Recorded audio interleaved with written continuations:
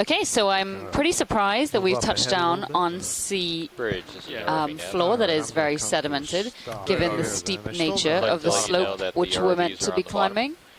But we'd like to request a bailout plan. It does look like we have touched down in a slightly flatter area.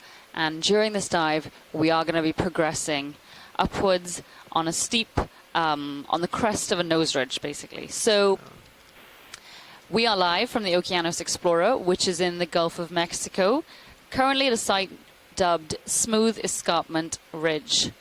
Today, we're going to be exploring this area, which is the second in a pair of dives that were proposed to explore the geology of the region, as well as, of course, the habitats and communities associated with that geology. This dive is basically a little less, it's pretty steep, but yesterday's dive was on these very promontory, incised features that almost look like fingers extending off of the West Florida escarpment. And whereas today's dive in the northern escarpment, further north than that site, it is actually much smoother. And so those promontory features have been much reduced. And as a result, we're expecting actually a little bit steeper slopes than yesterday. So we're hoping today to get some great geology samples. But yesterday we had a bit of trouble with that, seeing as it was so steep there weren't many rocks lying around as they obviously rolled down the hill, as well as some interesting biology, perhaps a new species, a new record, something quite rare, or even something that's quite characteristic of the area. There's been very little exploration done in this area previously, in fact, next to none. So the sites that we're exploring today, this image you're seeing right now, has never been seen by anyone on the planet. So please do stay tuned for more of that. My name is Diva Amon, and I am a research fellow at the Natural History Museum in London. I mostly work on chemosynthetic habitats, which is things like cold seeps and hydrothermal vents, and I also work on human impacts in the deep ocean. And this is Charles Messing, or Chuck Messing. I'm at Nova Southeastern University in Fort Lauderdale, Florida, and my particular area of research are the crinoids, the sea lilies and feather stars. But I also work on deep-water hard coral, deep-water coral and sponge communities and other deep, hard rocky substrates. And I have a love for the incredible diversity of invertebrates in general. And I'm Alex Avila. I am a Nancy Foster Scholar with the Office of National Marine Sanctuaries. I'm also an Oregon Sea Grant, and I am a PhD student in fisheries at Oregon State. And I'm going to be helping with data collection, data logging, and sample processing. Okay, and who do we have on the line with us today? The top of the screen is moving. Yeah, I think it is. Yeah, there it goes. Morning, Diva, Chuck. This is Scott France. I'm at the University of Louisiana Lafayette in the Department of Biology, and I'm interested in deep-sea biodiversity and, in particular, deep-sea octocorals. Looking forward to the dive up the Smooth Escarpment Ridge. Hello, all. This is Rachel Bassett and Ren Salgado. We are with NOAA's Deep Coral Ecology Lab in Charleston, South Carolina. So we, too, are looking forward to seeing some octocorals and some really interesting things on this dive. Glad to be here. And here's Bill Keeney. I'm a regional scientist for the NOAA's Office of National Marine Sanctuaries. My office is at the Flower Garden Banks National Marine Sanctuary offices in Galveston, Texas. I wear a number of hats. As a scientist, both an ecologist and a geologist, and also on protected area policy and management in the Gulf of Mexico. Copy that. We'll do them after your offshore is done. Is there anybody else on the phone line today? So, Chris, We want to try to stay on the... Okay, and one of the This best is a things about the ridge. Okeanos Yeah, we're gonna wanna Explorer try to is that stay they on the utilize south- something southeast side called of this. telepresence, and that is basically where they take all of the images you're seeing right now, as well as all the data being collected by the ship, and send it via satellite to shore. There's only about, I think at max, a 7-second delay. And so that means that the scientists on shore, it's as if they're on the ship with us. They give us feedback. They tell us particularly what we're seeing, if any of them have a specific expertise that we may not be familiar with, which happens a lot. And also, you know, we can make decisions on the fly depending on what we're seeing. So it is a really great resource, and today we have quite a few people in the chat room, which I'm expecting will build as the day goes on. I've been kicked out of the chat room, but once that is back up and running, we will be sure to introduce them all. But until then, let's get... Oh, nope. Okay, I'm back in now. So... In addition to those who introduce themselves already, we have Daniel Warren, who's joining. He's from PNC Scientific. We also have Emily Crum. She's with NOAA OER. Kimberly Galvez, who is at University of Miami. 080, Megan and I'll call McCullough, in, who is at Southern Maine Community College. 30 meters to start. Nolan Barrett, who is at Harbour Branch Oceanographic Institute. Bob Carney, who is from Oceanography and Marine Sciences at Louisiana State University. 0.2 and good. Tracy Sutton, who is, I think, a colleague of Truck's, and he works at Nova Southeastern University. And then last but not least, of course, we have Asako Matsumoto, who gets a special mention because she's actually joining us from Japan.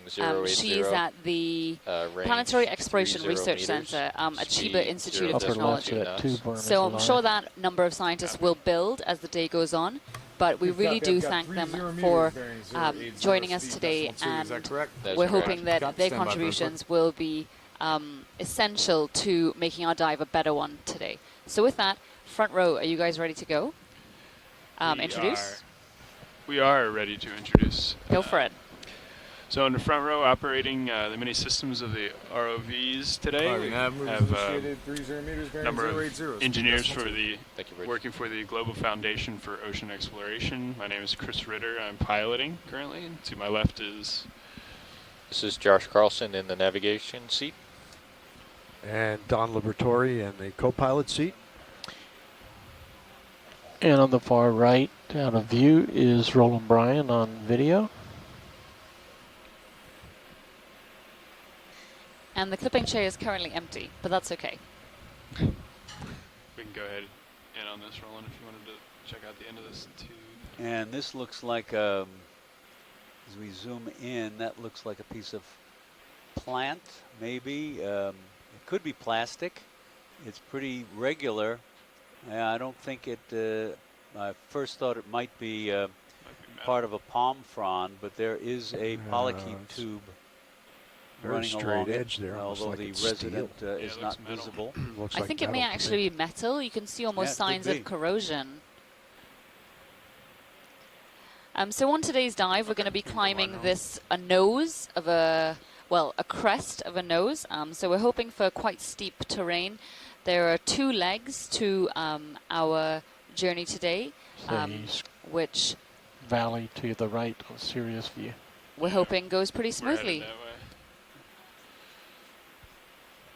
And you can see here, this is similar to what we saw yesterday, actually. Very steep sediment slope.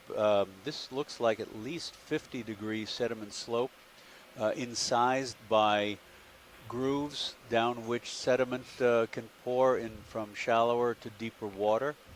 And if we get a little closer there, you can see that in the groove or chute, is it 0.2? They able to do that? There is a coarser sediment. We have a lot of the small white grains that we've seen throughout on the sediment. They are I don't know. We're doing 0.2 the now. shells of planktonic snails called sea butterflies, also called pteropods with a PT. The P is silent, means wing foot, because the crawling foot of a typical snail has been modified as a pair of flapping wings. And their shells are very delicate, calcium carbonate, and they sink to the seafloor when the snail dies. And there is a halosaur, perhaps Aldrevandia, and we did see a little hard substrate down below and to the right, a little outcropping blackened crust Do we want to look at of Yep. hard substrate. Copy. Let's do the head. Lasers are clear. Copy that. So this fish is in many ways typical of deep sea bottom associated fishes in that it is very Copy. pale colored. Most of them down here are You can come whitish down a or little bit, gray Don. Give 'em and some tether. elongated with long slender tails, many of them Oh, yeah. eel-like or tadpole-like, and frequently with reduced eyes. That section under serious view there, is that something you Aldrevandia caused? we or can just distinguish No, from the that's other just an outcrop. halosaurs because of the coloration. I think the two other genera in the Gulf of Mexico tend to be Okay, darker that should give colored. you a little bit. And also Aldrevandia doesn't have Perfect, thanks. scales on its head. It appears to have a naked head. Try to go back in. But as Chuck was Yep. saying, this fish is white, and many animals down in the deep sea, especially this deep, we're at over 2 kilometers depth. They're white or perhaps a dark color, such as brown or a dark purple or red. And those tend to be those colors because, of course, there isn't any light down here. So fish have no reason to have any pigmentation. But those that do tend to be darker colors, you know, you get a lot of sea cucumbers that are bright, very dark red or purple. Okay, we're And clear. those are those colors Thanks. because the red Still wavelengths oscillating. of light are the first to disappear with depth. And so it provides them almost with a really good camouflage down here because those Give us a colors nice, are the most hard difficult to left see. and right rotate. Look at And the I distance. know this is early in the dive, but that looks like a loose rock. And if we could have one of our geologists chime in, Kimberly perhaps, in one sense it's loose, it might be easy to collect, but on the other hand, we might not know from where Lots it of those came halosaurs. upslope. Would you care to let us know whether you think that would be Wanna try worth the other way? collecting or not? Sure. Oh wow! And as we pan down down the slope, we could see 3 more of these halosaur fish. And that's a little unusual to see 3 Copy at a that, Bruce. time. Kimberly asks, can we zoom in on that little rock, please? Go ahead, video.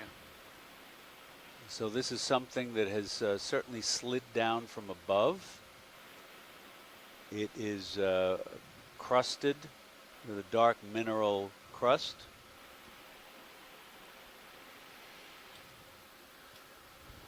And it's got a few things growing on it. Looks like worm tubes and a small sponge. So it looks free. That is unattached to the sediment. So if we There's a can, yellow coral on can it. you get a little closer on that for us, please? Thank you very much. It's rather smooth textured. Do we have a sense of how big this is?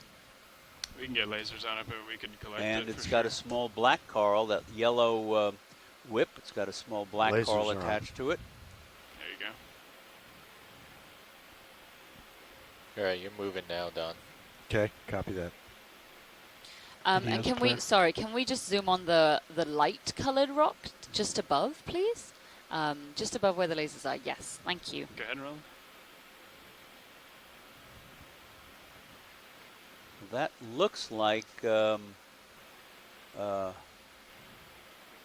can't really tell. That's paler, certainly, covered with sediment. So the shape of this rock, and I could totally be getting this wrong, looks almost like a whalebone, like a beaked whale skull. I think too small for that. It could be one of the smaller species. Okay. All right.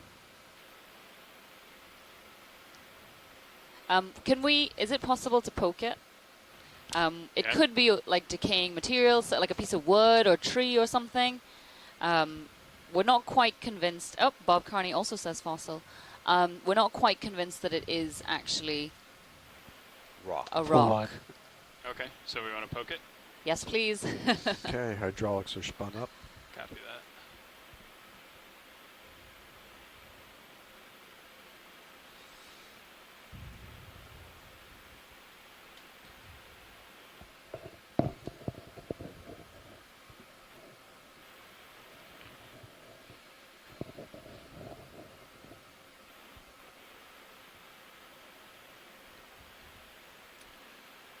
How's that ship move doing? The ship moves complete. Sirius is still still moving, yeah. still swinging. It's about a 5-minute delay. Copy. So Sirius should get closer to you. That would be great. All right. So in this area, since we've been diving on the West Florida Escarpment, we have seen a number of scour marks, which tend to be a meter long and 10 to 20 centimeters deep.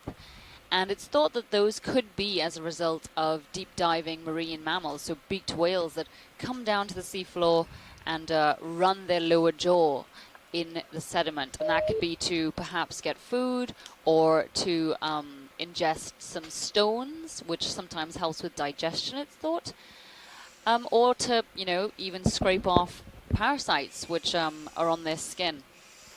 So we do know they are in the area. And of course, when one of these animals dies, sometimes, you know, about 10-20% of the time they wash ashore, but most of the time they end up down in the deep sea. And the skulls of these whales are some of the densest bone.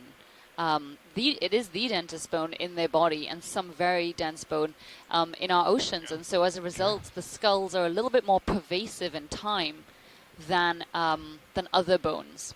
I'm going to move Zeus, mini Zeus rather. Copy that. Follow you down there. And although I'm not sure, are both cameras visible to the live feed, Diva? Yes, they are. So you flip to the other camera and you can see past the cloud of sediment that we've stirred up, and the manipulator is going to move over and give this little rock a nudge. Yeah, well, actually, I can't do much about the sediment. We're gonna of course not. Give it a minute, and it should clear up here for us. If you're looking at stream 3, you're actually modified the quad split, so you actually see 4 different cameras. Thank you very much, Top Roland. left, you see in the ROV main HD.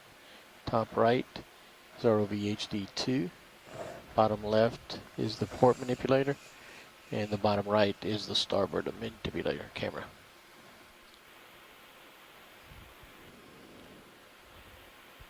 Okay, Roland, we can prep for that.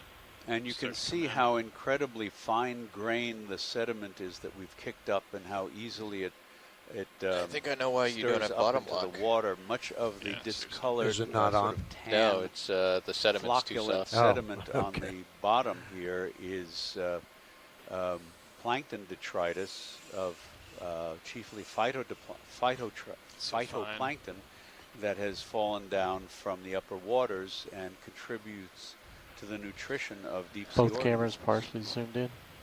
Copy. Give it another minute here.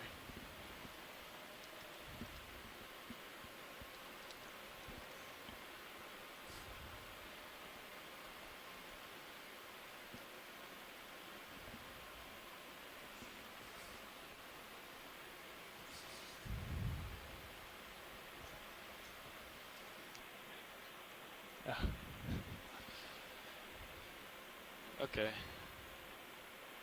Roland, you want to come in a little tighter on Zeus?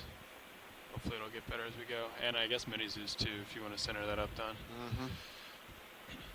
That actually might be the better view. What do you think, video? Yeah, HD2's got the better view. Copy. Okay. I've got the blacks crushed pretty far on HD1 to improve. Copy that. Can you? Oh, you want to center on the upper one? Yeah. Oh, okay. Well, actually, we're going for the one in. Which one? Yeah, the Here, smaller, correct. exactly, Yeah, the one just where the smaller one. manipulator Okay, is. copy that. Yep.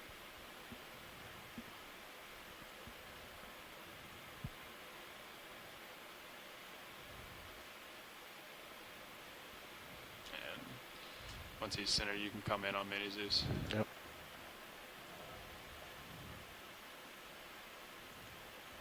going the wrong way on that one.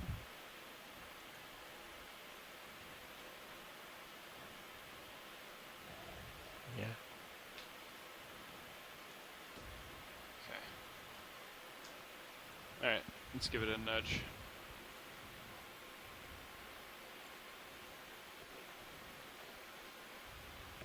I don't want to block it.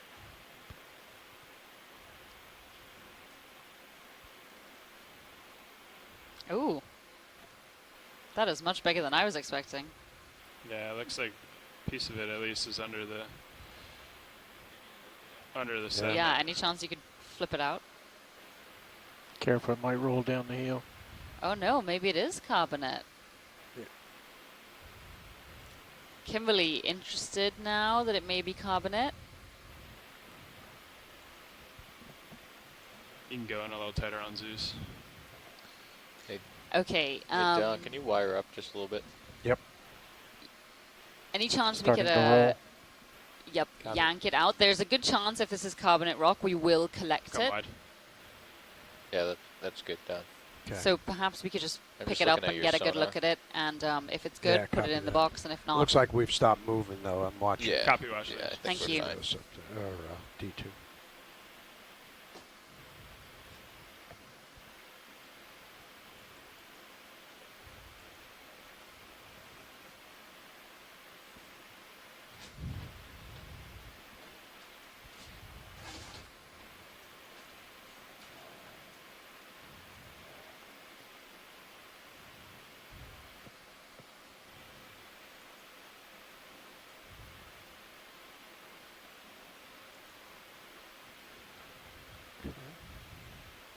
and can we do a nice little twirl before we Sure. decide? Rotisserie.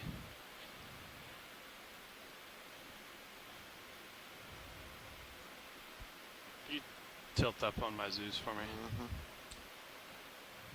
Just want to get it away from the falling. There we go. A little bit more in the light. Okay, that's good. Good.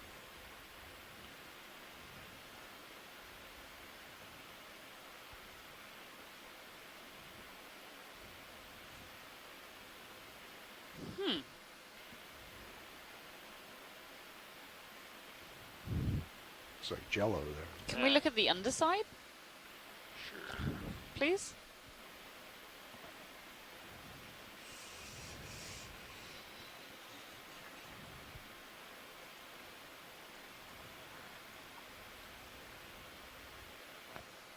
I'll come up. All sediment covered. Yeah.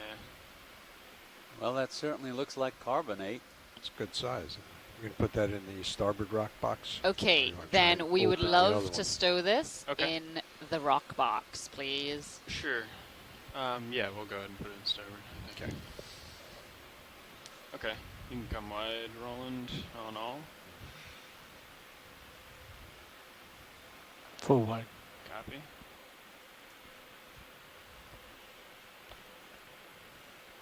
Okay, I'll wanna wing bring in a the little? wing inboard. Let's see. You ready? Yep.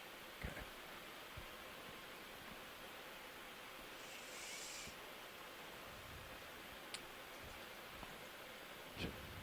Perfect, thanks. Okay.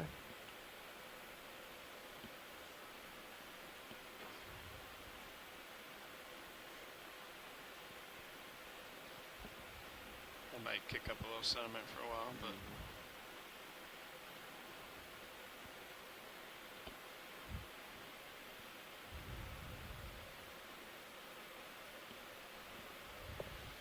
alrighty. Okay. Thank you very much, pilots. We are ready to head up slope when you are. Copy that. Going inboard, or outboard rather, with the wing. No, I think they particularly want unencrusted rock. Perfect. Plus, I think Alright. to collect 2 rock samples in the same Craft place. is dead. Yeah. Okay. We've got Zeus back. Copy that.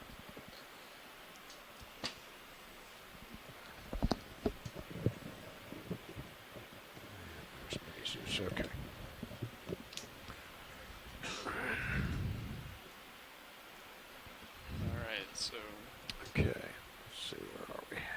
go. I've come off my heading, though, to keep you in view. So Copy that. you want to continue on that 080? Or maybe a little more to the Thinking like east? I think more toward the north, right? like a bit more north. A bit. Oh, okay. Yeah. What do you think of 050? Sounds Sure. good to me. That's close to where I am now, yeah. All right. Something sponge or mushroom shaped near that ledge. Almost due left of lasers now. Copy. Maybe a Xenophire 4. Bridge, RV nav. Just Go ahead, RV.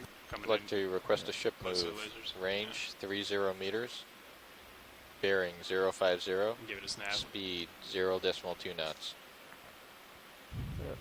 Copy, I'm gonna read that back. I've got 30 meters, bearing 050, speed .2. Is that correct? That is correct.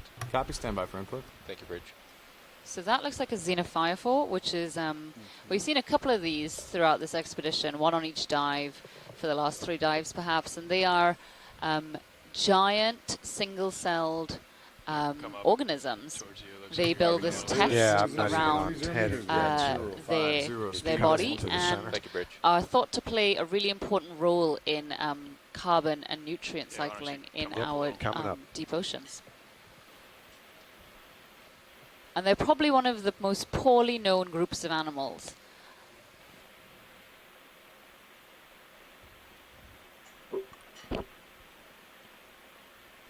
What did you find here?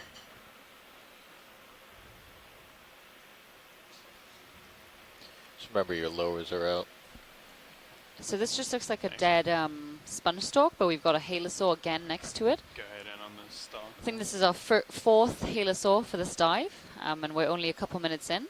And there's a little feather star and an opossum shrimp hovering near it, and on the stalk below is a gooseneck barnacle.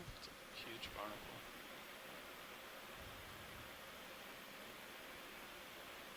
That feather star is probably in the now polyphyletic family Antodonidae. That means that family has been broken up into a number of different groups, and we still haven't figured out the taxonomy in detail.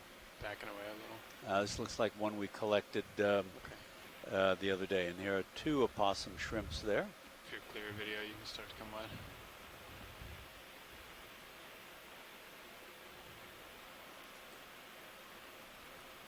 Full wide. Copy.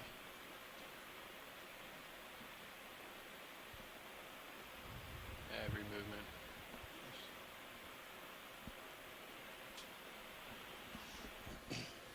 Is there white poof left of lasers now? Maybe a sponge? Copy.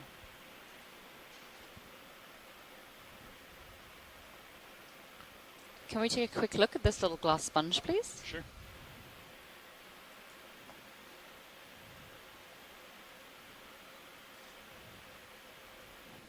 we can start in on that roll.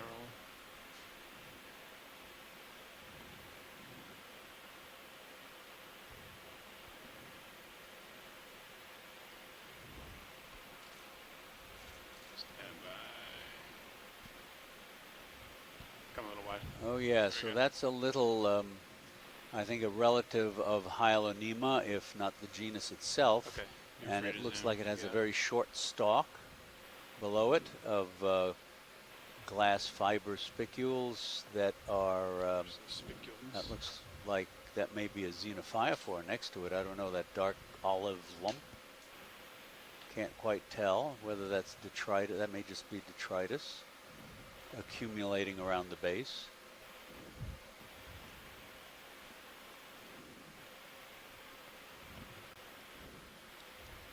All clear.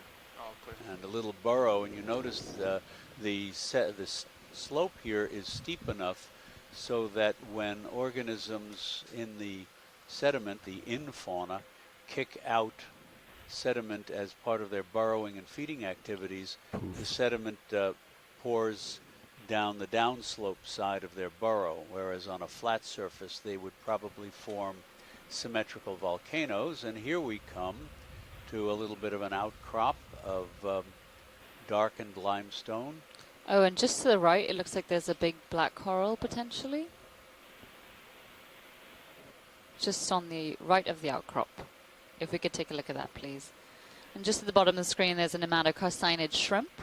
As we've seen these on every dive so far of this expedition, and they are very well adapted to living in these soft sediment areas. They've got very long, slender legs, and those are great for walking on these types of really soft habitats. And this looks like Bathypathes, the plume or quill-shaped black coral, Antipatherian with a main axis and side branches.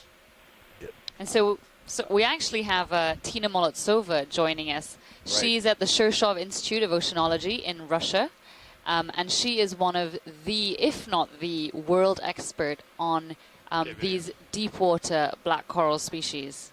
So Tina, please chime in and tell me whether we got the genus name on this wrong, whether you it's something worth looking at more closely. Is it possible, pilots, to get a zoom on the stalk? Because I do remember from a couple dives ago, Tina was very interested in the fact that these usually have a relationship with a polychaete that lives on the stalk or the central axis of this black coral, and it's thought they live commensally, but they're not really sure why. But many of this black coral species do tend to have these polychaetes living with them. And Tina confirms that this is Bathypathes. Yeah, it's hard to tell. And as we go along and see more black corals with different generic names, you'll notice that in many cases the names of organisms, not just deep sea organisms, but the genus name, the first name to be given, in this case for black corals, was Antipathes, and then as new genera are described, the suffix part of the name will be kept, and different prefixes will be added. So we had Antipathes, this is Bathypathes, there's Aphanopathes and many, many others. And the original name, Antipathes, means against disease, because in ancient times the black corals, which do occur in shallow water in places around the world, were thought to have medicinal properties.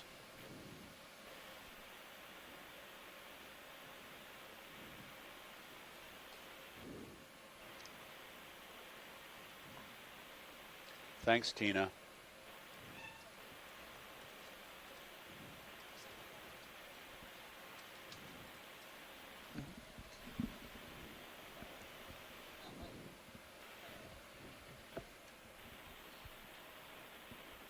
Let's keep going up. All right, we're now at bridge. We have finished the position move.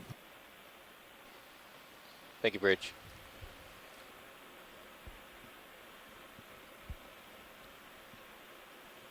And here's a groove with a what geologists would call a coarse lag of sediment, and it's mostly the shells of those planktonic pteropod gastropods that have fallen down and accumulated. They're very delicate and can move over the bottom with a slight current. Oh, okay. Yeah. Fairly easily, and here they are like channeled maybe down a group of into rocks. into this groove. Yeah, up to the port a little bit. See if I can see that.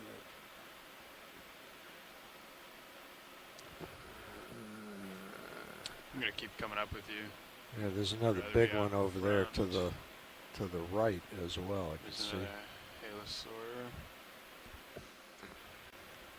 I think that's... We'll have to check out those Bathypathes when they see them, because Tina tells us that the one with the polychaete, the commensal polychaete, has alternating side branches, and I don't remember. I'll have to go back and check the video to see whether the one we just saw had the side branches or pinnules alternating or equally distributed.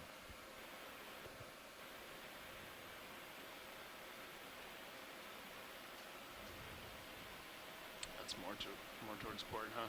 Yeah, it's Yeah, like I think I 20 see a meters dark out. spot on the fringe there, on the left-hand side of the Sirius screen. And there you could see the side of this whaleback ridge, of sediment that we're climbing, and I think looks like no, you're heading right towards hard it. I see substrate it. beyond that. If we can take a look at that. That dark outcrop on the side of this what's that? I think you can gully or groove that's been eroded into the sediment, eroded into the escarpment wall, the slope wall. Just keep that good slant range from the slope there. Okay, watch There's the glass sponge. Want to take a close-up of anything here? There's a... yeah, if we could zoom on some of those glass sponges, and then after the two big corals around, looks like two different species. Sure. Let's come in on this big sponge here to the right. We'll center up. Don, can you bring the so lower that swing one arms looks up? similar to one we collected earlier on this cruise, but much smaller in the family We're just getting Fariidae. in the steeper terrain. I'd rather, I don't know, you can leave them out if you want, Chris. There's some... they're just running by me. Sorry. Those long brown... just bring them up 45 degrees or something with like little that. branchlets on them. Look like they may be polychaete worm tubes, and there's one with a tiny feather Sorry, Chris, star I didn't down mean the center. backseat drive. That's all right. There is a feather duster worm, a sabellid. You can see its gray crown of suspension feeding. Yeah, especially down the hole. They're called radioles. It's going to get dusted. Yep, saw it. Yeah. Coming back. And some of these sponges, the ones that are brown, are dead or mostly dead. Focus on them. We can,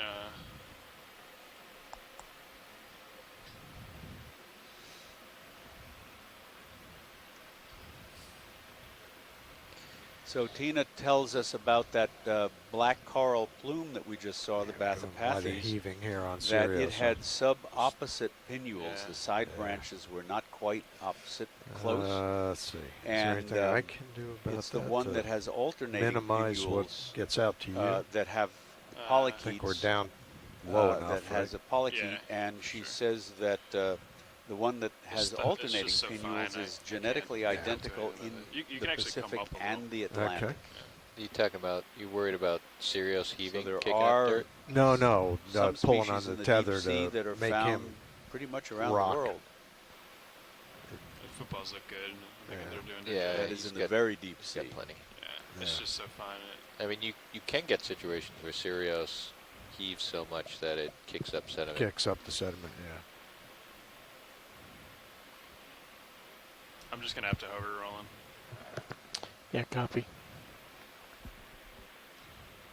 The Bob was just Carney wondering, reminds is there any us that attitude the heading-wise clean on junction Sirius that between would the change sediment that? and the What rock translates here down to the suggests that The only time it becomes an issue is when perhaps there you're always has going not to get been a recent little bit erosion when because Sirius is the heaving. rock surface looks the same all the way down to the sediment, although in this particular one But you if see he's stretched the out tight, rock you surface can closer to the rotate. sediment. If you're not is a moving and paler it's pretty brown. benign, you can do a 180 and you'll give them This another is a lovely glass 6 sponge. or 7 feet of tether. Okay.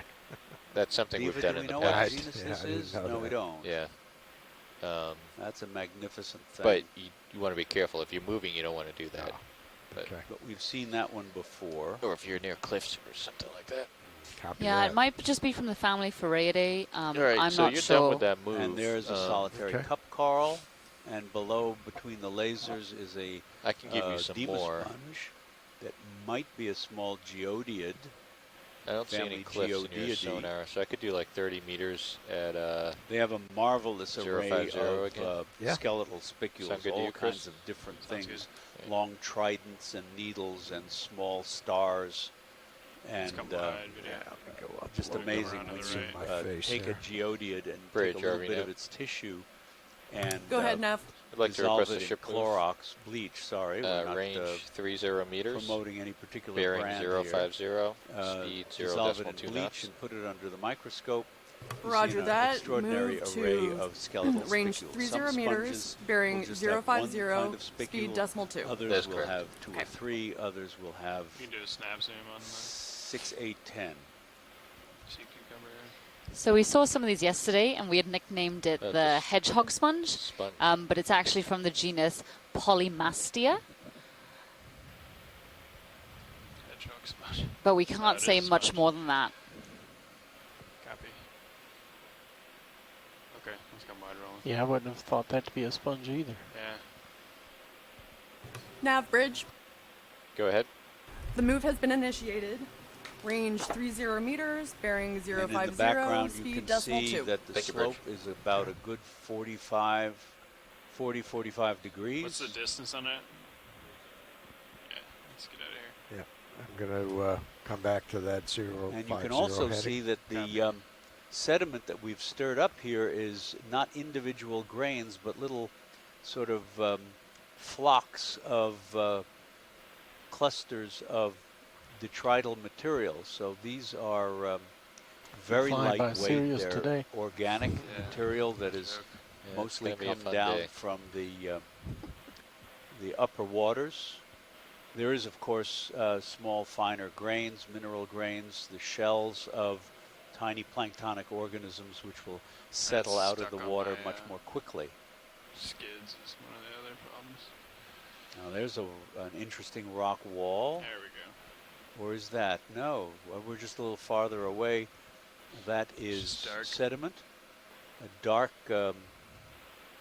phytodetritus, it's called, the leftovers of photosynthetic plankton, phytoplankton, that has drifted down to the sea floor. Okay, I'm on heading. And the paler areas are areas of sediment that have been dug up by the burrowing organisms from below, so they don't have that dark coloration. Can we head to that outcrop? That's further where we're upstream? headed, yeah. Thank you. We have to wait for the ship to catch up. But that's our direction of movement. 050. Yep. Yep. Oh, was it? Yeah. This is a really deep, narrow gully. This is deeper, I think, than the ones we saw yesterday.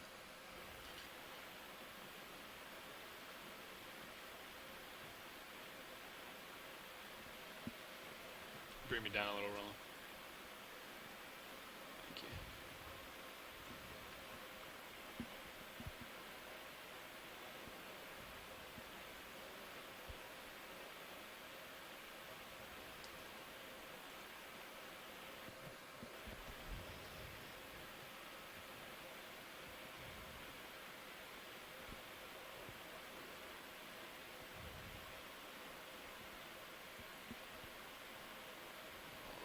Here a bit while we're waiting on the ship.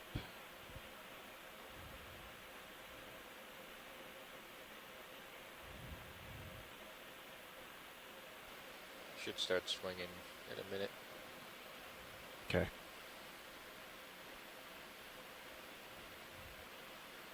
There's a little outcrop over there. Oh.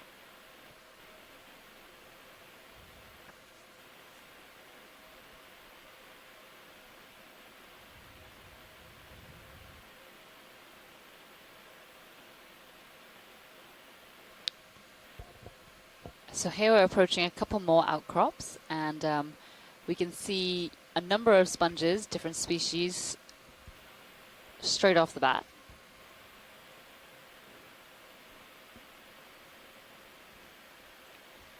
As you approach, want to give us another rotate?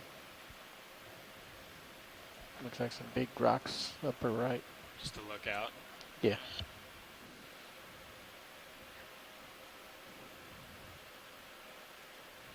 There you go. There's an overview.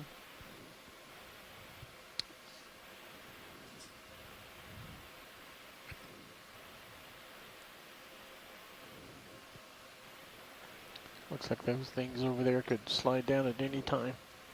So it looks like we've got another one of these Vertebrates, the long elongated sponges. as well as a little stalked one at the bottom. Perhaps a variation of Hylanema or cup coral on the rock Colophacus. above to the left. Copy. Oh, is it on a stalk? Yes, yeah, it is on a stalk. That's one of the ones that's attached to the rock. You can see the shadow of the stalk underneath it. That's just an amazingly delicate, beautiful, extraordinary creature. If those were more easily accessible, I could see them being sold as bouquets. Okay, let's come on. Yeah, I'm going to be inclined to say that's Colophacus.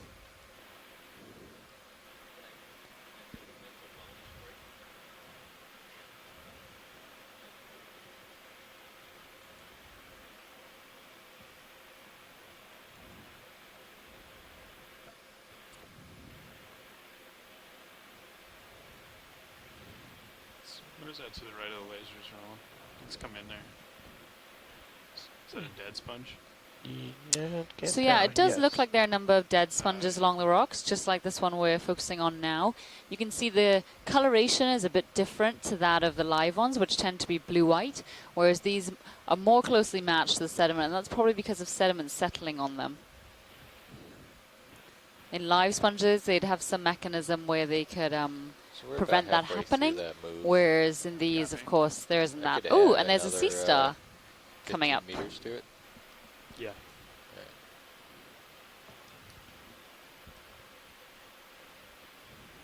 Same bearing, speed. Okay.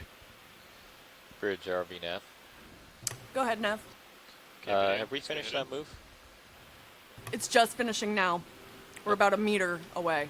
All right, can we do another move at okay, that range looks... 1.5 meters? I fouled up a bit on my higher sea star classification the other day, so I'm a little hesitant to say range 1.5 meters, bearing 050.2 knots. Diva's got an amazing list of records of fauna that have been identified from previous Okeanos cruises, and so she might be able to pop up one here. Just a quick segue from that. The animal guide that I'm looking at, as Chuck was saying, it has been assembled from past expeditions.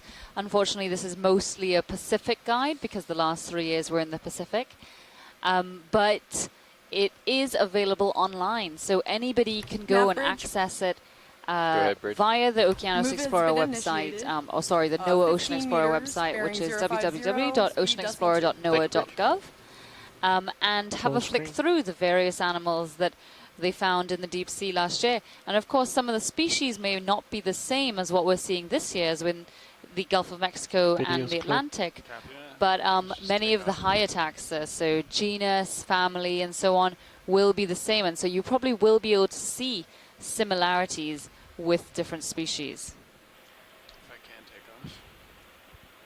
I'll have to see if I can figure out how to tag an image of that and send it to Chris Ma and it's get almost a like name you on just it. got to disable your Z bias and float up, right?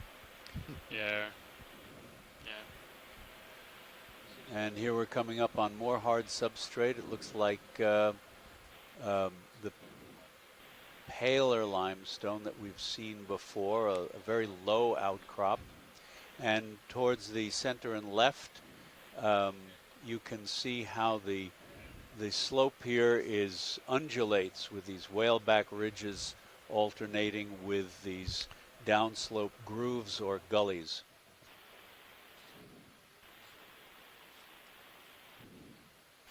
And that's a very, very small outcrop. We should do better further on.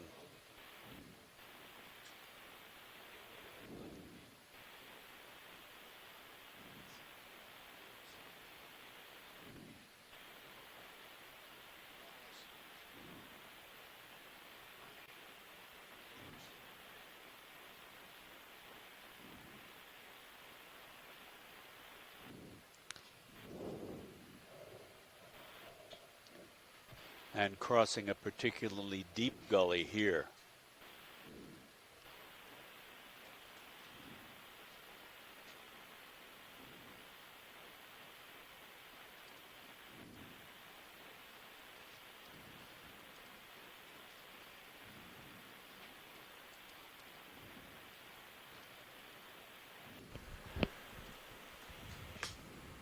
So I've got Z-Bass up.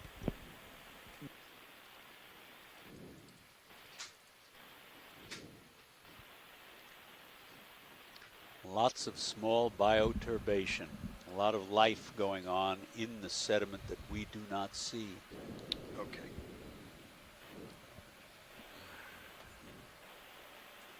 So Sirius still has another 25 meters of swing. Okay.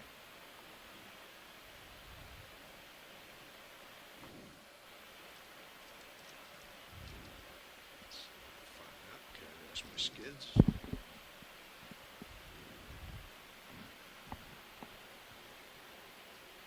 Nav bridge.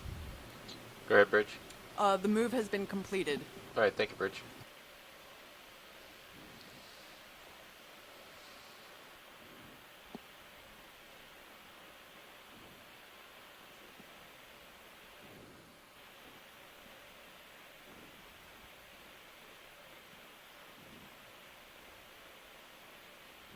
So I'll still swing for a bit. I'll keep an eye out on sonar for any hard returns. Yep.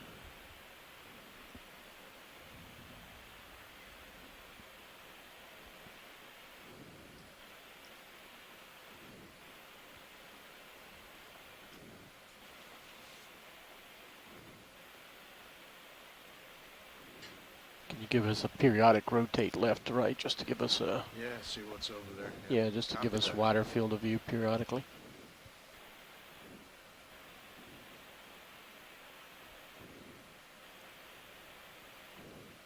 Let's go see what's on this edge here.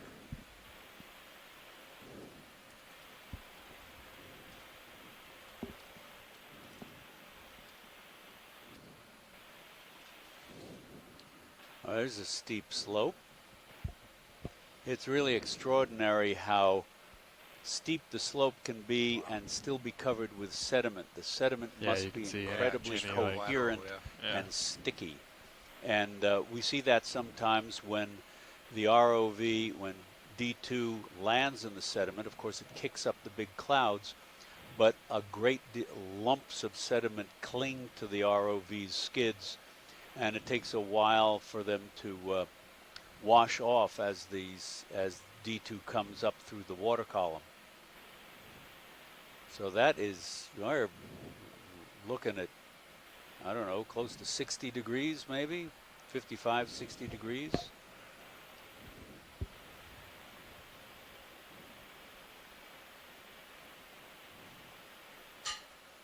Can we get pilots, can we get a close, and video, can we get a closer look on that low whitish outcrop, if that's what it is, at the top of the screen?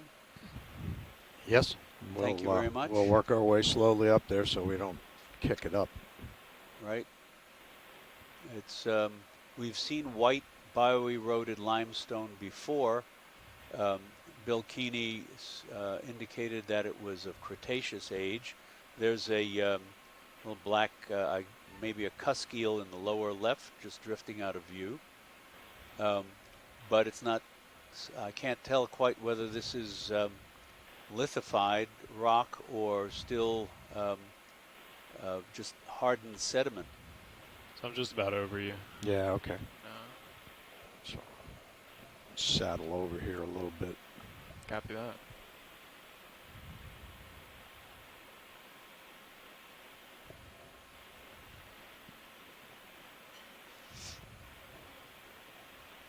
And you can see as we face this ridge why they call it a whaleback, because it's broad and it slopes off smoothly in both directions, both to port and starboard. At least some people call it a whaleback anyway. And if you get a chance also, if we can take a zoom in on that little black fish as well. Okay. All right, let's do the sediment first. Okay. Video, you want to come in?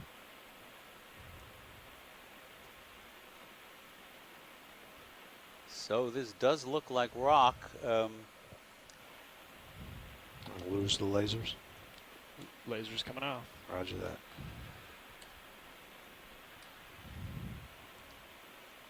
And hopefully we'll have some pieces of this that we can see on and collect a bit later. This is heavily bored.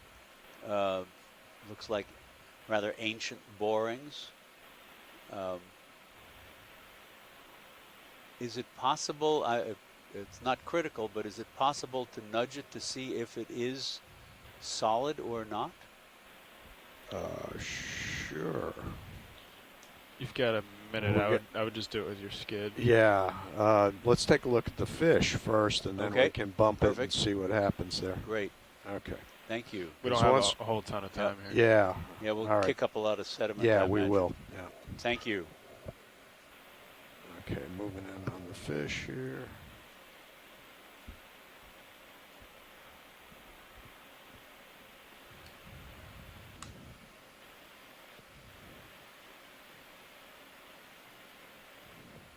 So straight off the bat, this fish, before we even zoom, looks like an Ophidiid. So that would be from the family Ophidiidae. And they have this very characteristic tadpole-like morphology where they've got this big bulbous head, very reduced eyes on the head, and then this snake-like, or rather, sorry, eel-like tail. Oops. Copy that. Cool. Thanks. Maybe another couple of meters, but you should be at the end. Great. This one perhaps could be from the genus Mazazetus, but we really can't be sure without getting a specimen and also a closer look. But we don't actually have any fish experts joining us right now. Did Tracy leave the room?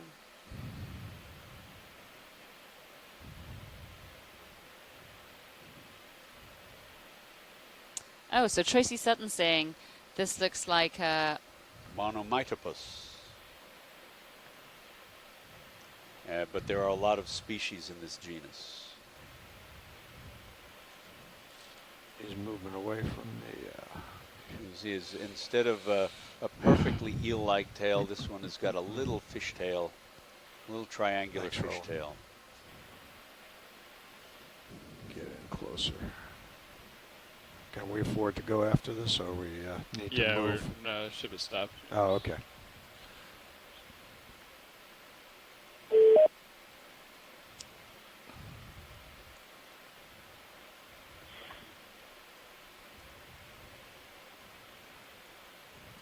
So, hi, this is Bill.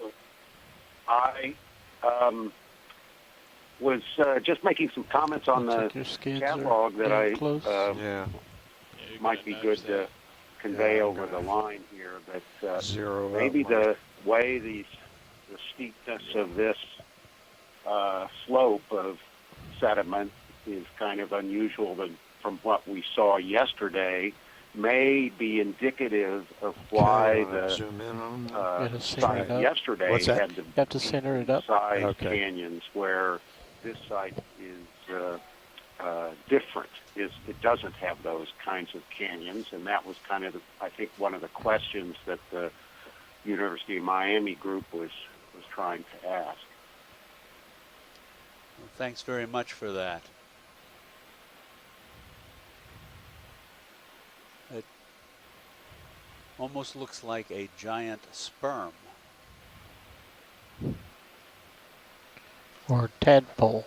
Or a tadpole.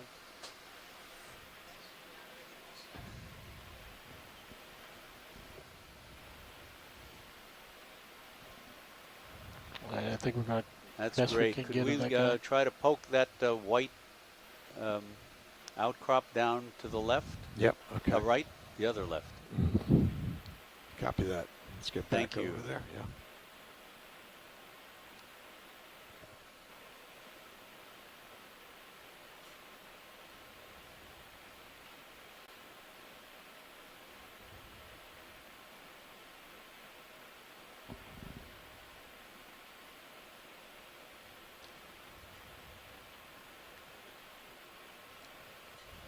Hey, pilot, do we have a sense of what the gradient of the slope is? To me, it's looking like maybe 55 degrees, maybe a little more at this point right here. Great, thank you. 60? Yeah, more like 60, I think.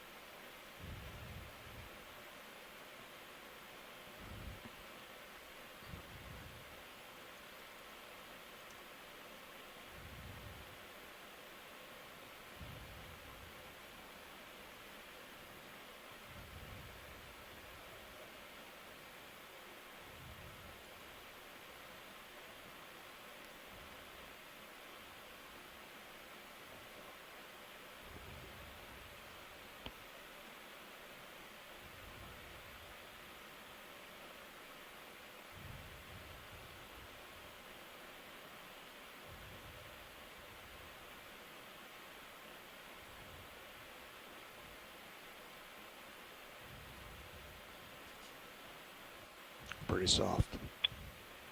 Yeah. Oh, yes. So it's not consolidated. Doesn't appear that. No, on the dives, we've seen these outcroppings of beds that are full of these holes, and we've called them borings. Yeah, but given that they are so, the material is so soft, and yeah, let me do that. Go back out here. It's hard to understand just what these are, and if they were formed when these rocks were deposited, in the Cretaceous, if that's what their age is, you might want to get more you would distance. have thought that the rock we're going up pretty hard, and so I'm not quite sure. It's something to think about. It's kind of an idea of taphonomy in these interpreting the history of a unit. Maybe it was more hard in the past, and groundwater and things. Yeah, I turned my head to look at you. Okay, yeah. But our heading was about 050. Yeah, but you gotta I got to come back into the center. Just copy that. Obtained some kind of small amount of cementation that hardened it a little bit, and so preserved those burrows in some way. So just some speculation about it. Well, that's really interesting, Bill. Thanks very much. And I do recall John Reed from the other day mentioned that on previous dives along the escarpment further south, he was. Oh, could we? Oh, I don't know if we can take a look at that orange rod there. Well, I think we're going to get. Well, maybe. Okay. Hold on a second. If you can. Let's see. I had a lot of thrust on there if I try to stop this. Gotcha. Let me see. Thank you. John Reed had mentioned that on previous dives further south along the West Florida escarpment, they found these outcrops of white clay. I think it's going to be dust. And maybe this is an example of that. Yeah, watch lead. I think we're going to lose that one there in the dust. We're just going to go ahead. All right, Hank, pilot says we're past that little orange rod, so we'll hopefully find some others. That may have been a sea pen, and there looked like a bamboo coral whip next to it.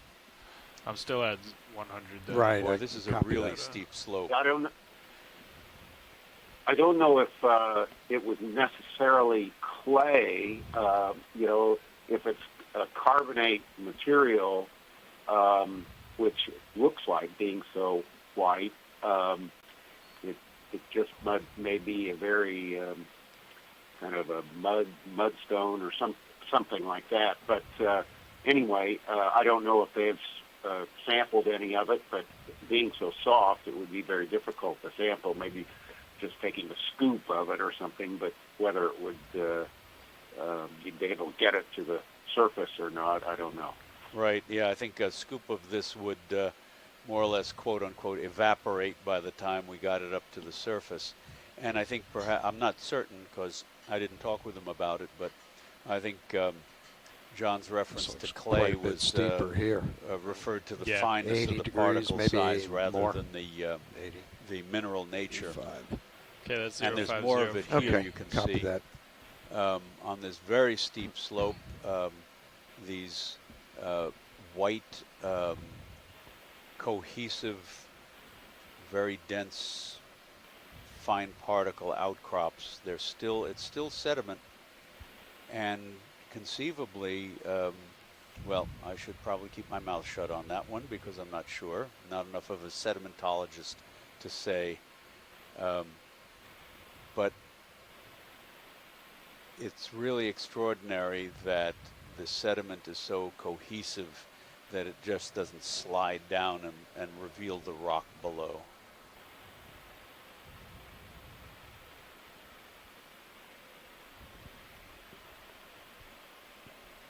And Kimberly Galvis and Bill Keeney agree that it could be lime mud, which would be calcareous mud, very, very fine particles making it up.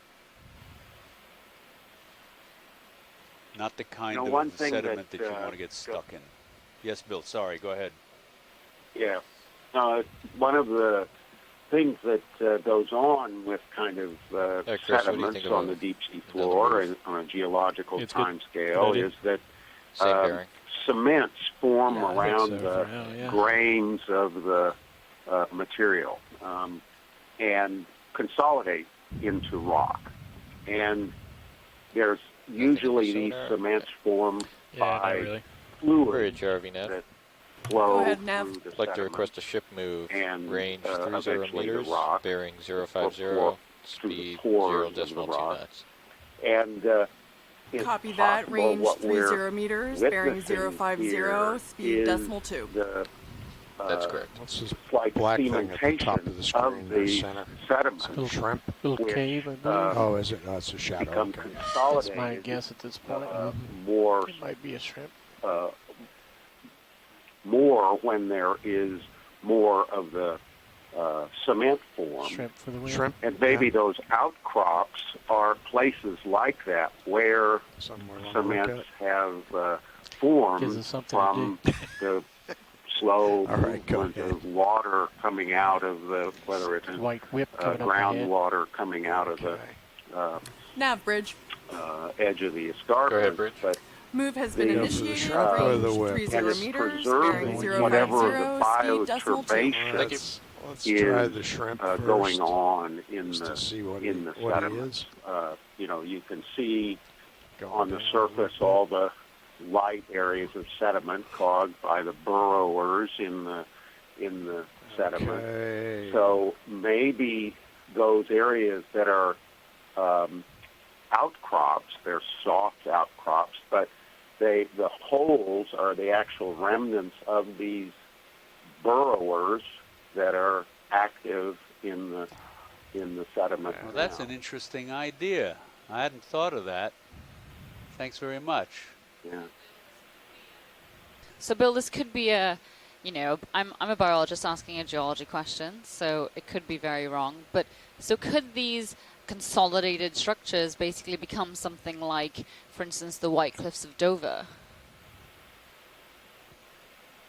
Well, yes. The White Cliffs of Dover were deep-sea sediments at one time. They're made up of lime material, I think coccolithophores mainly. But, yes, they would have been at some stage cemented as they were buried into the sea floor and sediment, groundwaters moved through them and precipitated sediments that solidified them into more harder rock. And then the tectonics would have pushed those units up so they were exposed to where they are now and formed those cliffs of Dover. And so similar here, this could be the early processes of diagenesis, it's called, of the sediments as they are cemented together. So then, how old is this area? Should all of this not have happened previously? Okay.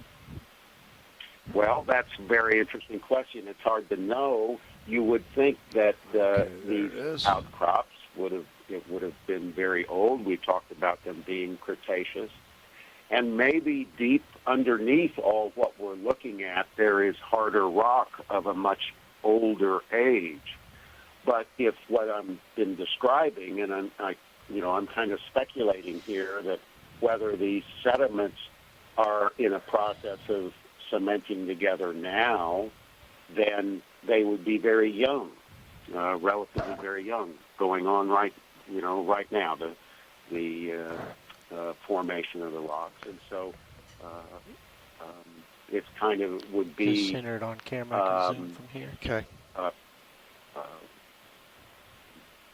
Rocks that would be overlaying older rocks that are forming the shelf, continental shelf of Florida, but rocks that are formed today by the cementation of the sediments. Thanks very much, Bill. There, we're just passing over a dead bamboo coral skeleton. Very long Move one. on. So just some more geology comments. Where do you see it? Kimberly Galvez from University of Miami is saying that the aragonite and calcitic crystals should be cementing in this area. But of course it depends on things like the water chemistry, and that could be a reason we're not seeing that full consolidation yet. And she said in the Bahamas, there have been experiments done where they placed a cement block on the seafloor, and just 1 month later, it was cemented to the seafloor and could no longer be retrieved. So that's obviously an area where that process happens extremely quickly. I lost sight of it. Zoom in. And Kimberly said that if we were able to collect this sediment, which unfortunately we are not, she could potentially prove whether cementation is actively occurring here. So thanks very much, Kimberly and Bill, for those comments. And a lot of these bamboo coral skeletons, they could have perhaps died because of, while we may think this area is quite stable, these sediments do seem to be quite sticky and in place. Every now and again, there may be some kind of event where they tumble downhill, and as a result, almost smother these corals. These corals are suspension feeders, which means that they take particles from the water column. That's their food. And so when they are all of a sudden covered by this sediment cloud, or perhaps even buried by the sediment, that would result in there was some rocks their death sometimes. And this is interesting, too, because this might be, I don't know if it's exactly the same, I don't know if it was limestone or not, but there is a deposit, fossils that are found in a deposit in British Columbia from the early Cambrian. The deposit is called the Burgess Shale, and I guess I'm pretty sure that was a fine mudstone. I don't know if it was calcareous or not, but there was a steep slope and a turbidity current, or a series of turbidity currents, swept down the slope and buried the organisms that were living there. Is there a move in? Yeah. The ship has stopped, but Cereals is still swinging. In the fossil record, the vast majority of organisms that fossilize, or the parts of organisms that fossilize, are their hard parts, the bones, the teeth, and the shells, and the ossicles of probably think about getting another crinoids or the things like that. But this turbidity flow came down and buried all of the organisms, and was just able to preserve sediment edges. I'll add another 15 to the end of this. Okay. I think they're we have a rare window. What's this? There's something on the bottom there coming up on the lasers. Ancient world. Yeah, it's just another piece we have a of record bamboo of coral. soft-body Bridge, organisms as well. Yep. So something like I'd like that to request the ship move. could happen here. Range Obviously, 15 meters, bearing 050, lots of organisms speed 0.2 knots. to be buried. But anything it's that good copy. would be read that back. I've got 15 meters, bearing 050, speed by decimal 2. Is that correct? That is correct. Copy. Stand by for input. Some of the organisms, I was just going to mention real quickly that some of the organisms of that Burgess Shale fauna are so strange that they've been given it's just in the distance. Just in the distance and dust. Hallucination. Oh, yeah. Copy that. Yep, you're right. All right, bearing 050, speed decimal 2. It might belong Thank you, Bridge. Go ahead. No, I was just going to say that it kind of is an example of how important that doing this kind of exploration in these deep areas where people haven't seen very often, sponge on the bottom. because when a geologist is looking at outcrops and rocks from the Cambrian, they have to try and figure out what the environment was, like the one you were describing. And so it can be often very difficult when there's a view of modern environments is limited to more shallow water conditions. And so having the ability now to see the processes that may be going on here in 2,000 meters depth, it gives us a better idea of how to interpret those ancient environments preserved in rock units around the world. Don't hear any interest. So it's extremely valuable and new information, really, every time we can get to such unique places like this. Thanks very much. And here we see more of that really fine, stalk with dense, something at the bottom of it, fish floating top sediment, center. cohesive sediment cropping out along the side of that ridge. See the fish? Quick zoom on that fish? Two fish. Not a quick. Yeah, Bill, thank you so much for all of this information. It is incredibly interesting and incredibly foreign to both Chuck and I. So we're very, very grateful, as I'm sure the viewers are as well. It's great for me. The information that you are able to provide during these dives is so interesting, too, on the biology. And so this is where the interdisciplinary nature of these kinds of activities, these explorations, are so important. And I hope that NOAA, as well as everyone that supports these kinds of explorations, understand that, and these can continue and be more often in the future. Wow, thanks very much. Boy, look at the erosion along the sides of this gully. And that fish, I guess, is the one that, Tracy, we saw yesterday. I can't remember the genus name, but so it's an ass fish. It's a bony-eyed ass fish, a Canthonus Armatus. Oh, that's right, a Canthonus Armatus, yes. And yeah, one of the strangest names of all fish in the deep sea, especially that common name. But they're found in tropical and subtropical oceans. I mean, in the Pacific as well as in the Atlantic and here in the Gulf of Mexico. But the interesting fact about them was that they hold the record for the smallest brain-to-body weight ratio of all vertebrates. So perhaps that is where that name comes from. Like many animals that live in the deep sea, especially fish, they are pretty soft, full of a lot of water, and their skeletons are, of course, light and reduced. And this is to accommodate, the lack of food in the deep sea. Most of the deep ocean is very food limited, as well as the extremely high pressures that they would experience. At this depth, you gain 1 atmosphere for every 10 meters which you descend in the ocean. So as we are at 2,000 meters right now, that fish will be experiencing 200 times the pressure we feel outside and day to day. And that rapid burst of swimming that fish exhibited a minute or two ago, who knows, but that may have exhausted its energy reserves for the next 3 months, because it's not moving hardly at all now. Yeah, so as Chuck was saying, the life in the deep sea is not easy. It is very dark. There is no light whatsoever at these depths, apart from perhaps, bioluminescence created by animals. It's very cold. I think the temperature now is probably about 2 or 3 degrees centigrade, and extremely high pressure.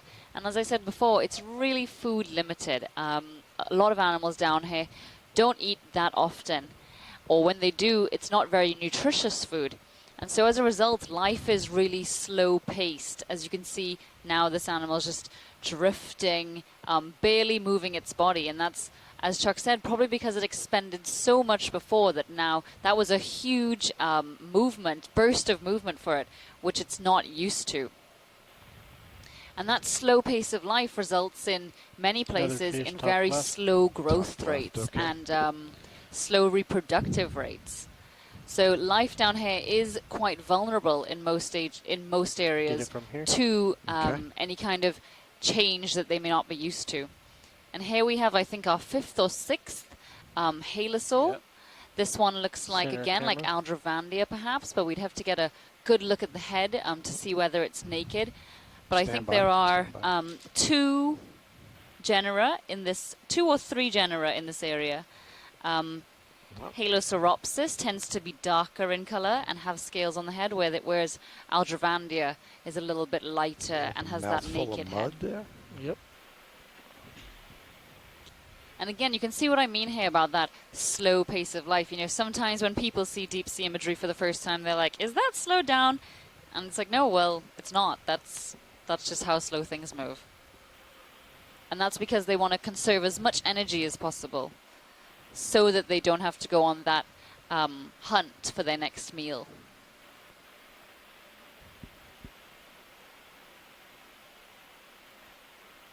I am not sure what's going on with his nose. He looks like he has a little... It's like he needs to get some tissue. Ran to the bottom. He's had some work done. Yeah. I think he went into the bottom before. Ah. He shook some of it off. Yeah. Covered with mud. Okay. Nav bridge. Okay, moving on. Go ahead, Bridge. Pilot. The position move has been completed. Is that very far across? Go up? I'd like to see at the top of my screen there's either a crack or a line or something. I'd like to maybe get some eyes on it before we head up any further. Or not. Science, did you key I to see the what you're pilots looking when at, you the black. requested that? I think that's just the edge of that gully. Okay. But Yeah. I think. Hey, Nav, how far away are we from waypoint 2? I agree. I think I'll get you that in a second. Yeah. Yep. Looks shadow of that line, of that crack there. Yeah, Yep. thank you. Okay.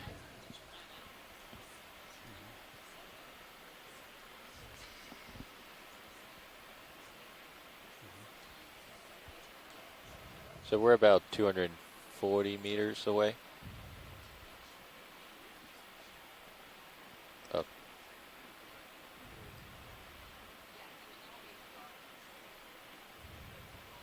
How about we take a zoom from this altitude, looking almost straight down into the gully?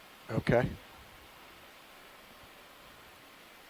So, Deaver, we're about 214 Boy, this is a really meters away different from looking waypoint gully than we've seen before, and you can see these about 210 meters away layers from waypoint 2. of Just follow the gully this up there. consolidated or sounds good. but dense but unconsolidated limestone Is mud that in all the way, bro? on either side, and yet there's So the you get both floor of sides this there. gully is So you guys should be relatively pretty close clean. to finishing that swing. There's Copy that. no sediment accumulated in it, but 1, 2, 3, Give 4, him a 5 minute to get out Yeah. in front. And at put least another layers of this Bonus. this material on either side with some loose chunks in the bottom. Something right there on that rock. Solitary hydroid. And that looks like an anemone, maybe a Cereanthid burrowing anemone on the rock there, partly contracted.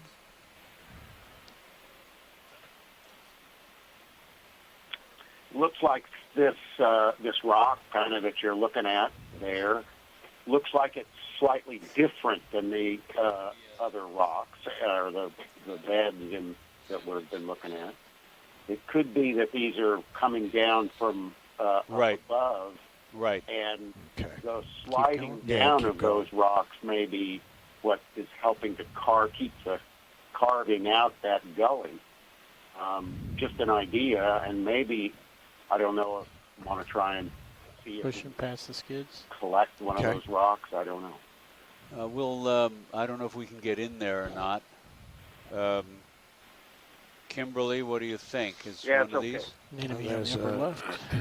Well, what is that? If they're coming down from up above, then there may be more of a. That's true.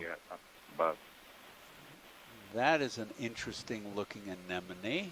So I think we saw this yesterday. It was one of the black Cereanthids. And we have seen very similar ones throughout the last 3 years in the Pacific. And so you can see where its base is actually extending into one of those holes in the concretion. So this could prove, one of our hypotheses that we were just discussing a little earlier, correct, that these holes are created by organisms, perhaps once a long time ago, or perhaps it was created recently by this animal. But now it is being occupied by this Cereanthid. This is a tube-dwelling anemone, and so its tube is likely extending into that concretion in one of those holes.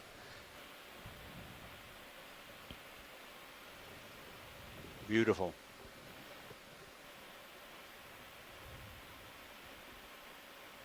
And you can see the rim of its tube there, which looks like it's constructed out of the same material that surrounds it, which makes perfect sense.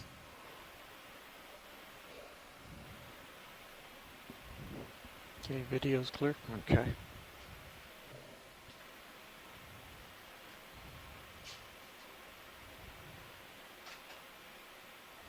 Okay, there's a sea cucumber, I think. Oh yeah, sea upper cucumber, right. sea cucumber.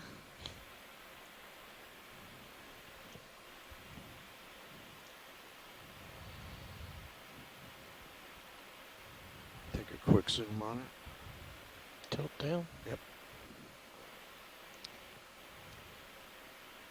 So again, I think we saw one of these yesterday. Okay. It's likely from the family Synallactidae. And we can make an educated guess about that because of those projections from the body as well as the shape of the body. You don't want to drift any farther starboard. Okay. And so these are deposit feeders. They move along the seafloor, eating those particles you can see, and they extract the phytodetritus and other nutritious elements of it, and then they poop out any of the inorganic sediment, used sometimes in quite straighten up. in quite beautiful waves. Something else on that rock, top right. Maybe another anemone. It could be.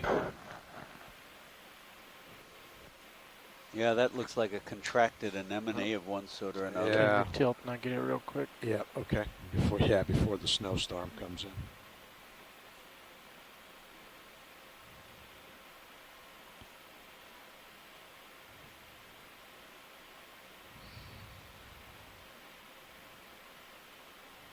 That's a different one than we've seen, with those little nubs along its column. That may be one of the anemones that, when it's fully extended, takes on the Venus flytrap posture.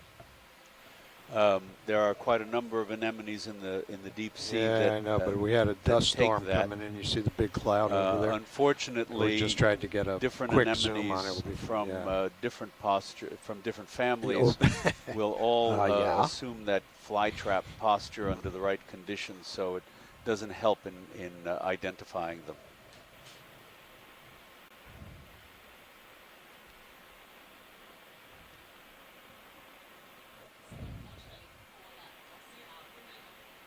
Unfortunately, before that dust cloud fell in, there was, a pretty sizable anemone with quite a large column. But then next to it, it looked like there may have been some predatory sponges, perhaps ones which we haven't seen yet. So because of the dust cloud, we're going to proceed on and hope that we see some more of those later on. What's this guy down here? But this sort of gully-like feature seems to have a lot of life along the edges, and I guess that's because of the concreted nature providing hard substrate. And the perhaps at least intermittent flow of water down. Is this one? This is a an ophidiid, perhaps. No. This is a bithytid, okay. Getting some harder returns now. When I was a graduate student and took ichthyology, I think the bithytids, ophidiids, and brachylids were all considered members of the same family, if I remember correctly.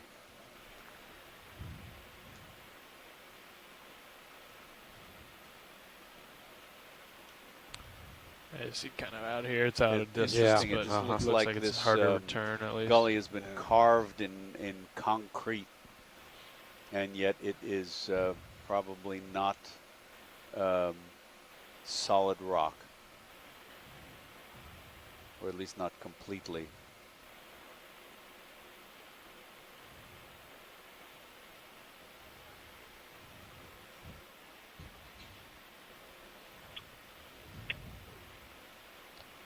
Yes, it shows why it's so kind of deceptive, thinking that this is a hard ground with borings in it. Looks when very different. Actually, it looks different. It maybe yeah. burrows in a more softer large material. stingray, except it doesn't have a... That was the first thing I thought too. Yeah. Hold that and I'll zoom. Pilot, could we possibly take a look? That's just more dark. bioturbation. Could we possibly take a look upward, either to left or right? It may just be more sediment slope, but I wondered whether the slope here might be capped with hard bottom. Okay. Yeah, we can. Sure, you come out of this gully here and either left or right. Yeah. I'm going to put in another move. Okay. Sounds good. Let's see. It'd probably be best to go to the right, wouldn't it, Chris? For us to. I think immediately yeah. left is a little closer. Yeah, but I mean for where Sirius is. I'm dead. It's kind of dead up. Yeah. The Okay. So, all right. So it's your choice. Okay. Bridge, RV Nav. Go ahead, Nav. Like to request a ship move. Range 30 meters, bearing 050, speed 0.2 knots. Roger that. Position move. 30 meters range, bearing 050, speed 2. That's correct. Thank you, Bridge. Getting a lot more heave from the ship now. Yeah.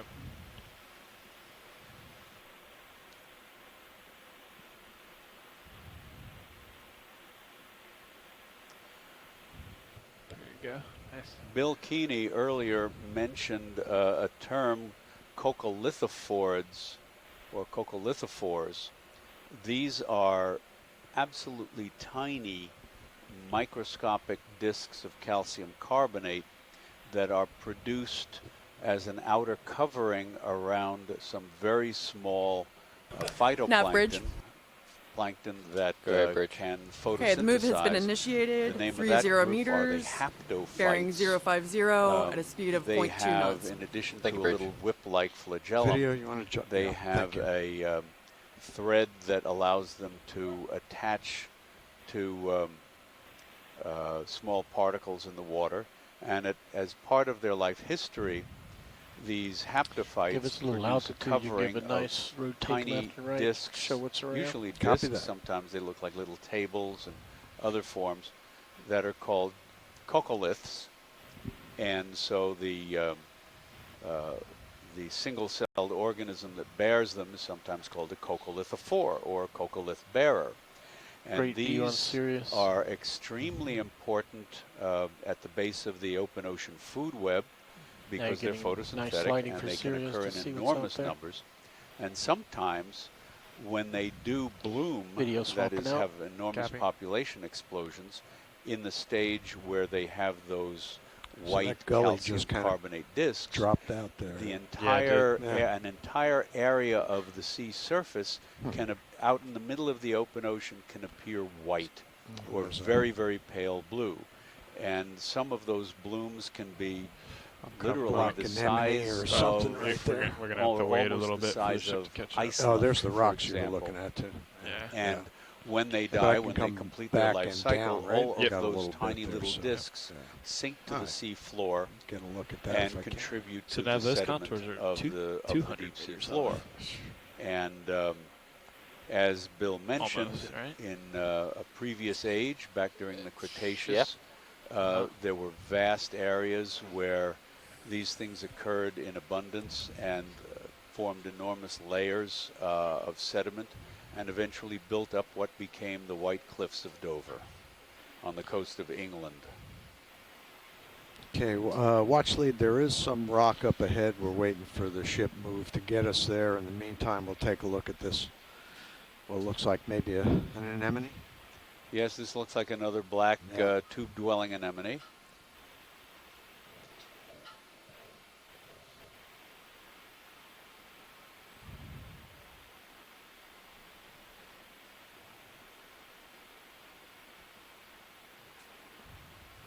This gully looks like it's closing up slope and has a taller, steeper wall here.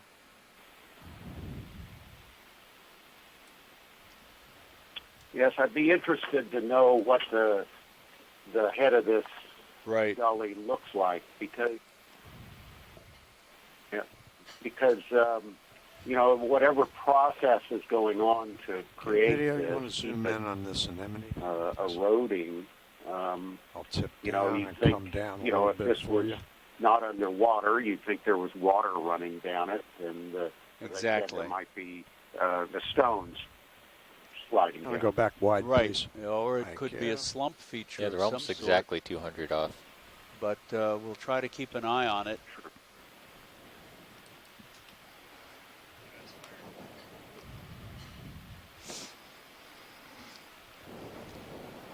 Yeah, I'm tugging you. Okay, let's try that video. Vice versa. Tip down a bit.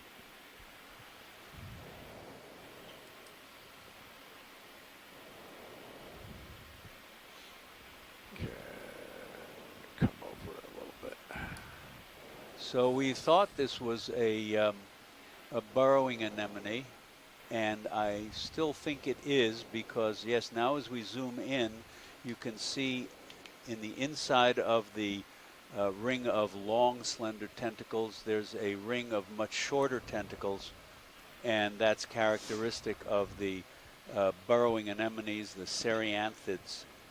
And they have specialized versions, we've talked about this before, specialized or distinct versions of the capsules that are produced inside cells called cnidae that all of the cnidarians have. That's cnidae with it's spelled C-N-I-D-A for the singular, cnida, and add an E, cnidae for the plural. And those those capsules that are produced by cells, most of them throughout the cnidaria, which include the corals and true jellyfishes and siphonophores and fire corals and anemones and black corals and gorgonians and so on. All right. Are stinging capsules. If you don't know, you will shortly. Stinging thread.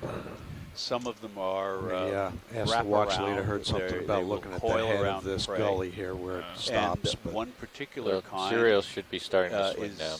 found only in the burrowing anemones. Looks like Sirius has already started to swing. It creates an adhesive, sticky web that helps the anemone build its tube by accumulating sediment around That's it. a complete move. Watch lead, pilot.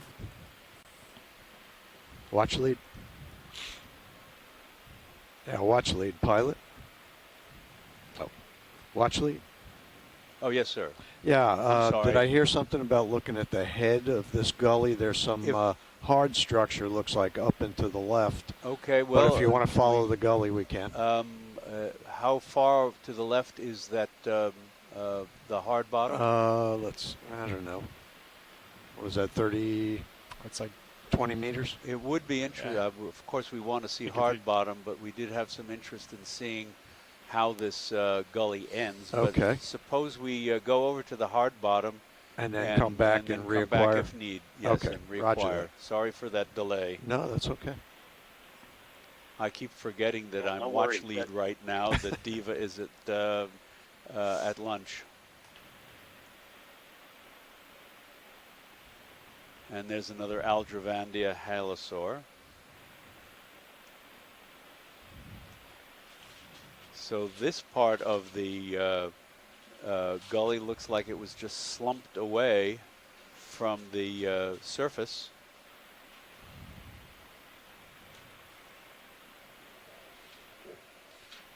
And here we get into some hard bottom.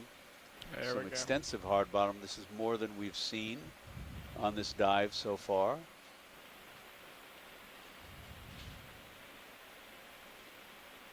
Yeah.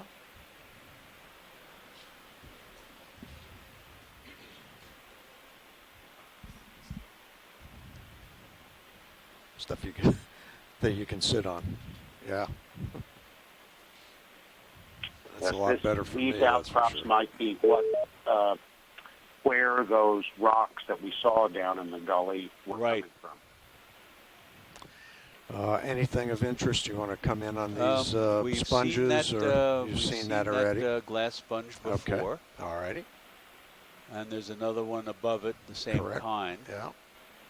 I'll just keep looking around then. My laser's on.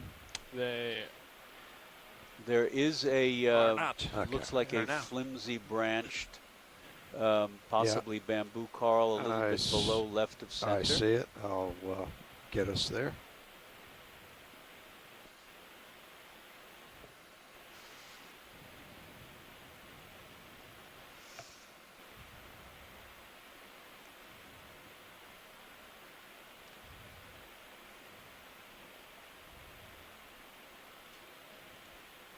And coming into view, another wire coral. We'll see what that is. Well, maybe something else attached to that. We'll catch it later.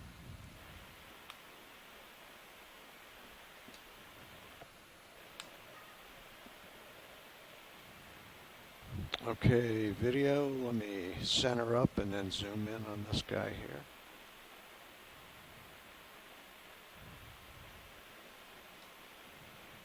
All right, go ahead and come in, video.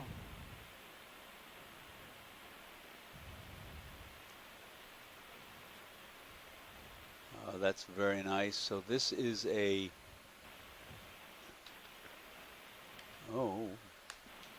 this is an octocoral, a very slender branch. There's the base. Oh, there it is. I see it. Get rid of the lasers. Maybe the bramble form that Scott France talked about. Scott, if you're on the line. Yeah, I'm here, Chuck. I'm looking at this, and you can see quite fragile. This may be, as you said, what we were looking at yesterday. We have seen a number of these sort of what we call bramble-like colonies. I'm noting that most of the polyps seem to be on one side of the skeleton. This is kind of suggesting to me that this may be in the S1 clade. When we use that terminology, we're referring to genetic analyses that have been done that are partitioning groups of species into groupings that do not yet have names. So we can't for certain say, you know, this is Keratoisis or Acanella, that sort of thing. The name remains unknown. However, what I can say is it's either most closely related to something called Cladorisis, which is, right now has only one species in the genus and was described from the Bahamas, or Jasonisis, which also has only one species and was described from Tasmania, but related species are known based on the genetics from the Atlantic and the Pacific. That's great. There's also a stalked crinoid there, sticking out horizontally from the rock. That is almost certainly a member of the Bathycrinidae. Come back wide. I got to reposition. And its stalk is covered with something. It looked like mud. Up and to the left, if we can take a quick look at that, there's a large colony. I think it's Iridogorgia, but I couldn't quite tell. It might be. Let's see, is that Iridogorgia or Metallogorgia? I can't tell from here. Getting closer to it. Zoom in? No, we're going to get, I have to move to get over there. Okay. Watch lead. Just give me a minute. All right.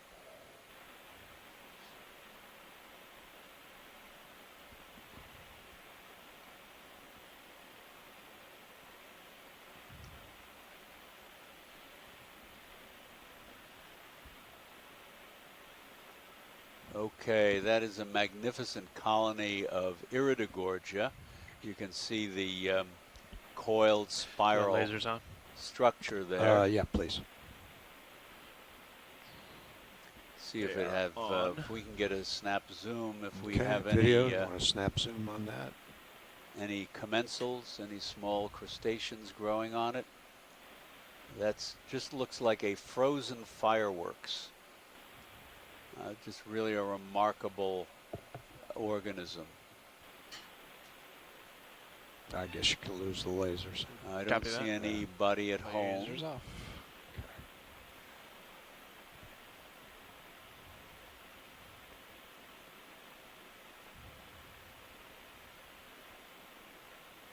And this is in the family Chrysogorgiidae. Oh, there's a little opossum shrimp.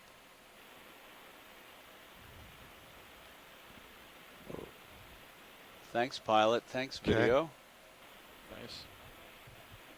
Will it be difficult to head back starboard? No. Okay. And combination of starboard and upslope. Now we got to do that anyway. Yeah. You should be done swinging there, Chris, or Copy that. Yeah. close to. Watch lead. Did you want to look for that gully again? Is Yes, that please. what I understand? Okay.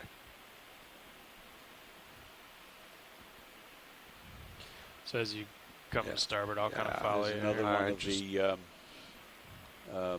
same kind of bramble. I think it's. Yeah, I think that's it. I think that's the head of it right there, Yeah, isn't it? Yeah. Yeah, I think so. Watch lead. If you look at the view from Sirius, we believe that's the head of that gully right there. Yeah, that'll be great if we can take a peek in there. And there's a fish coming into view on D2's camera there.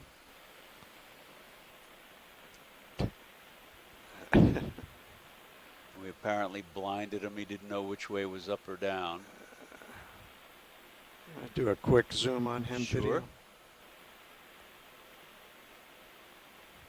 Partly covered with mud now.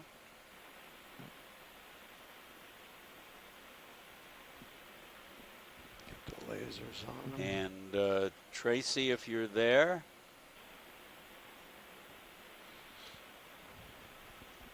This one has the tail tapering to a point rather than with a little fish tail on it. But again, the typical overall appearance of many of these deep sea bottom associated fishes, long tapered hind end, body and hind end with a blunt head.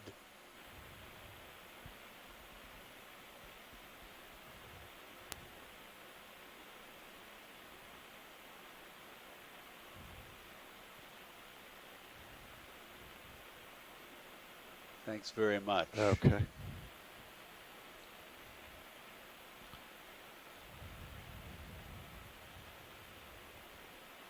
So let's see where that. So there, right so that there, is it right looks there, like the top of that gully. Top of that gully, and it looks just as if the sediment has slumped down, broken away, and at some point in the past cascaded down, perhaps at intervals, to create this gully. So I there's need to no, back up a little bit so you got a sure. bigger view.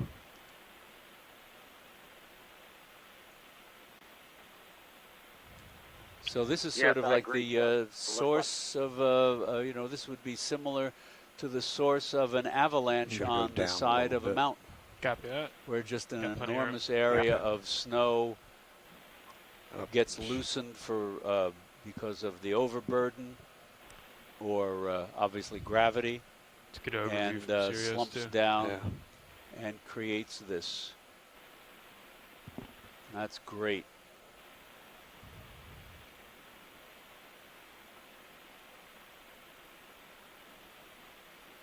Thank you very much. Which would suggest that which suggests that those I think another move. beds that were more consolidated and had burrows or borings in them occur at depth in the sediment at various times, and so it's unclear maybe when those that's what I was just thinking. Those more consolidated beds formed. Sounds good.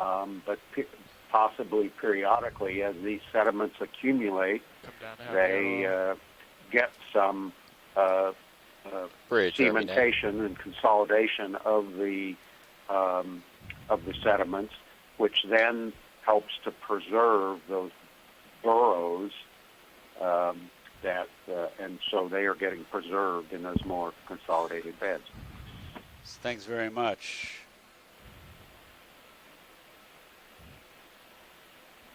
There's some more RV Nav Bridge, go ahead. stalks here of I'd something. like to request a ship move. Sure thing, go ahead. Range 30 meters, bearing 040. Those Speed look 0 like decimal 2 the knots. the glass sponge. Glass sponges, these Yep. two in front of us Bridge here. copy is 30 quick meters, zoom bearing video on 040 these two degrees at stalks decimal 2 right knots. That's to the correct. right of the lasers. Stand by for coming input. over. Yeah, one of them at least, the lower of the two, is probably dead because it's we're on the way out. Yeah, both of these look like they're dead. And there's another. Oh, there's another one to the lower left. If you can take a quick look. Yep. That is the hyacrinid that we collected the other day. This is a crinoid, a sea lily, and as far as I know, this is the first record of that family from the tropical western Atlantic. degrees at decimal 2 knots. Thank you, Bridge. Thank you. I may have missed a paper here or there. It's happened before, but as far as I know, no hyacrinid has ever been discovered in the western Atlantic. We have them in the eastern Atlantic, up off Newfoundland, down in the Southern Ocean. I'm not stable elsewhere. Video, sorry. But we have a specimen, and so that was a nice discovery from my point of view. Thank you for that. Okay. So here we are, rugged limestone. There's another glass sponge and a tube up top center in the family Euplectellidae. And I'm on heading. Really rugged. Okay, thanks, Chris. I'll saddle over to the center. Okay. Yeah, you're good. I just want to let you know for reference. So the lack of organisms here suggests that the flow is not terribly either strong or uniform. Sponges, of course, can generate their own flow, but the octocorals and black corals and crinoids require movement of the water for them to extract particles from the water. So this looks like another one of those brambles, and if we could go in Stop on that. the one lower left here. Yes, please. Okay. Okay. Stand by. I was Scott, if you're on the line, is this something that we should collect? Hi, Chuck. Yeah, I'm on the line. I was just typing an answer to the question. And so the answer is basically if we want to know what it is, then yes, because there are too many possibilities for what it could be. Okay. And since, as you noted eloquently earlier this morning, we've never dove in this particular region. We don't have samples from this particular region. So the issue is going to be, is this something that has been abundant enough to be a good collection target because it is representative, for example, it's one of the dominant fauna.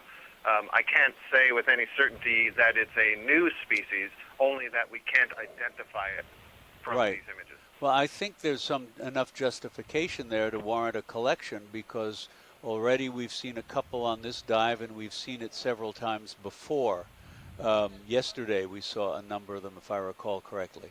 So I'm happy to do that if Pilot and Nav, you can do it conveniently. We don't need much of a sample, but we'd like a branch below a fork. Okay, copy that. Let me Right, see Chuck, how we exactly. settle down A branch below the node so that we have evidence of how it branches.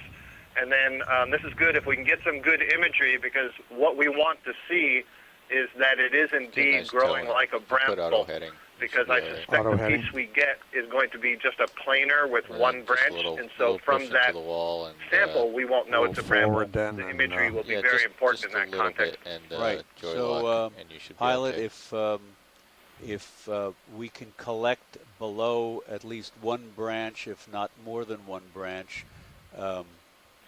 that would be very helpful. Also, if you can, before we collect, if you can zoom in and have us take a look at the branching pattern of this colony. Okay, yeah, copy that. Video, you want to zoom in? Let's see what we got here. Yeah, and a look near the base would be useful. And there's the base right there. I wouldn't move. And there are two nodes below the, or three nodes, if I rotate, actually, it's going to lose the... Before the first my branch. Toe here, right? And it looks like the...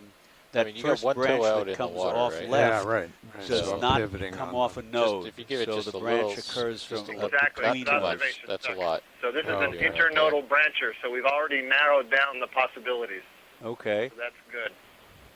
So perhaps that come back in, Pilot, yes, if you run up from the stalk, from the base, and you see one branch coming off left, if you can clip it off before the next branch, in which between is those two branches, yes, the exactly, first two. Okay. Because then we'll have two branches and that main long branch, and we'll still leave enough of the colony. Well, we will give it a try.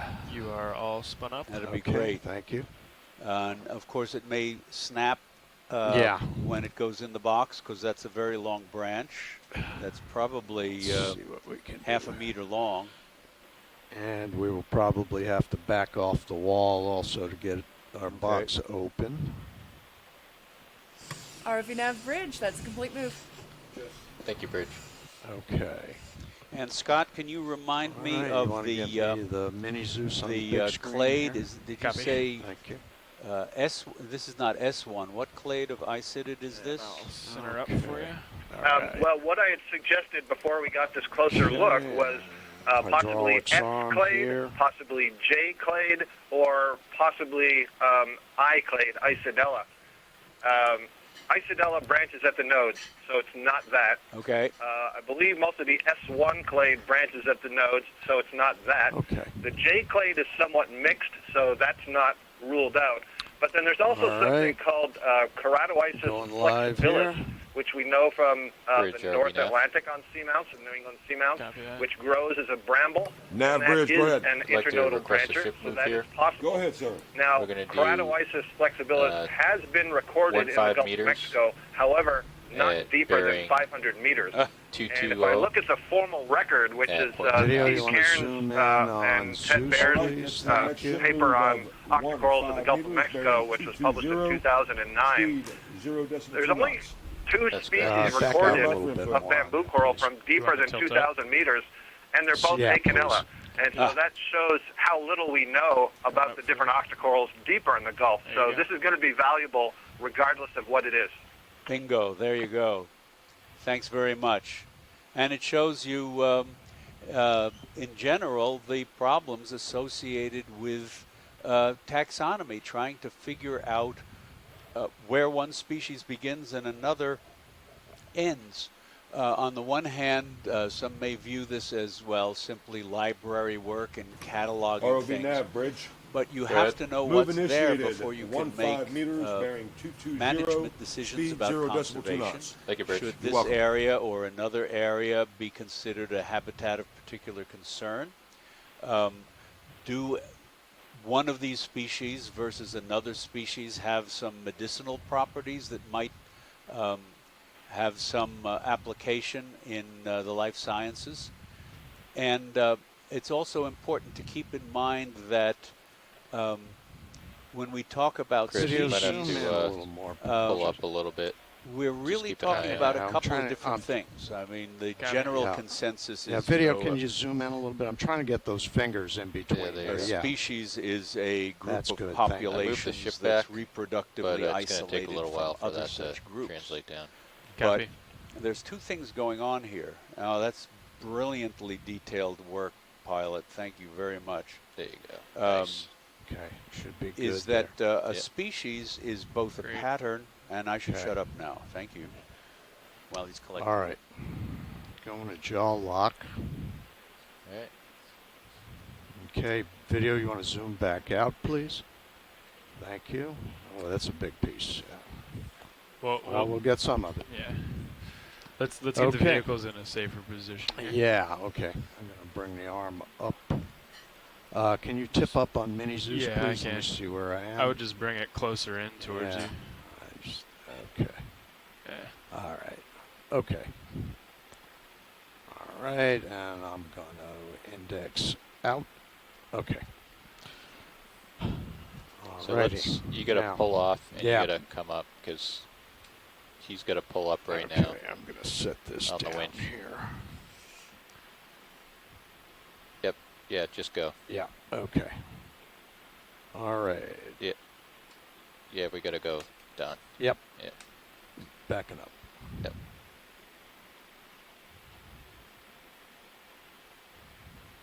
Yep. Fast. Up. Up. Fast. Up. Up. Up. Up. Up. Up.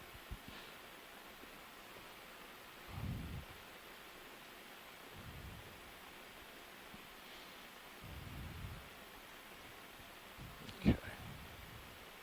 Come up. Coming up. Come up. Up. Yep. Just keep doing it. Just faster. Just kill it. Yeah. Like 60%. Yeah. Okay. Copy that.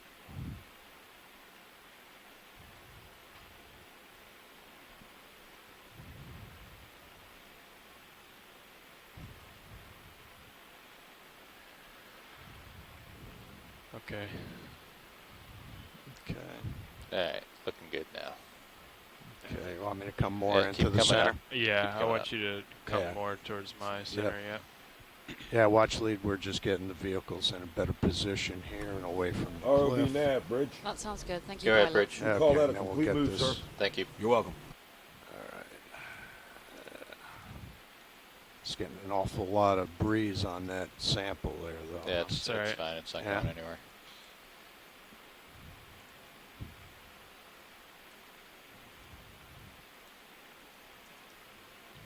All right, I'm going to stop here. Yeah, you're good. Safer. We can always come back down, you know. Yeah, we're gonna come off that wall in the next couple minutes anyway. Gotcha. Yeah. All right. So whenever Okay, you we're feel looking good comfortable, there. we Yeah. Okay. move back to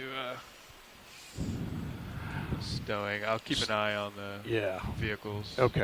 All right. Good. And I'm gonna All right.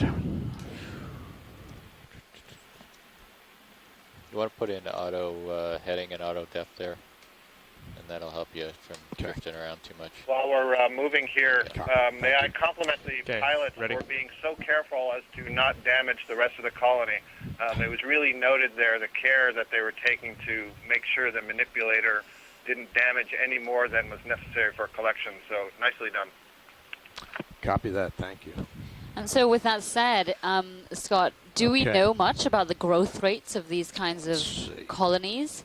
Of course, deep sea life is slow-paced. I know there are a lot of corals that are thought to be perhaps thousands of years old.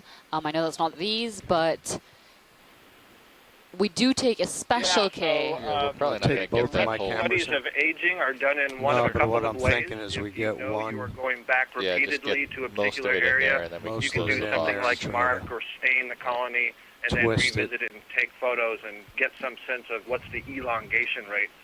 But the other more specific way, well, maybe not more specific, but another way is to look at some of the geochemistry of the skeleton and relate that to properties in the water and the rate at which those chemicals decay, and you can get estimates on how long ago the skeleton was deposited and get aging in that way. And so this particular species, that neither of those has been done, so I can't say specifically how quickly or slowly this grows. But other bamboo corals that have been studied, certainly they're hundreds of years old. Now, you can see how thin the skeleton was here, but it's fairly long. And so the question is, you know, Chuck was making his point, if we don't know what species we're looking at, it's hard to say anything about how the physiological rates and functions of biology are similar or different between different species. So you can't make a direct comparison. The other thing is the growth rate is going to be affected by how much food there is.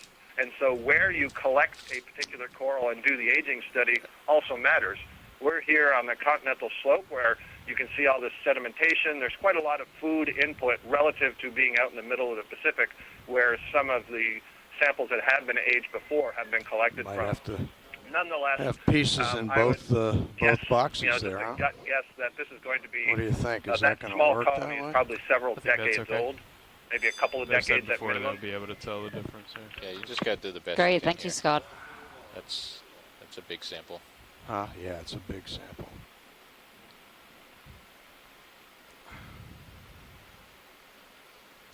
Let's see if I can get that piece there to go in. Okay, maybe. So, Pilot, you don't have to worry about potentially breaking it when it goes in the box. We can piece it back together, just get it in there Yeah, I copy any which that. way. I'm just trying to get, it's such a big piece there that arms are going every which way. Try to get the most in the box before I try to stuff it in.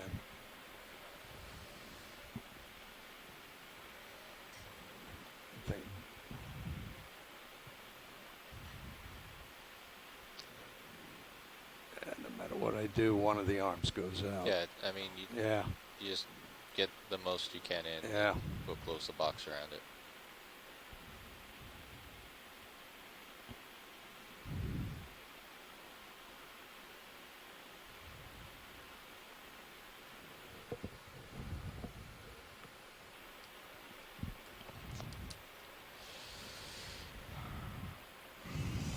Position here.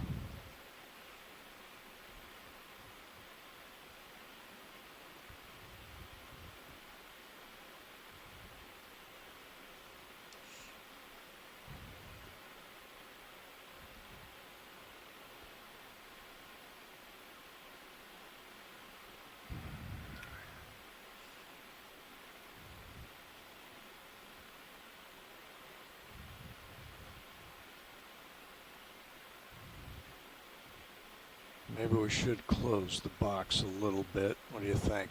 Just I think put your put jaws, the jaws down in there and let go. Huh? Yeah. All right.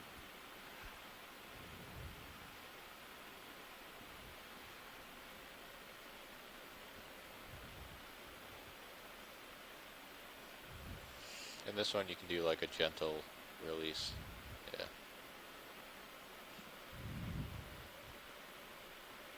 What do you think? That's about it. Huh? Yeah. I think it's going to spring back, though.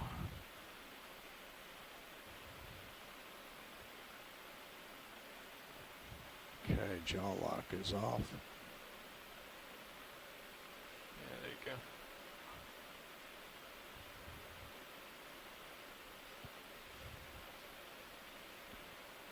Yeah, there you go. Nice. Okay. Well, you got some of it. Okay, go ahead and bring this back here.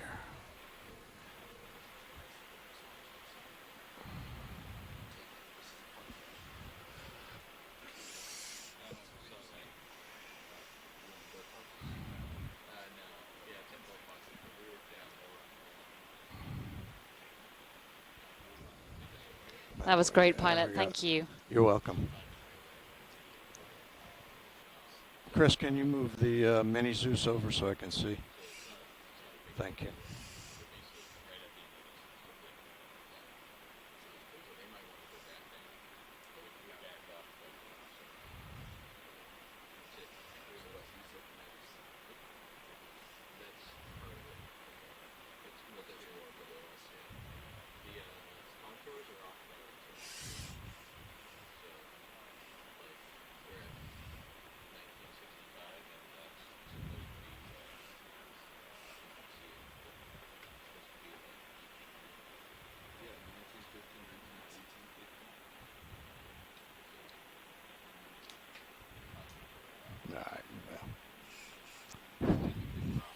That's good.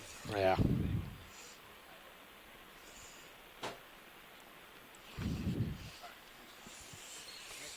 Okay. Thank you, guys. Oh. Yep.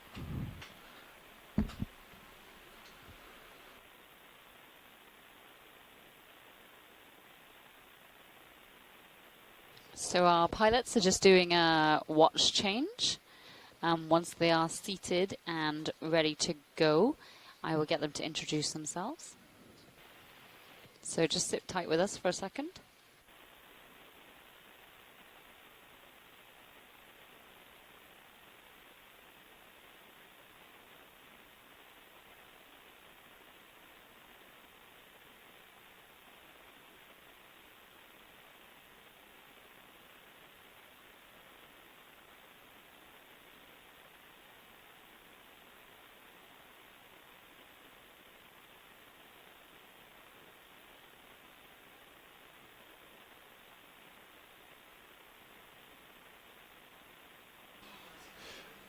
Navigator. Go ahead, co-pilot. Comms check. How do you have me? Lima Charlie, but a little quiet. Copy that. I'll speak up. Oh.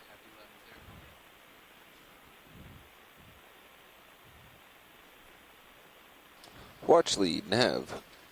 Go ahead, Nav. Yes, we have a new shift here, and we'll do our introductions in a bit, but I wanted to get the game plan from you. My my predecessor indicated that you may want to head back down this wall. Actually, is that correct? No, that is not correct. I may have missed that, but that is not correct. It was a may. As it was passed on, they came upon this and kind of came up and over it in a little bit of a hurry before collecting that sample, and so he thought there might be a desire to, slow down and kind of backtrack just a hair to see the stuff we missed. But if that's not the case, we will move on. Yeah, I think let's just continue upwards to waypoint 2. Absolutely. And could you let me know how many meters we have left to that point? I am selecting it now. It is 150 meters. And then on from there to waypoint 3?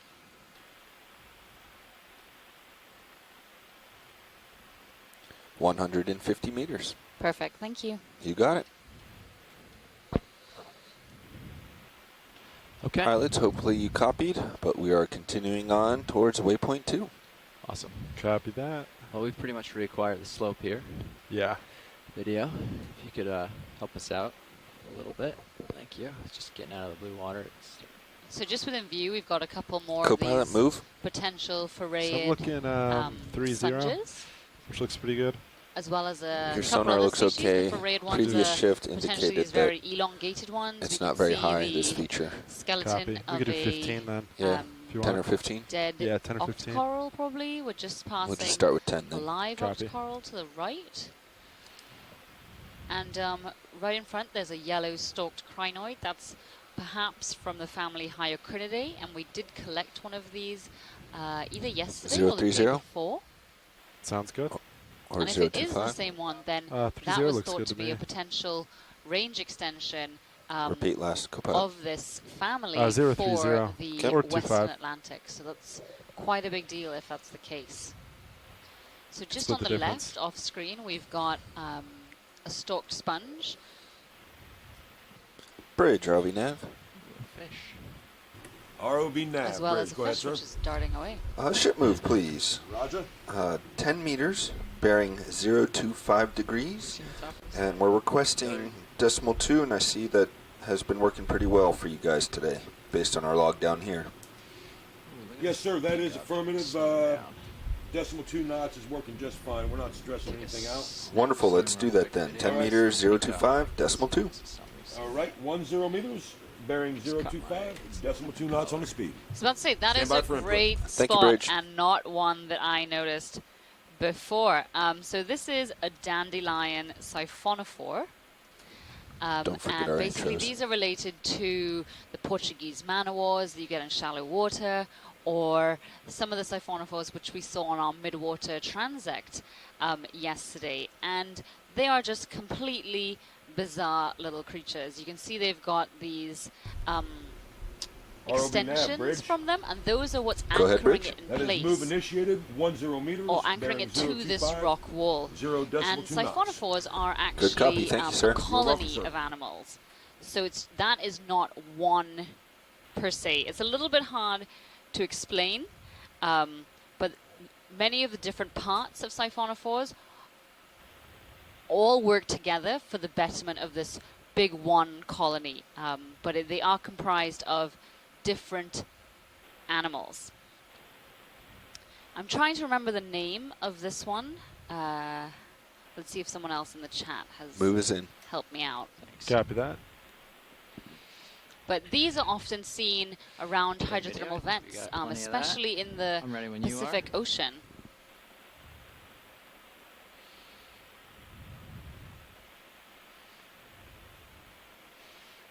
So it is one animal, but it's not one cell. It's in fact, trillions of cells that are working together in a cooperative way. And what that results in is this organism which is able to function, just like we do.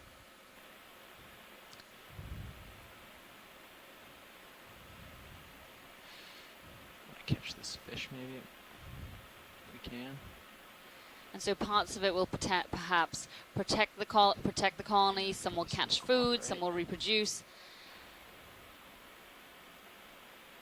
But instead of these all being, so for instance, I'm looking at a really great analogy here. This dandelion, siphonophore, is similar to an ant colony. The ant colony, some of the members will catch food, some will reproduce, some will protect the colony. But the main difference between the ant colony and the ocean dandelion is that the individual ants work together, but of course remain separated from one another. Whereas for the ocean dandelion, that's not the case. They work together, but of course are attached. They share tissues with one another. So they have one shared community stomach. And so, for instance, what one animal eats, all of the parts of that dandelion get to digest. And so that's a post actually on Deep Sea News. It's called "I've been waiting 16 years to know what is the ocean dandelion." And I mean, it's still, while we do know it's a siphonophore, we're still unraveling how exactly it works. A very, very strange little animal.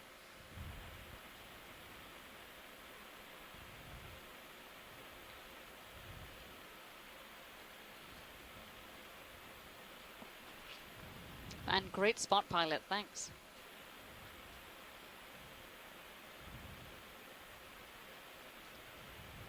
So here we're passing an Iridogorgia splendens. It's from the family Chrysogorgiidae. And this one potentially has or it did have, a commensal shrimp living within it. Ooh.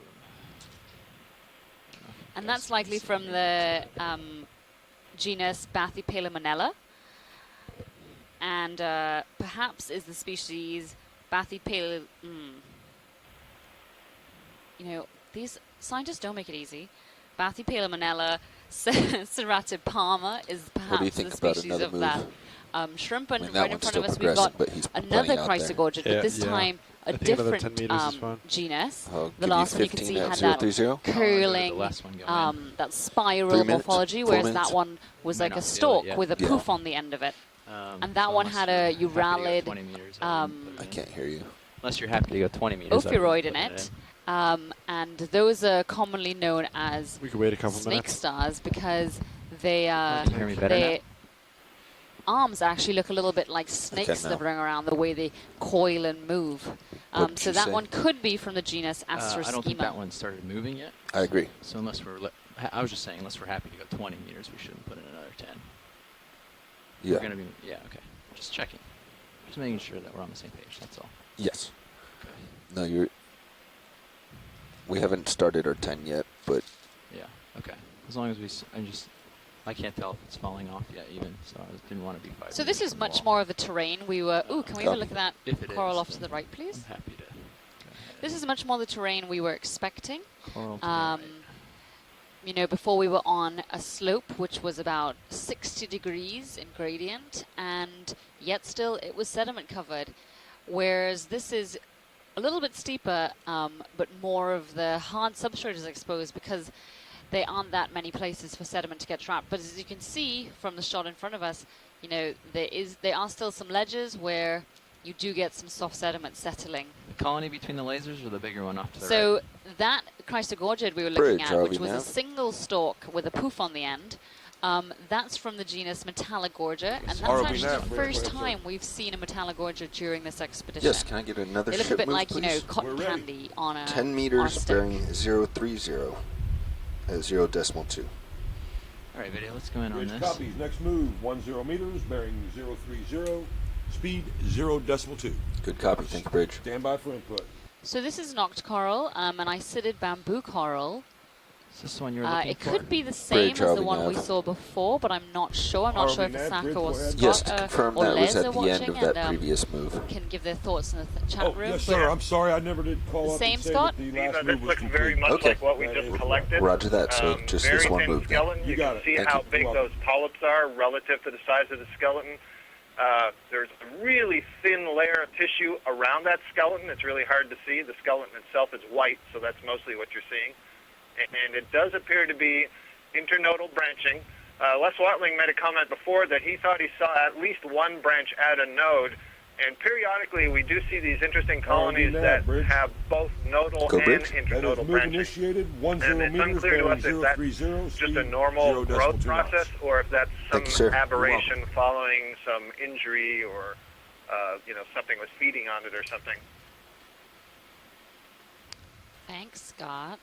Okay, pilots, that's great. Okay. Video when you're happy. Thanks. As we came across this, I was looking at my database, and there's something very similar to this that we collected in Little Abaco Canyon, which is in the North Atlantic, off the Bahamas, basically, north of the Bahamas. And that turned out to be in the J clade. We collected it at 1,872 meters. Pretty similar depth. Not far from where we are now. Yeah. So it'll be interesting to find out if this is the same species that makes its way, you know, from the North Atlantic around Florida and into the Gulf. And if it is restricted to that depth, then it can't directly come that direction because I believe the Straits of Florida don't get that deep. So it would have to come another way unless the larvae were able to travel more shallow into the water column. Great, okay. Thanks, Scott. So on screen, we've now got a soft coral. So this is likely Anthomastus or Pseudoanthomastus. I think we still are joined by Tina Molitsova, and she is usually extra ace at identifying those soft corals. And then we've also got another Chrysogorgia just about to go off screen, as well as one of these dead sponges, which we collected yesterday, perhaps from the family Ferreidae.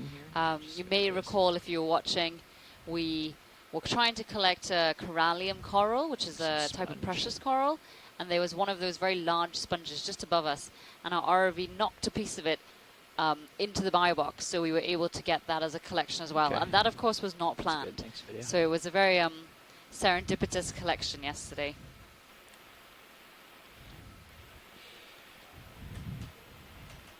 So just up and to the left, we've got two crinoids, one stalked, and, oh no, more than two.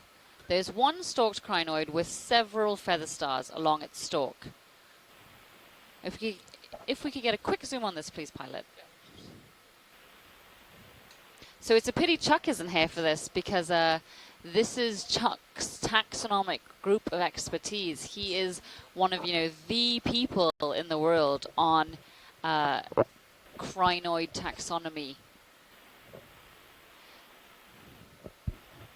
So this one actually looks like it has 3 or 4 of the feather stars. Go ahead, on Bridge. its stalk. Last move is complete, sir. Thank you. You're welcome.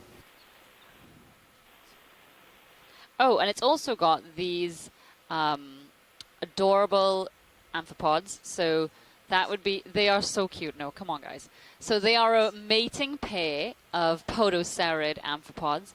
and they tend to hang on to stalks like this so that they can get themselves up off the seafloor and extend some feeding appendages they have into the water column, which they then use to sort of filter particles out of the surrounding water. And we do see those in the Pacific Ocean as well. We're not sure whether it's the same species, but we do see that same mating pair being found within one stalk home. Oh, and there's a third one. Not sure where his partner is, or her partner.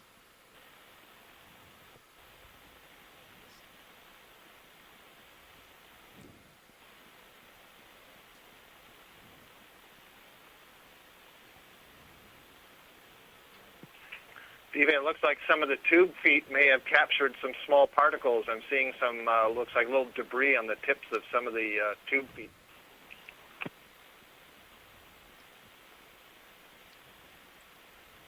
Oh yes, I do see what you mean. Yeah, so as Scott was just saying, they've got arms, and then pinnules extend off of these arms, and then on those pinnules there tend to be tiny little tube feet with a little sticky end, and those are extended into the water column where they catch food that may be floating by. So these particles, which we can actually see on camera now going by. The arm then will take those particles and curl itself towards its mouth, which is in the center of that crinoid. Yeah, and there's also, you can see in the top we're looking at here where it's a darker brown in color. Mm-hmm. That's actually a groove embedded into the arm, and so for small enough particles, those tube feet will flick the particle into the groove. The groove has cilia, which carry the food particles down the grooves, and they eventually connect to the mouth. Thank you very much, Scott. I know Chuck will be extremely upset that he's missed this.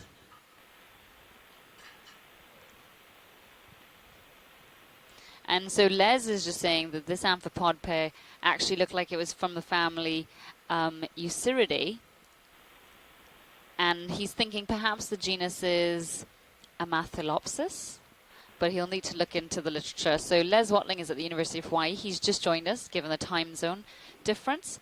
And he used to be a crustacean biologist, and still dabbles, but now more concentrates on octocorals.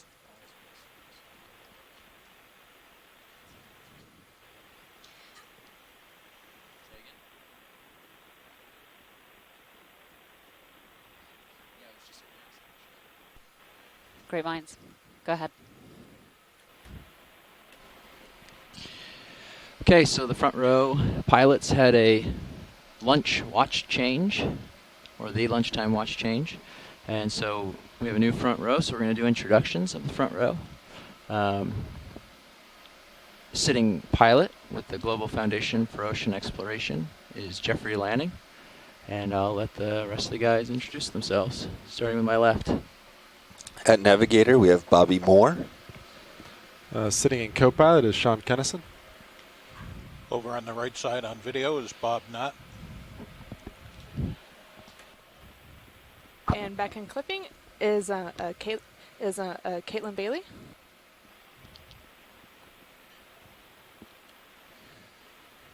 Thanks, guys. And so now that they've taken the time to introduce themselves, I feel it's a good time for us to do the same in the back here. My name is Diva Raymond, and I'm a research fellow at the Natural History Museum in London.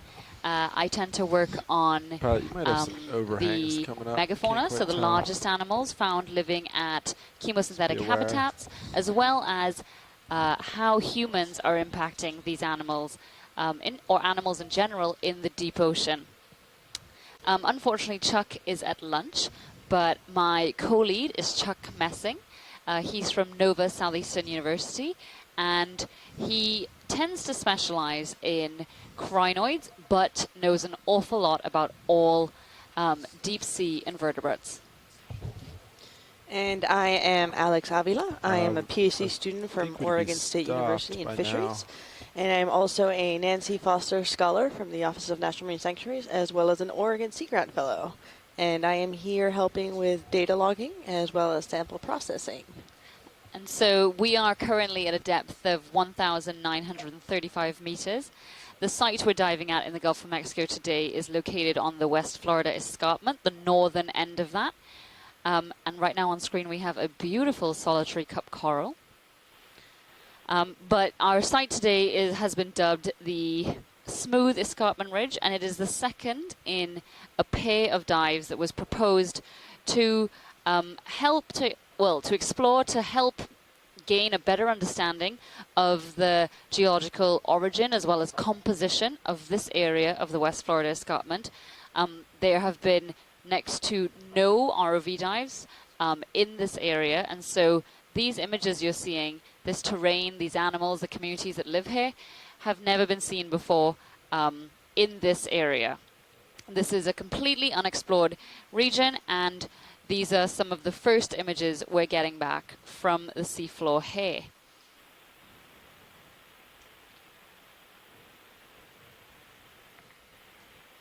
So our dive track is actually taking us up a steep slope. Earlier we saw about a 60-degree slope, which was still sedimented. Now we're at a slightly steeper slope where there is much less sediment and much more exposed rock. And we're working our way up this slope top again to try and get a better understanding of the geology of the area as well as the communities inhabiting it.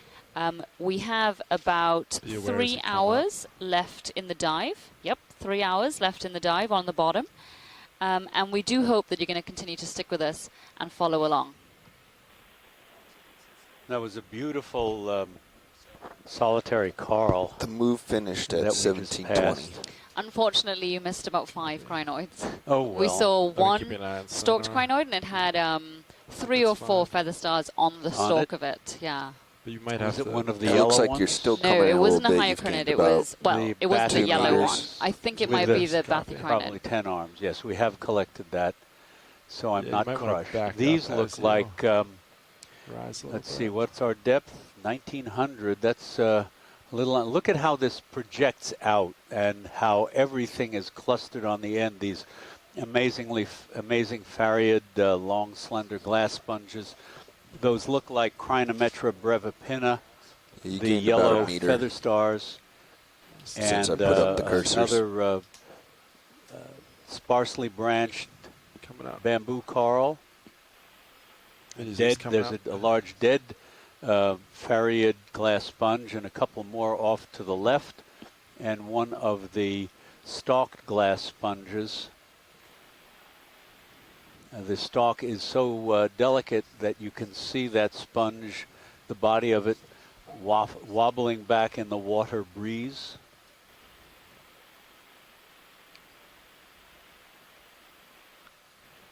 There's a soft coral, an Anthomastus or Pseudanthomastus, with its long radiating polyps off to the right.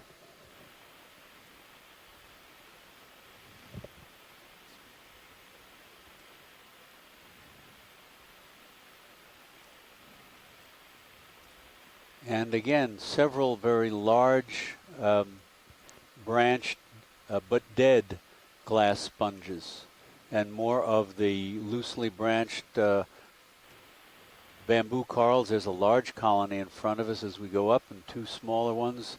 Off to the right was another one of those bathycrinids, possibly Monachocrinus, but I'm not sure.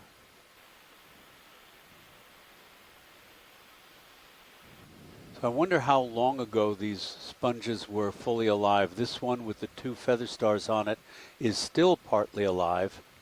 I wonder what determines whether these things survive or not. And that's just, you know, one of the questions that we're unable to answer, and why this exploration is so important. During this exploration, we're answering the first, you know, the most important question of what actually lives here, what does the seafloor look like? And so once we're able to have that information, we can then begin to answer questions like, how long do these animals live? What do they eat? How do they reproduce? Where do they live in relation to other things? And as well as lots of other questions which we, don't have answers for yet. You know, a reminder that deep ocean is the most poorly explored ecosystem on our planet. Less than 95% of it, it's thought, perhaps, well, when you think about how much has actually been imaged, it's more like 99% of it has never been explored before with an imaging platform. But if 1% has, it may be more like 0.5 or 0.05 or 0.01% of the deep sea anyway, or even less, that's actually been imaged in any sort of detail. Yep, exactly. And I mean, we're just here, we get to get a little taste of what's here, begin to answer that first question of what lives here, but it's up to expeditions after us to come back and do much more detailed analyses to answer those secondary questions about the community and I'm gonna rotate a how little they go about living in looking these good. habitats. Pilot, could we zoom in on that long whip? Took the words out of my mouth, Chuck. I'll note as we were climbing that little wall there were a couple of coralliids. Oh yes, Tina mentioned that. Our first of the day. That's right.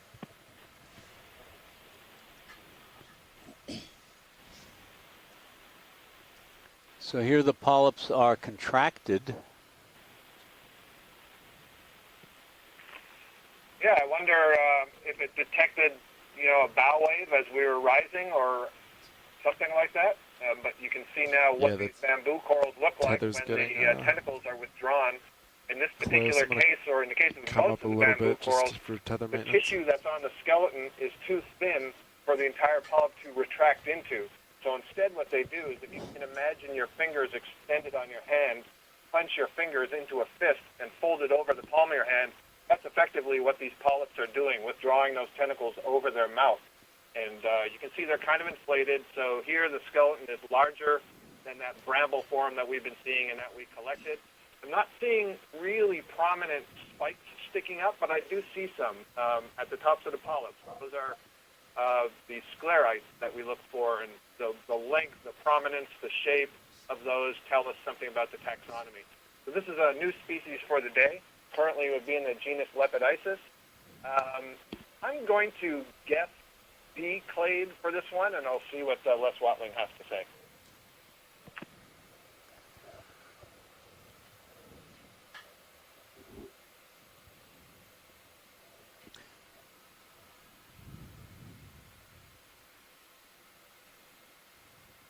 These, Scott, these polyps also seem to be rather irregularly distributed all around the axis rather than on one side as in some of the others. Yeah, good observation, Chuck. That is certainly the case. I would also say that they are more densely crowded together than was the case on the brambles.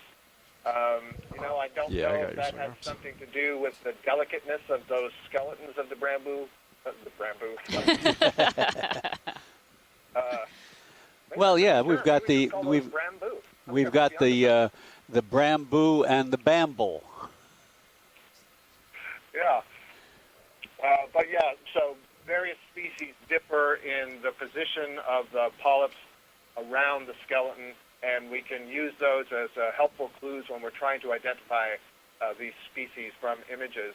And maybe I can also say that, one of the values of the collections that we make to go along with this, really outstanding, exquisite imagery that we get is that we're still learning. You both have just said there's so little imagery from the bottom of the ocean. Sometimes it's hard for us to relate what we've seen in museums and jars to what things look like when they're alive. And so having the connection between the sample that we collect with this great imagery allows us in future to be able to better identify things. Absolutely, great point.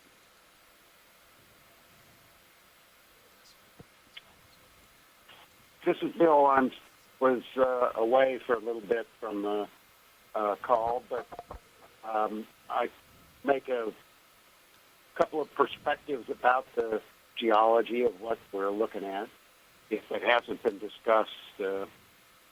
But it appears these dark surfaces may be somewhat growing in the sense that cements may be cementing together some of the sediments that accumulate on the surface there and make these small bulbous growth structures on the surface of the rock. Now, this is, I'm just kind of speculating about this, but it's a, if there were areas of the rock that were broken away, you would see more white underlying rock, I would think. And most of this is very dark, which maybe is from the growth of these cements, whether they're iron manganese some kind or just what. Probably need Birger Eberle to really know well what those the chemistry, geochemistry of such a thing is. Great, thank you, Bill. Pilots, this is absolutely wonderful imagery.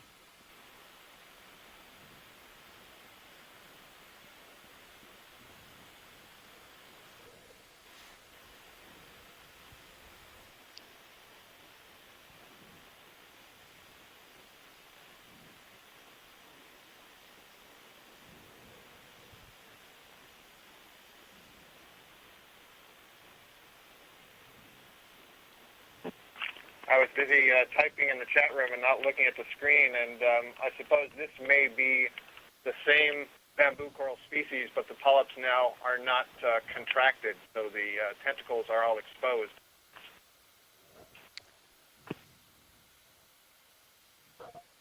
Thanks, Scott, and thanks, pilots.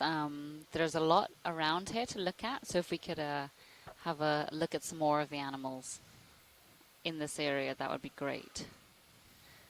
We can see a young Iridogorgia magnispiralis, or magnispiralis, as identified by Les Watling. Another one of these very large single whip bamboo corals. Some of those stalked sponges, 2 different kinds.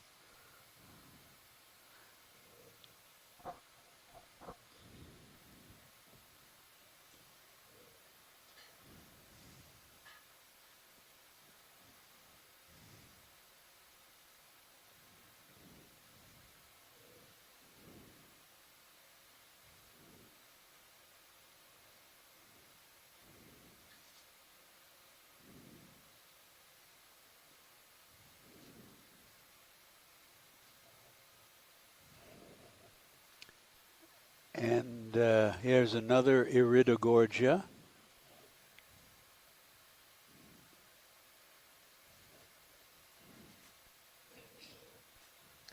And beyond it, that tree, could you look, it's almost dead center, just, the base of the stalk is just where the lasers are. If we could take a look at that, that could be Metallogorgia. Yeah, so this is actually the second one. We saw one when you were at lunch, unfortunately. I missed a lot. But, yeah, we were pretty excited when we saw it earlier, but we didn't really get a very good look at it. So, yes, definitely we would like to zoom on that Metallogorgia.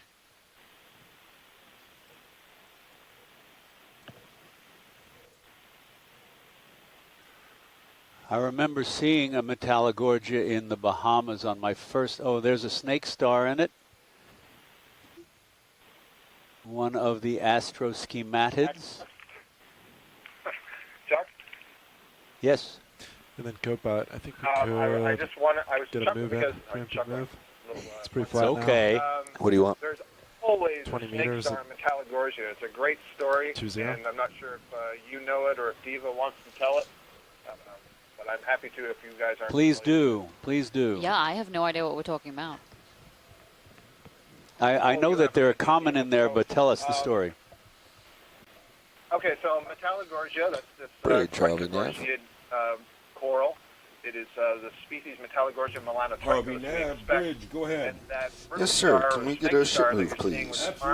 20 meters at 020 degrees, 0.2 knots. Bridge copies. Next move, 20 meters, bearing 020, when they die. speed In fact, sometimes 0.2 you will knots. find That's a right. Thank you, colony Bridge. that is dead, so you only see the skeleton, and it may still have the ophiuroid, the brittle star, in the center there, but we will never see a live one without the brittle star. And this particular species is distributed around the world. We've done the genetics. We found it in the North Pacific, the South Pacific, the Indian Ocean, the North Atlantic, etc. And they always have this brittle star, and as far as we know, it's always the same species. So there's a really fascinating host-associate relationship. Go ahead, Bridge. Here. That is move initiated, 20 meters, bearing 020, speed 0.2 knots. How the Good copy. larvae Thanks, of the Bridge. brittle star find these really small Metallogorgia corals. And one of the things that we've suggested is it possible that the Metallogorgia cannot grow if it doesn't have the Metallogorgia, if it doesn't have the snake star? Is the snake star protecting it in some way? You notice there's nothing else that is living in these branches. And so maybe one of the reasons we only ever see it with a brittle star is because the ones that don't survive to grow. Really interesting. There's a paper by Les Watling's student, Celeste Mosier, and Les that describes this relationship. That's wonderful. Thanks very much. This was one of the unusual octocorals that I saw on my first alvin dive in the Bahamas in 1975. That still remains my deepest dive to 1,700 meters. And my professor, Frederick Bayer, who was the king of octocorals at the time, mentioned that it was an extremely rare specimen. We didn't collect it. We had photographs of it. But because you see the irregular topography and rugged substrates and steep slopes on which it grows, and back then everybody was just trawling. So this is a little hermit crab in, I believe, a turrid snail shell on this glass sponge. Turrids are quite diverse and abundant in the deep sea. They are relatives of the cone snails, and I believe if there are any people who are more familiar with mollusks than I am online or in the chat room, that they have the same, I'd have to look it up, they have the same sort of harpoon-like radular tooth that the cone snails do. And there's a little brittle star on the rock behind.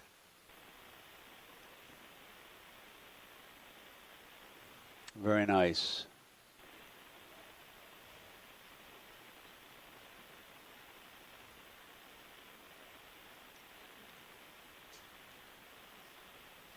Sorry, were you calling me pilot? That was great, thank you.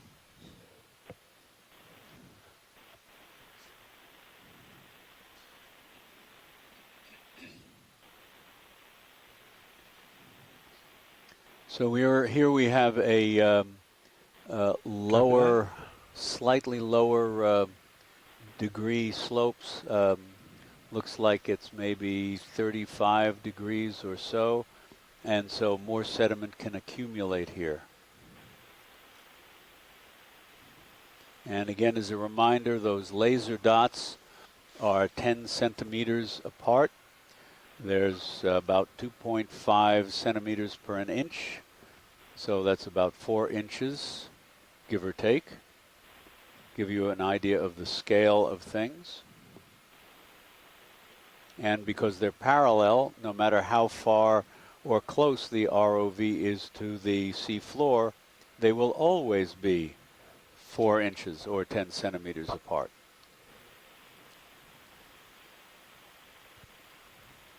And of course, wherever the seafloor is horizontal, as it is here on this little ledge, more sediment accumulates.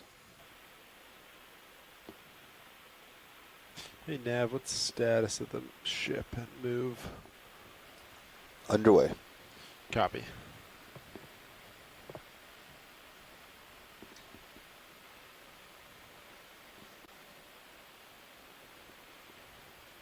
And when you look at the camera that's on Sirius, focused down on D2, you can see how small the little pool of light is that allows us to see what we're seeing, and how vast the black emptiness is on either side, which reminds us how, even though we're making important observations, how much remains unknown to either side.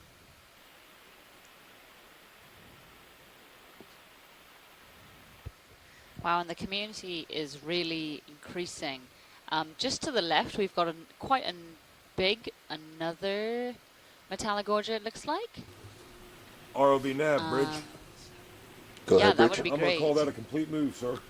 Roger that. So Thank that you, sir. looks like You're a welcome. Bathypathes. But no, please do Move snap complete. zoom again. Copy nav. Yep. Oh, but we have And, not seen that squat lobster below. That's right. Is that a first on the dive? Yeah, I think this is the first of all the decapods. No, we saw Nematococcinus shrimp. But this is the first squat lobster, and there was another one just above to the right living in what looked like a tube or something.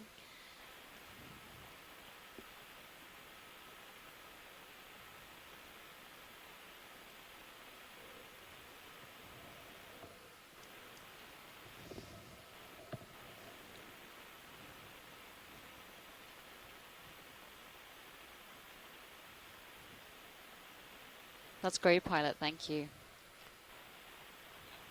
In talking about that Metallogorgia relationship with the snake star, Les Watling has commented that he's unsure what might be a predator, and that they have only rarely seen even sea stars on those colonies.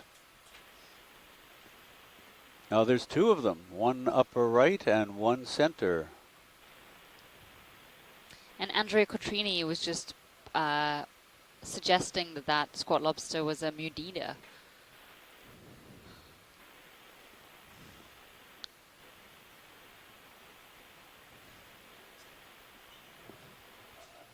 A couple of those squat lobsters around here, if you look closely. And again, another Metallogorgia with one of these snake stars in it. And here you can see the little port, center up, center. The central disc, which has 5 lobes to it. Many brittle star central discs are either circular or pentagonal. This is deeply incised. And again, this is a snake star in the group, the Euryalida, and I believe family Asteroschematidae, and they can coil their arms in all different directions. Les, if you're still in the chat room, I think you are, do you know what genus of Ophiuroid this is, or Scott? Yeah, Chuck, that's Ophiuchreus. Ophiuchreus, okay. Thank you.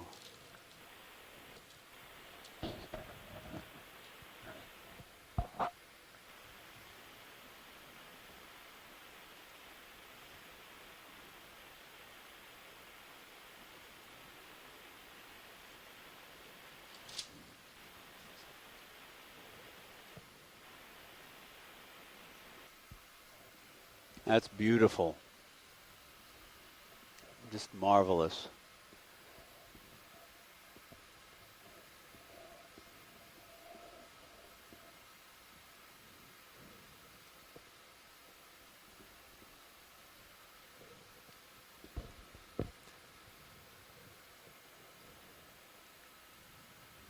Unlike sea stars, the tube feet of brittle stars do not have the suckers. They're like little fingers.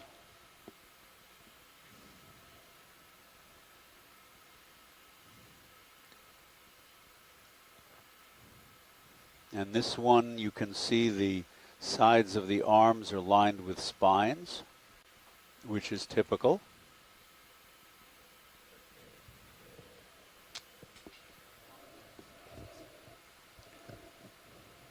This nice close-up, Chuck. Another thing that you can see is on the colony itself, the Metallogorgia. This is a member of the family Chrysogorgiidae, and most of the Chrysogorgiids have what I refer to as very geometric branching. So you can see there's very clear angles between the small branches. They repeat themselves over and over, and in this case, kind of like a dichotomous branching pattern. And when you look at the Chrysogorgia colonies, you also see they have very regular branching patterns and angles. And in at least the genus Chrysogorgia, it is the angle, the pattern of branching, and the number of times it branches that is used in the taxonomy to identify the species. Very good. Thanks very much. Okay, let's see what's next.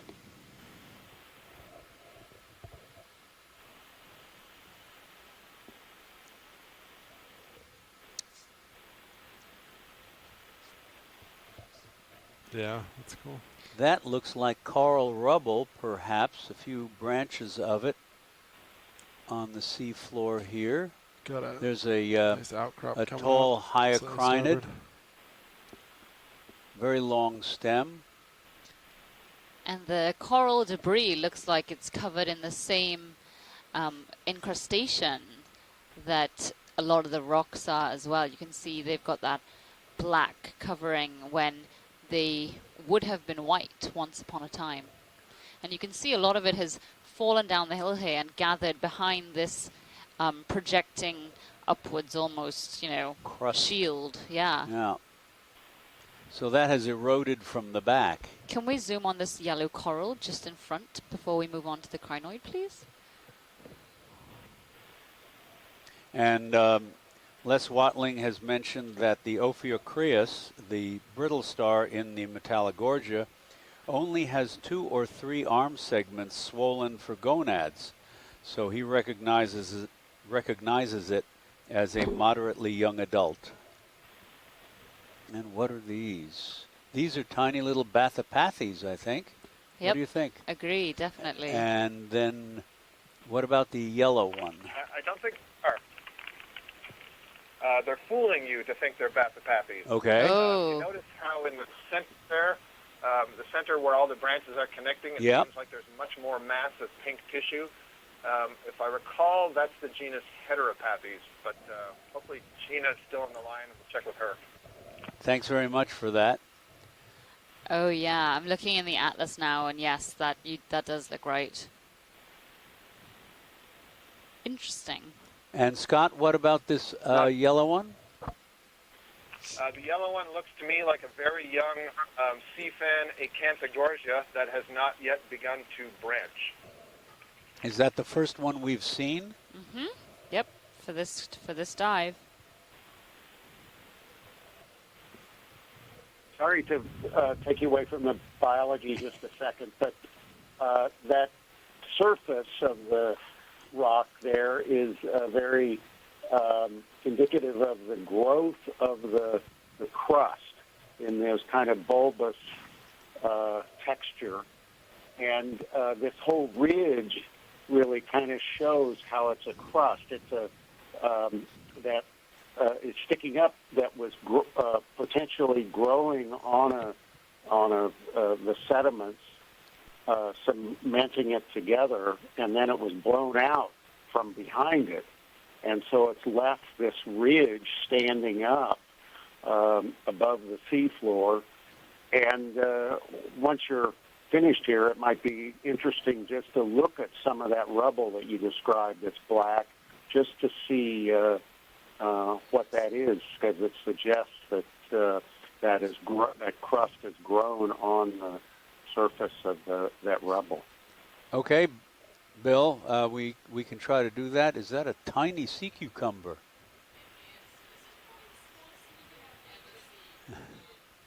It is. So this is probably the smallest sea cucumber I've ever seen. I don't know if we can pull out at some point to get the lasers on, but you can see it's been munching away and it's got a really full gut. But yes, this is an extremely young specimen given its size and how almost undeveloped it looks. Yeah, how few of the papillae it has. So that's probably no more than, what, 2 centimeters or something like that. Is it possible to slide around to the right-hand side of this crust to see if we can spot any of that rubble that had accumulated on the curved side, under the curved side, or there may be some out on the sediment there too.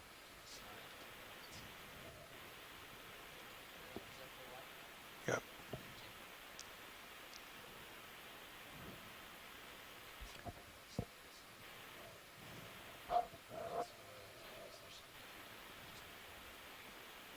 And there's a little crustacean crawling across the bottom at the very bottom of the screen.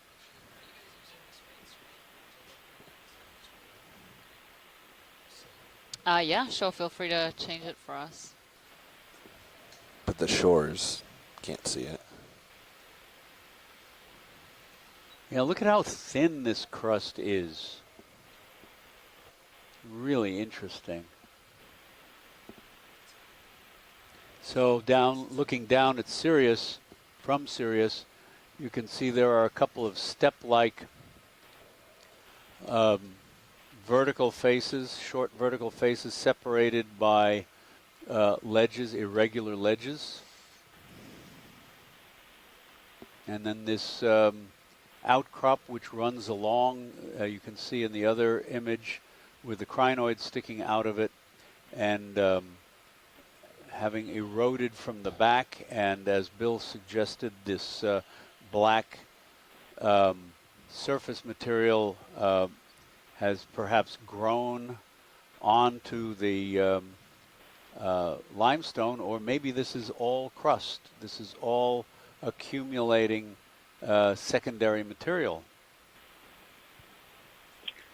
Bob Carney. It looks to me like I was just going to say Bob Carney had suggested that the Holothurian, this little tiny sea cucumber, it's hard to say, but might be a daima. Sorry, go ahead, Bill. Go ahead, Bill. Yeah, no worries.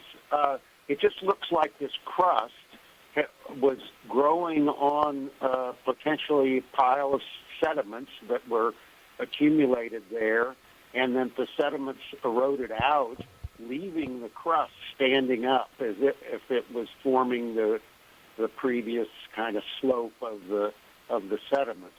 It just looks that way. I don't understand how else you would get that kind of surface. And and some of those looks like branches of things that were accumulated there behind it were interesting, and I don't know if they were coral or maybe they're even casts of some burrows or something. But anyway, if we see some more, we can look at them. So, Bill, again, this may be a stupid question, but crusts can form on sediments? Yeah, that was my question. Possibly. My,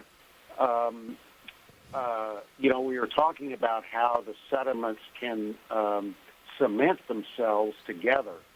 And possibly those cements and how long ago they formed created that Co-pilot, we've been here for a while. Do you want to get a little bit closer? Maybe like 5 meters or so? I don't know.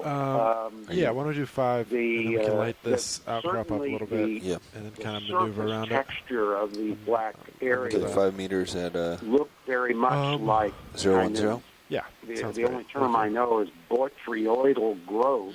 Bridge, ROV nav.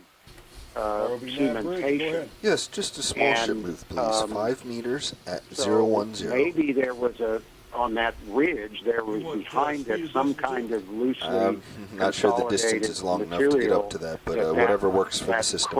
Okay, roger that. I copy a move of 05 meters, bearing 010, and we'll let it go at had formed and thus leaving its stand by for input. Thank you, Bridge. Kind of cast, I guess, of the previous surface. Really interesting geology. Thanks, Bill. This is... Well, I'm making a little bit of speculation, so there may be other geologists on listening to me, and they may be rolling their eyes, but who knows? That speculation is looks important. Looks like a Candidella primnoid, a Candidella imbricata like we saw yesterday, the one that has the little worm tooth. Oh, yes, the little swollen worm tubes on it. Yes, very good. 05 meters, bearing 010, speed decimal 2. Thank you, sir. You're welcome, sir.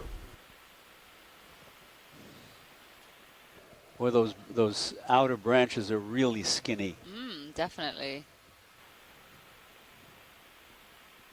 Thank you, pilot. That's awesome. And just below, we can see an icidid, as well as this is what looks like a dead sponge. 5 meters, co-pilot. Copy that. Thank you.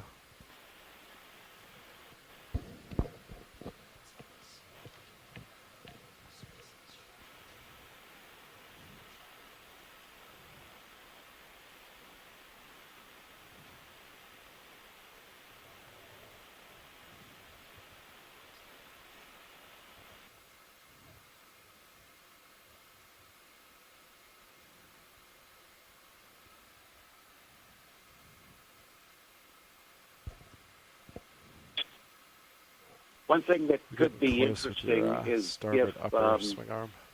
depending on how hard the surfaces are, that if you saw a ridge like that or part of the surface sticking out such that the manipulator arm could actually break it off, and that way you could see what the underlying material looks like. It may not be black and just show the black surface. But anyway, if you see something like that, it might be good to try and do that. And collect the sample. You mean of the projecting crust we were just looking at? Right. Sure. Right. Maybe you can get to it. Okay, Bill, so we're going to use the ROV skids to knock it. And then if a piece breaks off, we'll be able to have a look at what's potentially on the inside, if anything. Yeah, sounds good. And then maybe pick up a piece or something. If it falls off. Hopefully something won't fall off the ROV. We hope so too.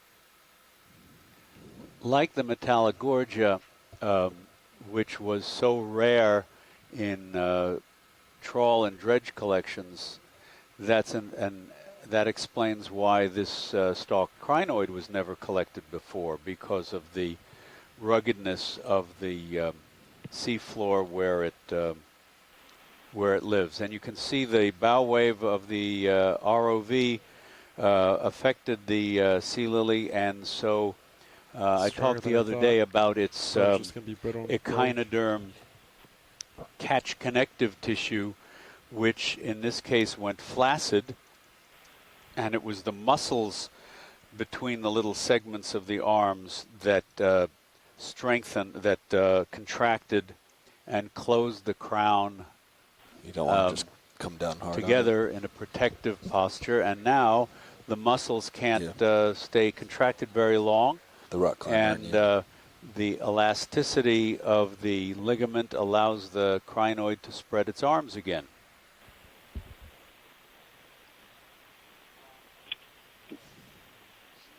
Okay, well that's an interesting enough result. This is obviously robust enough that it doesn't want to break off. Maybe it might be possible to grab one of those branchy bits that are behind. On the right side of it. Is that possible? Yeah. Just swing around to the right, might see it. So there were quite a couple, not necessarily that one we're looking at right now, but over to the right there were quite a couple. ROV nav bridge. I'm assuming we've been done with that move for a little bit. I do apologize, sir. We are finished with that move. Roger that. Thank you. Incrustation.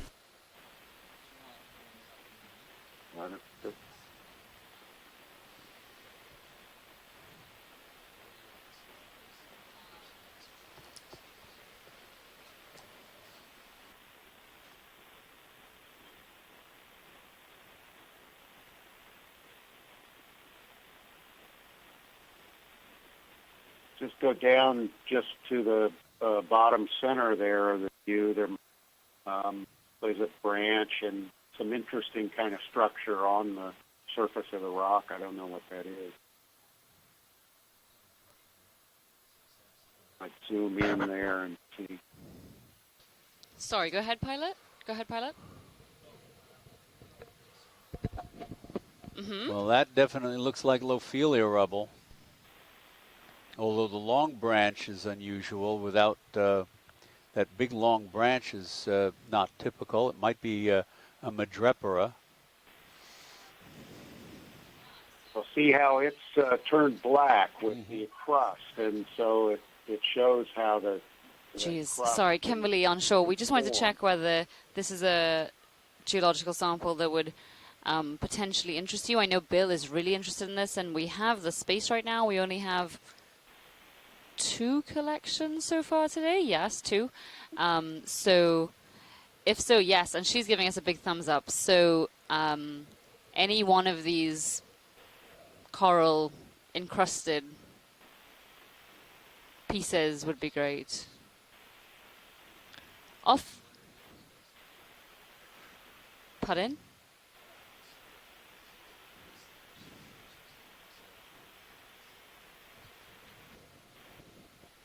Yeah, Bill, did you have any particular piece in mind?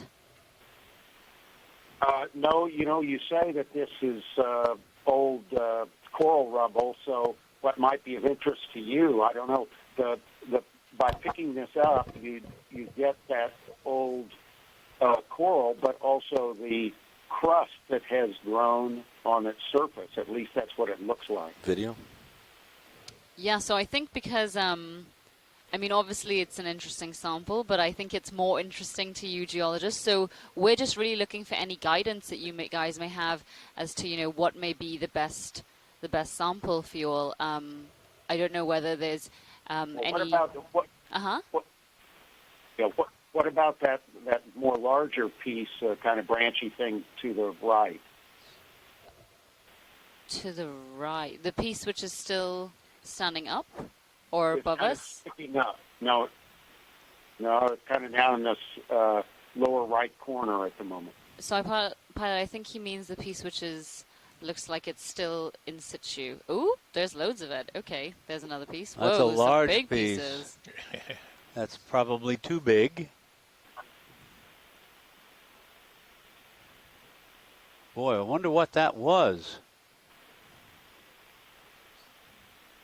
Yeah, so just a piece which you can manageably fit into a box would be great. No, yeah, definitely not that one. Just in the center there. So the piece that's kind of there in the center might be easy to grab, and it might come up. So yeah, Bill is asking for the piece directly above the lasers. I'm just a bit worried that may still be attached, but we can try. Yeah, thank you. Hydraulics are up. So does anybody have any suggestion what that massive branch would be? The base of that branch is almost, if you go all the way over to the left by the skid, the base of that branch is a good 10 centimeters across. Yeah. I know I've seen... I don't know about here. Sorry, so Chuck, there's no I don't know about our location here in the Gulf of Mexico, but certainly there are bamboo Port side corals both that have pieces of that coral Don like got. Copy. There are Paragorgia corals with big bases like that, but I don't know that we've seen any. Well, we haven't seen any so far. This would be very easy to tell apart. Yeah. On this dive or of that particular size anywhere on the previous dives on this expedition, but those are possibilities. Okay. Another speculation is whether this is very old fossil. Could you just push down at the base and see if it breaks? Material, like the base of that branch. Was buried in the sediments, and as I said, the ridge suggests that the sediments have eroded. This area has eroded away behind that crust. Just an idea. No, it's not going to break on us.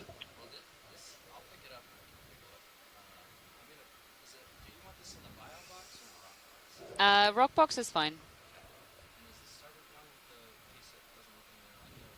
Yeah, that's fine. No, that's fine. Oh, loose. Very good spot, Will.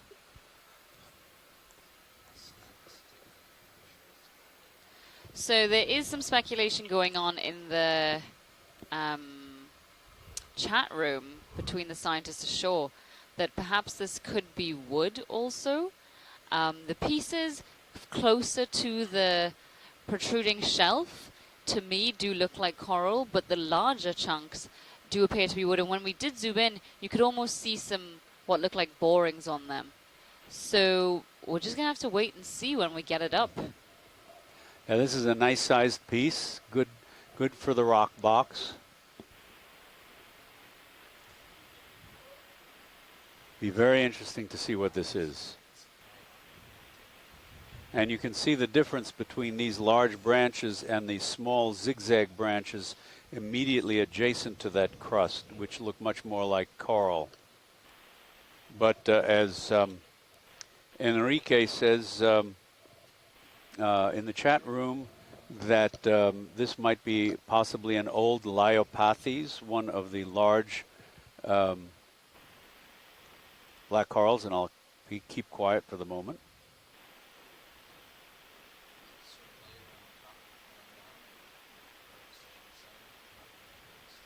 I mean, I think that's coral. Don't you?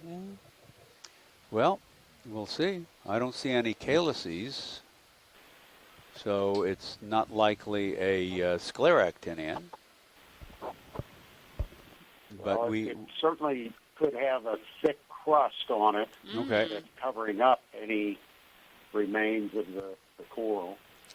So there's suggestions that this could be the remains of a shallower coral, which perhaps fell down the slope and then became encrusted. You know, what rate that incrustation happens, we're not sure. So this specimen, oh no, sorry pilots, could actually be quite low, could actually be quite old.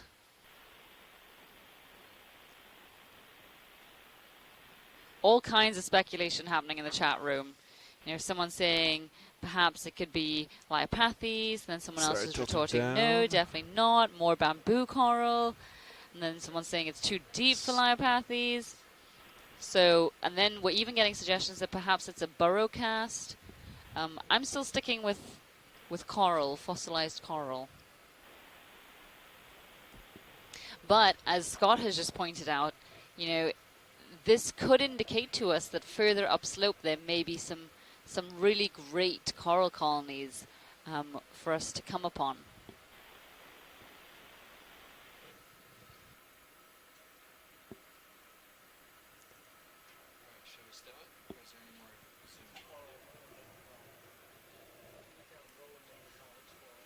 Tilting up.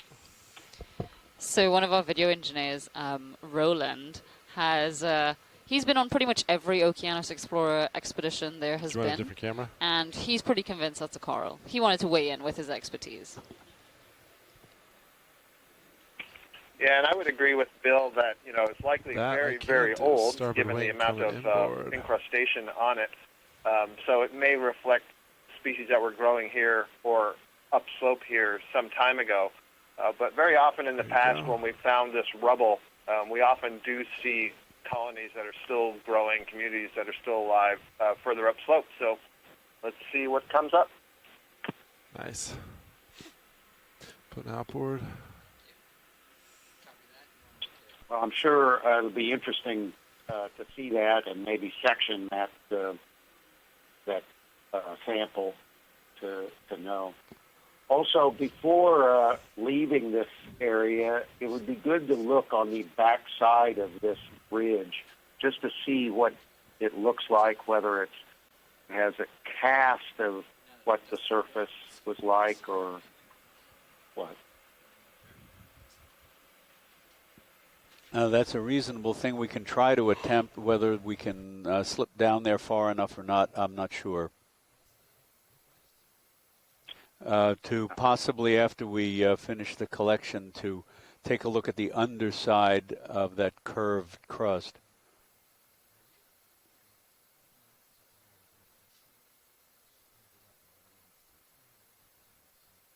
But if not, not. But yeah, Tina Molotova would really like to get a zoom at the base of that stalked crinoid, please. Watch leads? Oh, sorry, watch leads, Nav? Go ahead, Nav. Are we calling that a bio or a geo? Geo. Okay, that's what I thought. Thank you for checking. That is Spec 03 Geo.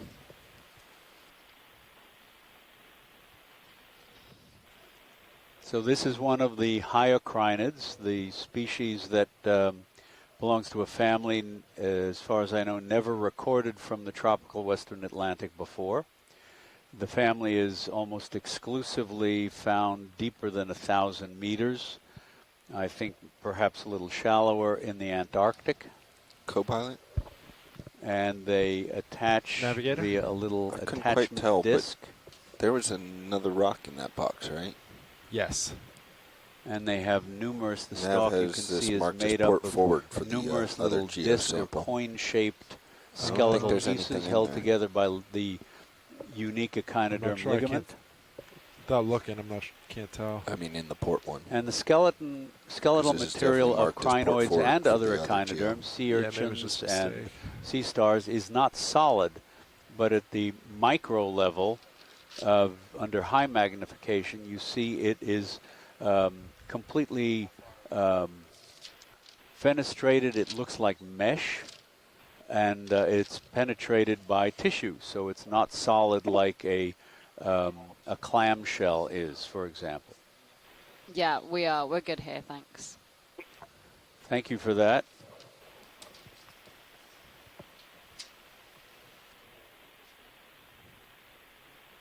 Yeah, they were just to the right. Okay, it was obviously a lot more than a foot. No, so right there, exactly, dead ahead.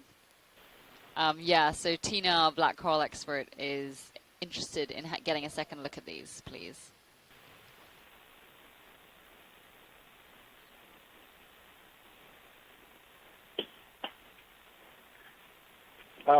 Just another geological observation.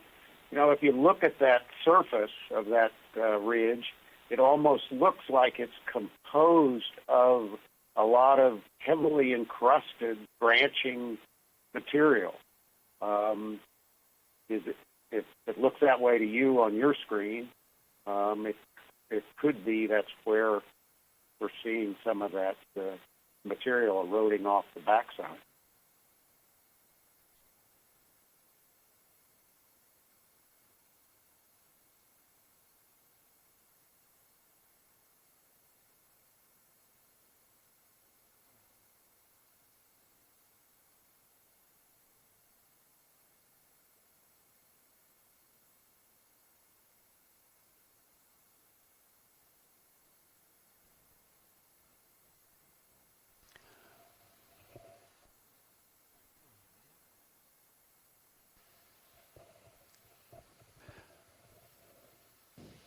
Actually, it wasn't this colony. It was, sorry, it was just off to the right. But that is a possible beautiful acanthogorgid, yellow coral that I think we may have seen yesterday and collected yesterday. At some point, Asako definitely said this looked like the same one which we collected or observed yesterday. I can't remember which it was. Sorry, yes. So it's right. Oh. So it's right on the. So there are two just to the right in the shot now, between the two yellow corals. Yeah, but I think Tina wasn't here, so yeah. Yep. Sorry, I should have explained better. Yeah, there's one just above the laser now.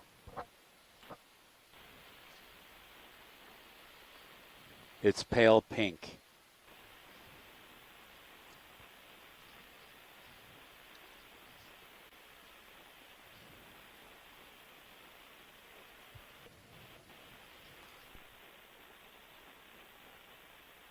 Go ahead.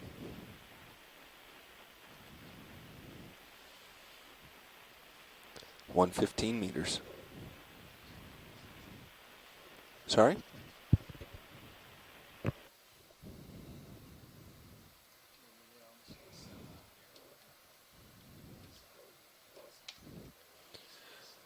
I would estimate about 40 minutes.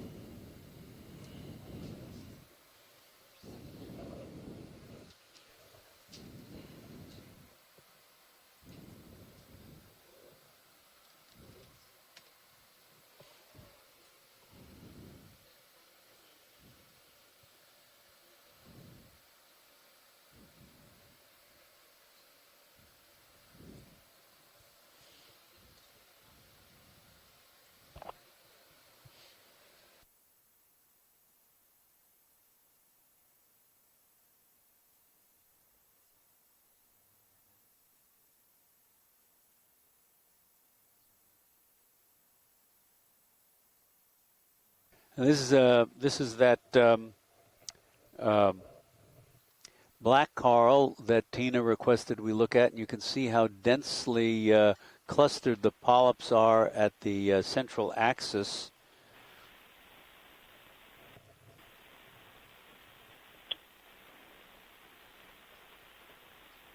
And next Just to so it, you know, camera one. Oh, never mind. she suggests that it's a Heteropathes americana. And below it, you can see a little circular structure that looks like the holdfast of a former hyocrinid, long dead and partly encrusted under other circumstances. If that were on a loose piece of rock and we had all the time in the world, that would be an interesting thing to collect, because we have no idea how old these crinoids are. They do, even though they have a stalk 115 meters away and made up of disc-like skeletal pieces, going to take us 37 minutes. they do not lay down rings like a tree or like some of these, like many of these corals do. Yeah, you want to and inspect this there's outcrop, some indication that they may live for centuries. Go around it. In much shallower water, in only a couple hundred meters, there was a tourist submersible in the Cayman Islands that would visit the same sites over and over again for 20 years, and found the same 5 sea lilies on the same rocks at the beginning and at the end. No recruitment, no mortality, and no obvious growth. And this is lovely. This is Crinoid City. Whoa. I'm in heaven. I'm in heaven. Maybe hold on for a sec. And that's all probably Crinometra brevipinna. And now we come to the top and look at this garden of coral. What a diversity. And Scott and I were just discussing that we need to move a little bit quicker and if we want to get to waypoint 2 within the hour, and then a little past waypoint 2 on our way to waypoint 3 before we leave bottom in 2 hours. And now, you know, we're starting to find communities such as this. Exactly. 20 meters at 005. There's crinoids there. There's sounds great. Black coral. There's chrysogorgiids. Yeah, let's do it. Isidids. Possibly a primnoid candelabrum.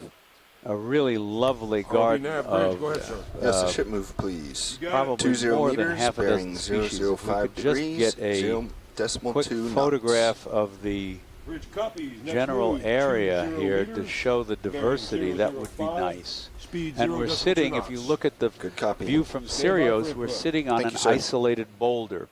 Actually, a couple of them clustered together on the slope, probably slump blocks from above.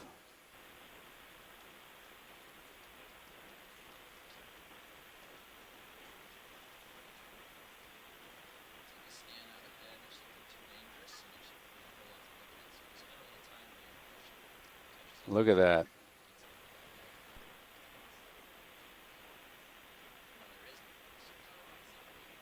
So we have these long bamboo whips. We have Metallogorgia. We have, there's a couple of, there's a bottle brush Antipitherian. There's a little orange whip Antipitherian. Thank you, sir. There's a primnoid candelabrum. There's a feather star on a corallium, and a stalked crinoid, probably a bathycrinid. And that's just a lovely little diverse garden of suspension feeding organisms. Really quite lovely. And they've managed to do this on the top, so there must be some flow keeping this relatively sediment free. There's only a thin veneer of sediment here. There's, yep, that's right.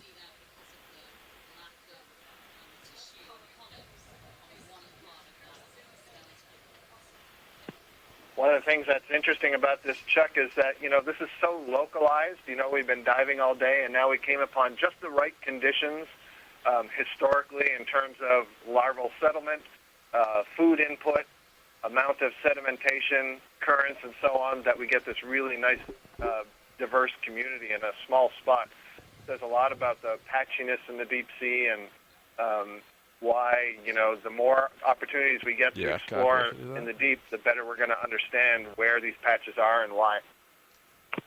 Absolutely.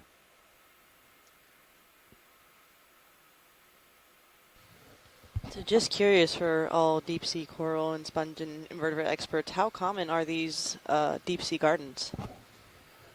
Well, when you have the right configuration of sea floor and current flow, you'll have them. You can go for, as we've seen, you can go for hundreds of meters, possibly even kilometers, and see nothing but sediment. But when conditions are right, it depends on the local combination of geology, slope, geology, topography, and hydrodynamics, current flow. There's a bottle brush Antipotherian in the front. Those two pale yellowish white colonies are corallium. There's some stalked crinoids, candelabrum primnoid, long whip-like bamboos, iridogorgia. Is this, I don't know, this yellow one in the front that's curved, this might be an Analopstamia. Have we had a look at that yet? Oh, okay. We can take a look at that. That could be a stony coral. Yes, you're right. Pilot, if we could look at that curved yellow one at lower left, briefly.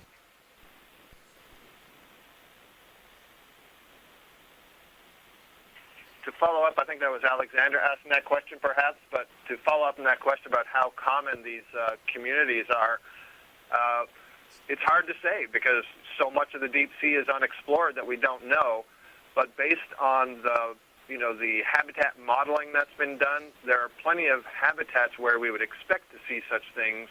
It's just a matter of continuing the exploration and getting imagery to verify that the conditions are correct and we do see these communities. And this is Analopsamia rostrata, isn't it? It's not... that's the only species of Analopsamia I know, Chuck. And I know that's what's in the North Atlantic, so certainly is a good bet.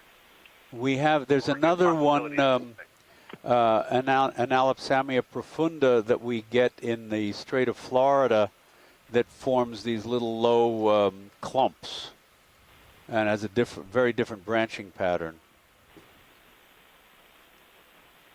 And not being a coral expert, I only know that because I've been there and we've collected it.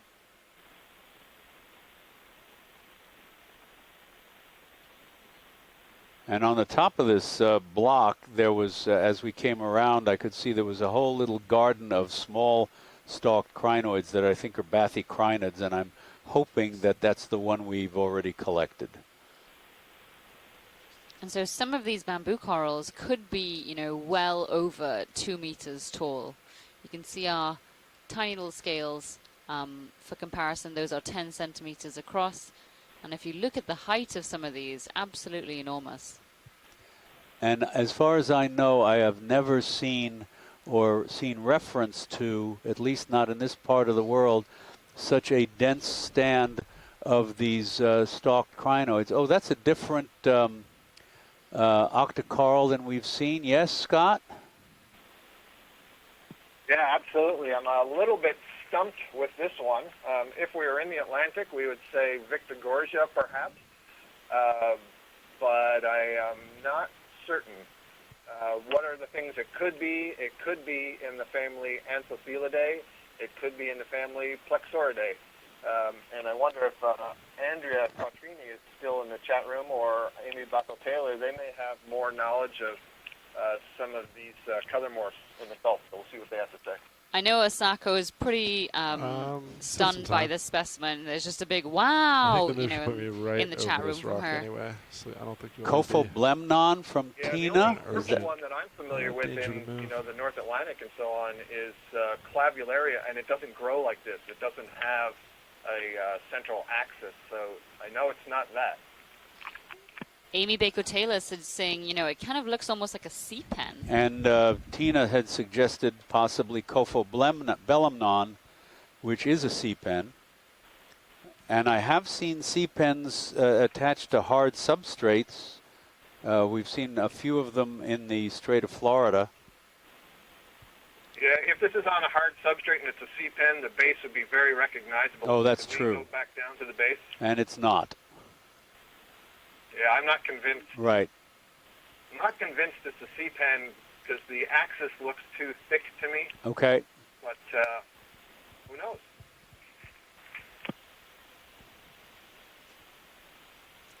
Is this a potential collection option or no? Based on the number of I don't knows in the chat room, there's definitely collection potential. I see Andrea's just come back. Andrea, any thoughts on what this purple coral could be? She said she doesn't know what it is. Okay, Pilot, are you set up where you could potentially collect this? Bridge, RV Nav. Amy Bacco-Taylor also Nav, that last move is complete. Roger, thank you. And she says she suggests poking it, move is and if it is complete. a sea pen, you might see a quick response. Yeah, I view it 7.5. Could possibly retract. I don't really think it will, but dangerous on my say let's go for the collection if we can. There were just screams for collections coming from the chat room. So we're just going to set up and do that.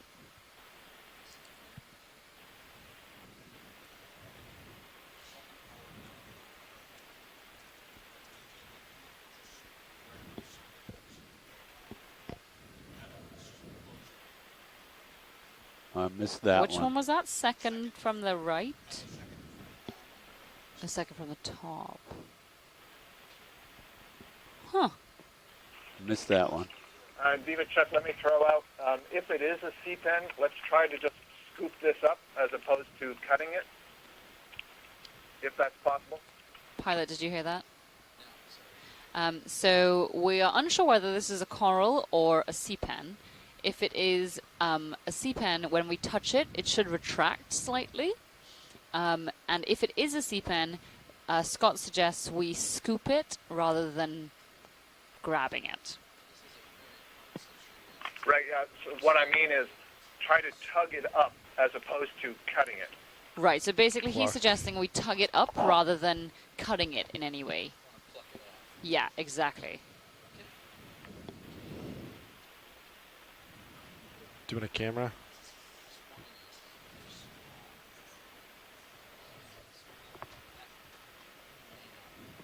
There was also a request to see the lasers for the size. And if we can get a laser view.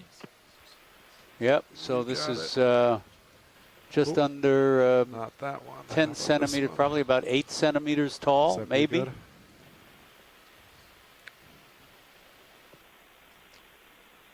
What a wonderful little field of organisms.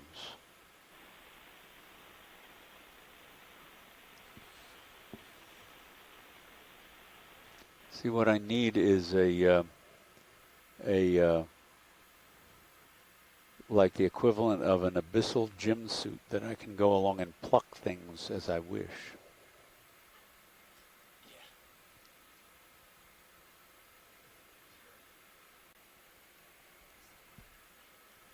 That's marvelous. I had started to say, I don't think I completed the thought that I have never seen anything like this dense assemblage of these bathycrinids these little palm tree-like stalked crinoid sea lilies on a hard bottom like this. Certainly nowhere in the western Atlantic, and I've seen dense assemblages of other crinoids, but not members of this family. The closest we get is some members of the family that root in soft sediments. And they can be abundant in some places. And it looks like there's a little pale sea cucumber there, left of center. But we'll be quiet now while they collect.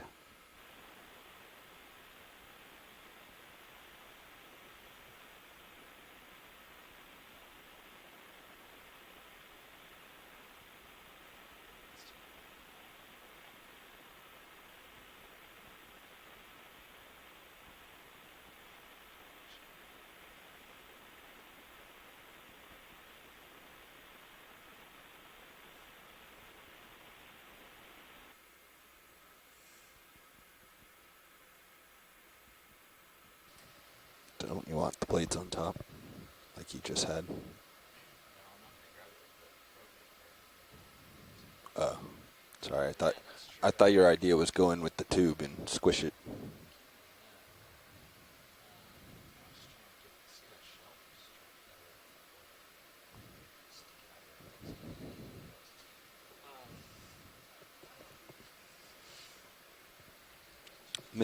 Misunderstood. Sorry.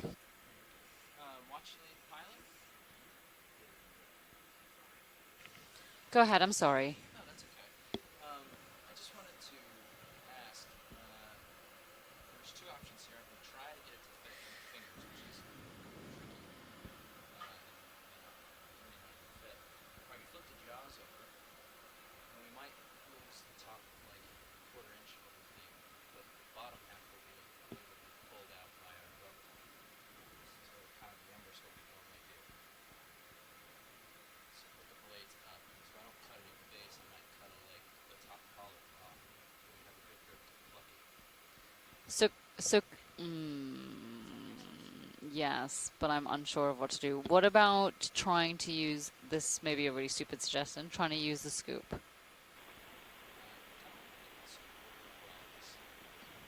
Can you nudge it with one of the two claws to see what the response is first?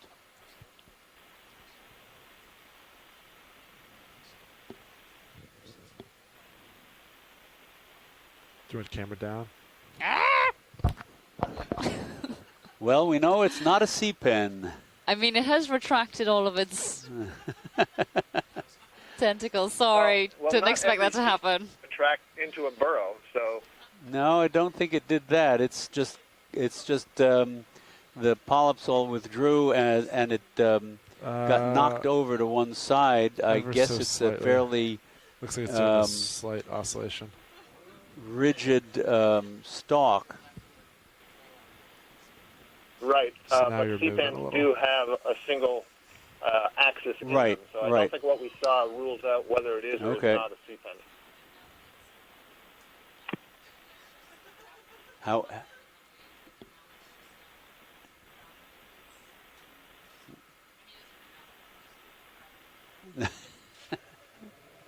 That's right.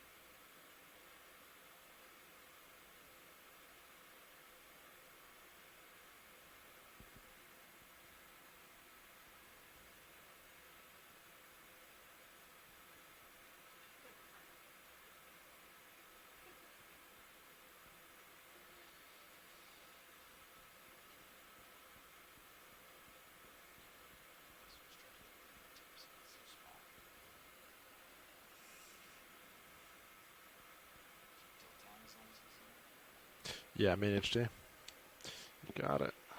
Coming down. Stopped.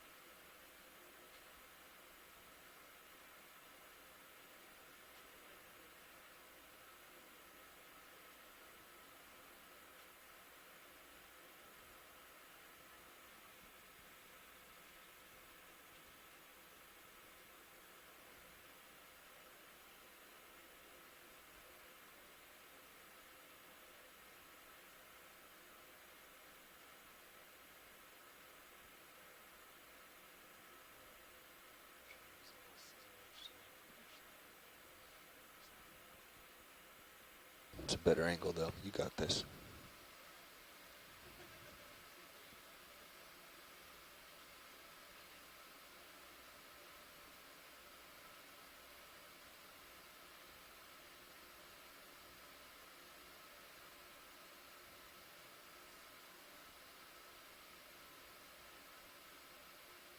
Yeah, can you lock the jaw right there?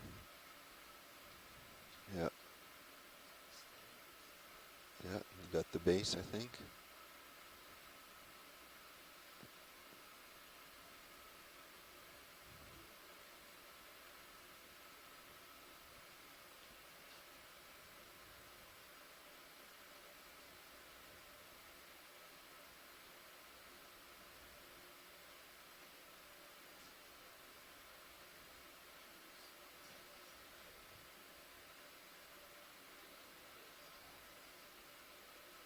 You got it.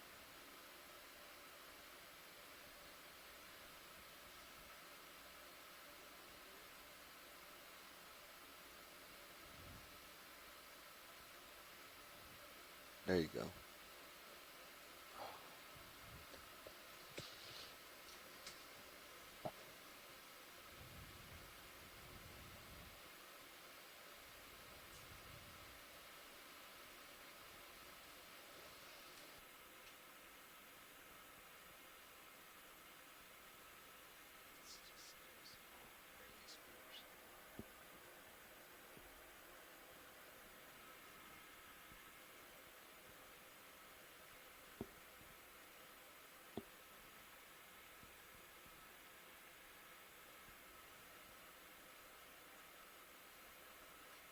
Would it help to try to bring a swing arm in, give you some light, so you're not blocking in shadow? Okay.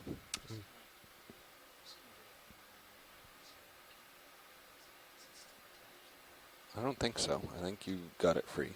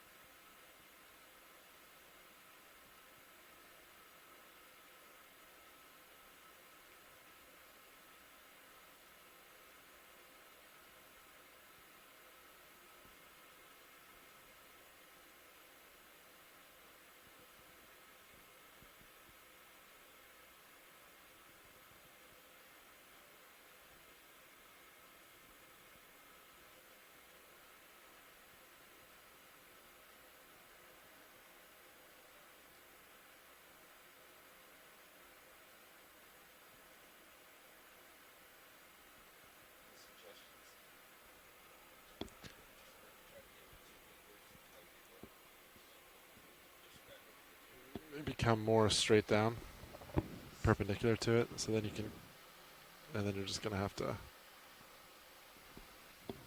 I mean, it's close, because it's almost shorter than the width of the outside fingers. Yeah. If you can. If you can, yeah.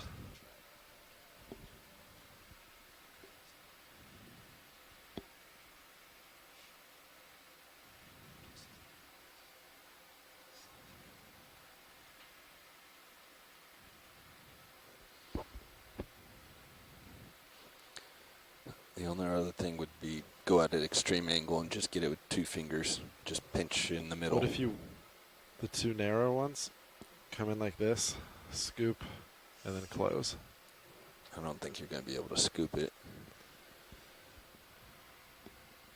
I didn't say it would work.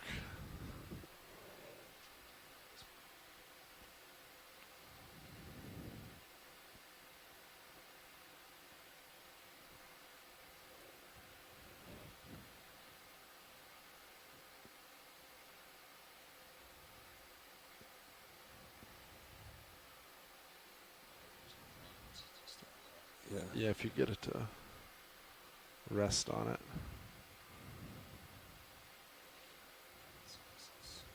No, I would just take your 2 fingers that are starboard and just try to pinch it, just like you were doing, but maybe even more extreme of an angle, so that only 2 of the fingers are.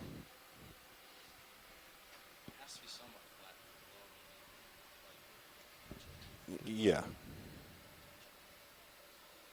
Yeah, sort of just like that, pinch kind of right in the middle would be my suggestion.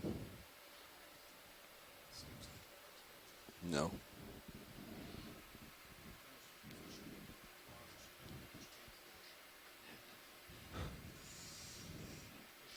The only thing would be Kraft or Schilling could come over and just pinch.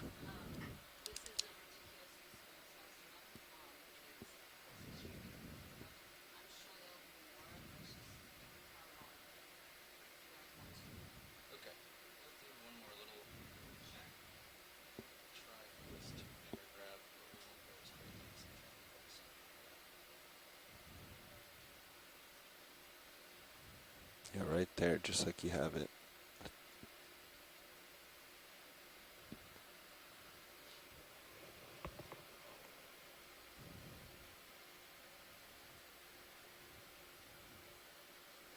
Perfect.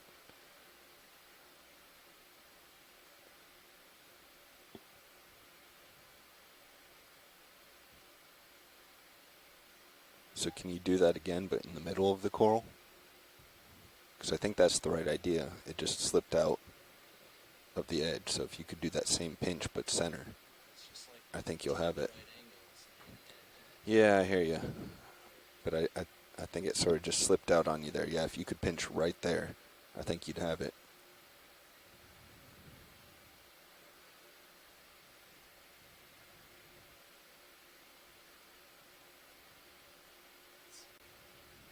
Do you want to try to bring some light over?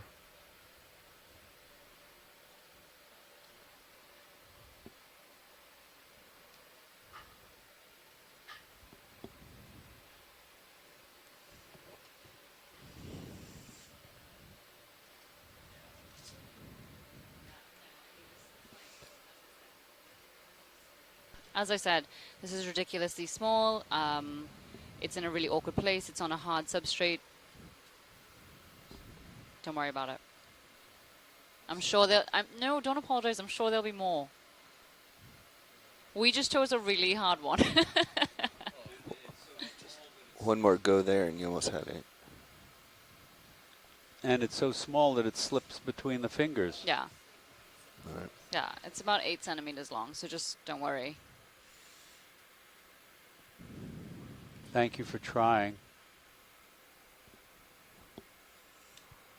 Give your camera Okay, back. onwards and upwards. As we go up here, could you just, as you lift off, could we get a couple of, well, I guess we'll see. We'll be able to screen grab this lovely garden as we get up. And then I'll come up a couple meters, but we have a pretty good delta.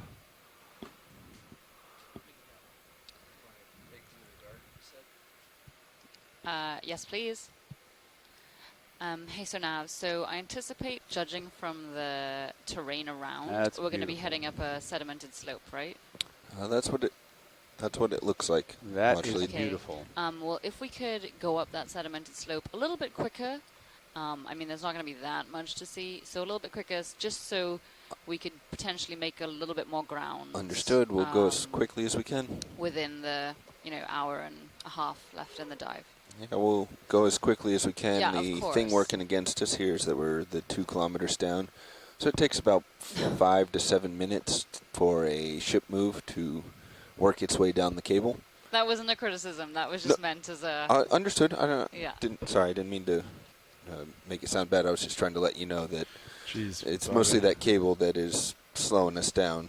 Because if we put a long move in and then come across a wall, we're still drifting along on that move, if that makes sense. Yeah, it's just that, like half an hour ago, we were like, yeah, we're going to move up the slope really quickly, and then we found this. Yeah, I'm right there with you. We'll do our best. Thanks.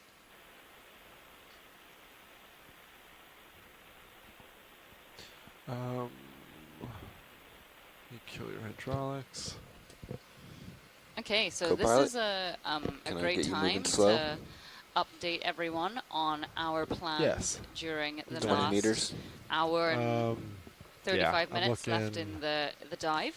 There's nothing on sonar. We are at a site known as Smooth Escarpment Bridge. ROV Nav. This site is being explored for geological and Sir, biological can I get a move reasons. at 20 meters, Mostly bearing geological, though. 020 This area at 0.2. is extremely poorly known. There have been no ROV dives or imagery done in this area before. And so we're trying to get a better understanding Thank you, Bridge. of the geological origin and composition of this area, as well as, of course, the communities inhabiting them. So as I said, we're about an hour and 35 minutes out from leaving bottom. We are at a depth of 1,880 meters, and we are currently on our way to waypoint 2. This is on the crest almost of a ridge. Go Bridge. And when we get to waypoint 2, we're going to be hanging a northwesterly direction and continuing up that ridge to waypoint 3.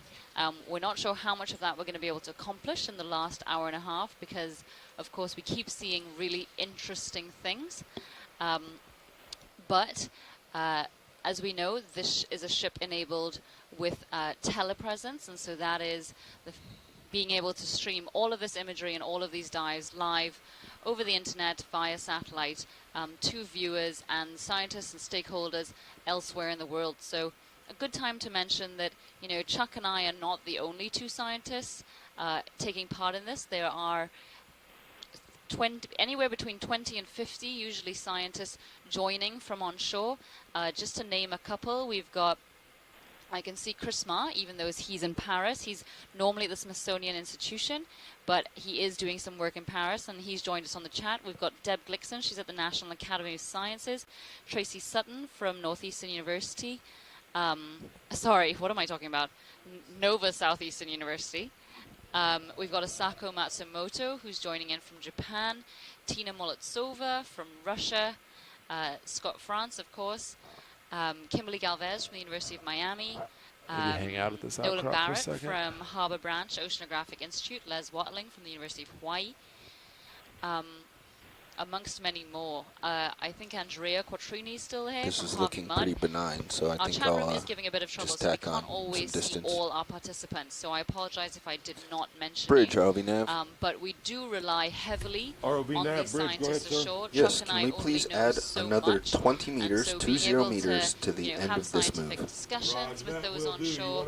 They, of course, are extremely helpful with ideas. I mean, most Sorry, of repeat us, your last? most of this we don't know, and we're actually being fed this Whatever's information easiest to you. from Let's shore. just We move are our not as smart endpoint as by we 20 sound. meters. Roger that. We'll do so. So, Thank you. a big thanks to them. And we do hope that you're going to continue to stick around as we move up this slope, which I assumed was going to be soft sediment, but no, now we've come across some more hard sediment, hard substrate. All right, pilots, that's a total of 40, sorry. Copy that. Yeah, that's about all And I have here we for you have today. a coiled black coral Wire coral, Stichopathes.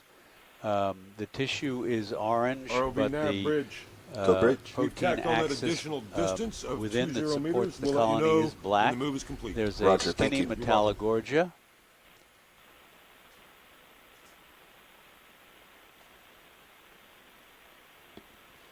And from the beginning of this dive, you know, the corals really have increased as we've moved upslope. We're now beginning to see, for the last, hour or so, have been seeing these very large octocorals as well as black coral colonies.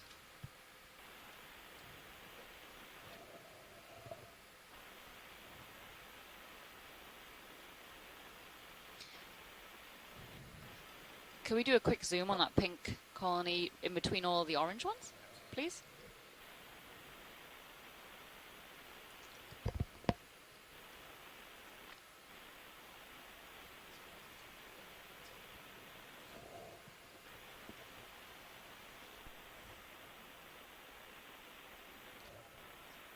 So that looks like a bubblegum coral, Paragorgia.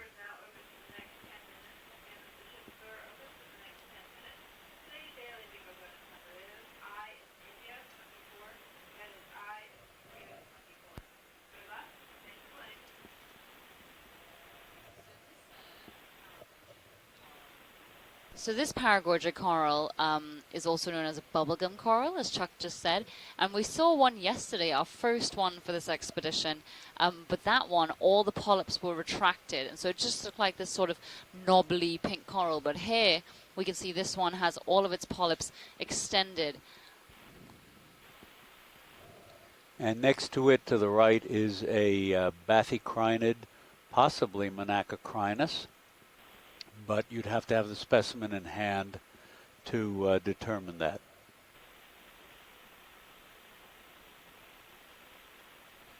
Really wonderful. Thank you, pilot. Ready to move on when you are.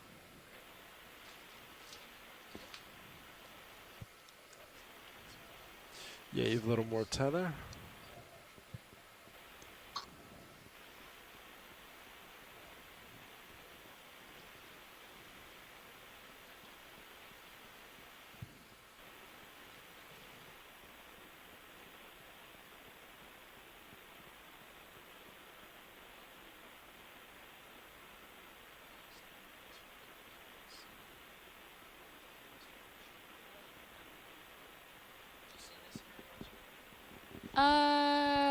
Perhaps not. Let's do a quick snap zoom. This looks like a... Oh, I didn't think we were talking about that one. That's a small Chrysogorgia with a Bathypaleomonella shrimp in it, and above that is the solitary stalk of a... Primnoid. A whip primnoid. So we actually haven't seen this one yet, Jeff. I think the previous one we were looking at was actually an Iridogorgia, a small Iridogorgia. A small Iridogorgia, like a spiraling stem and not a straight stem. Okay, and this is Calyptrophora, you said? No, I think it may be Candidella gigantea, perhaps. Candidella, okay. Thank you. Okay, that's great, pilots. Happy to move on when you are.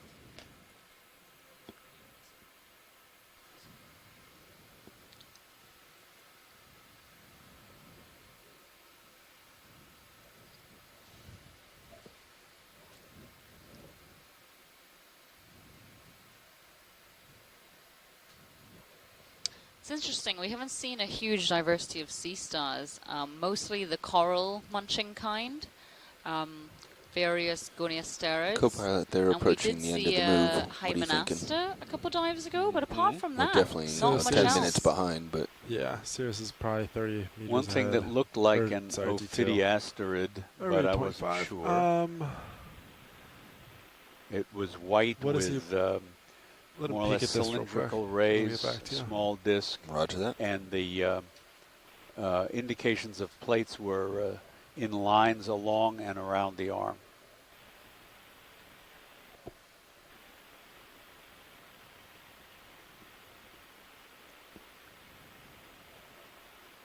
And there are a couple of 3 candelabra primnoids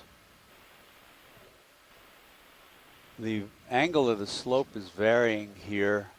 Yeah, Nav, I think that's fine to tack on another 20. Some of the sediment areas are much shallower, of course, than the rocky bottom. Bridge, ROV Nav. ROV Nav Bridge, go ahead, sir. Yes, Hey, I believe pilot, you do should you have be a feel coming towards the end of how that steep the move. slope Yes, is? sir, it is just now being completed, just coming to a stop. Approximately. Roger that. Can we then, I guess, start a new move, same as the last though, 20 meters bearing 020 Maybe like at 50 to 0, 60, 0 around there. decimal 2.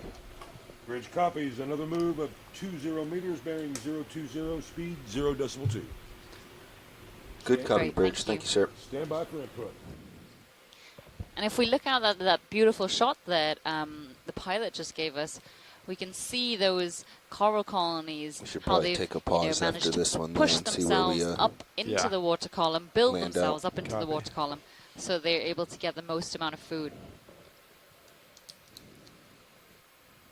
ROV Nav Bridge, move initiated, 20 meters bearing 020, speed 0 decimal 2 knots. Thank you, sir. You're welcome.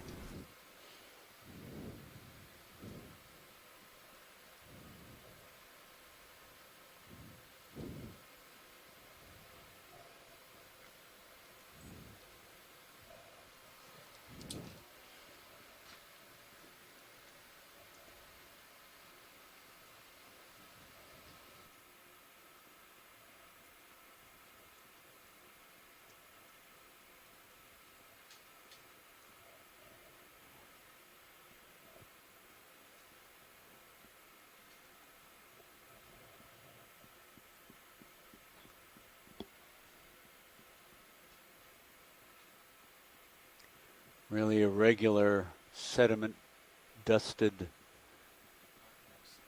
topography here, ranging from almost not quite smooth, but low, very low relief on the left to more rugged on the right, and you see those almost circular embayments, cavities, which are reminiscent of the kind of erosion you get on 2.5 right now. Intertidal limestone shores when a rock finds its way into a depression in the sediment, and the wave action constantly beats that rock around, and you get a bowl-shaped depression. I have no idea whether that's what had happened over millennia or however many years here, but the resemblance is superficially similar.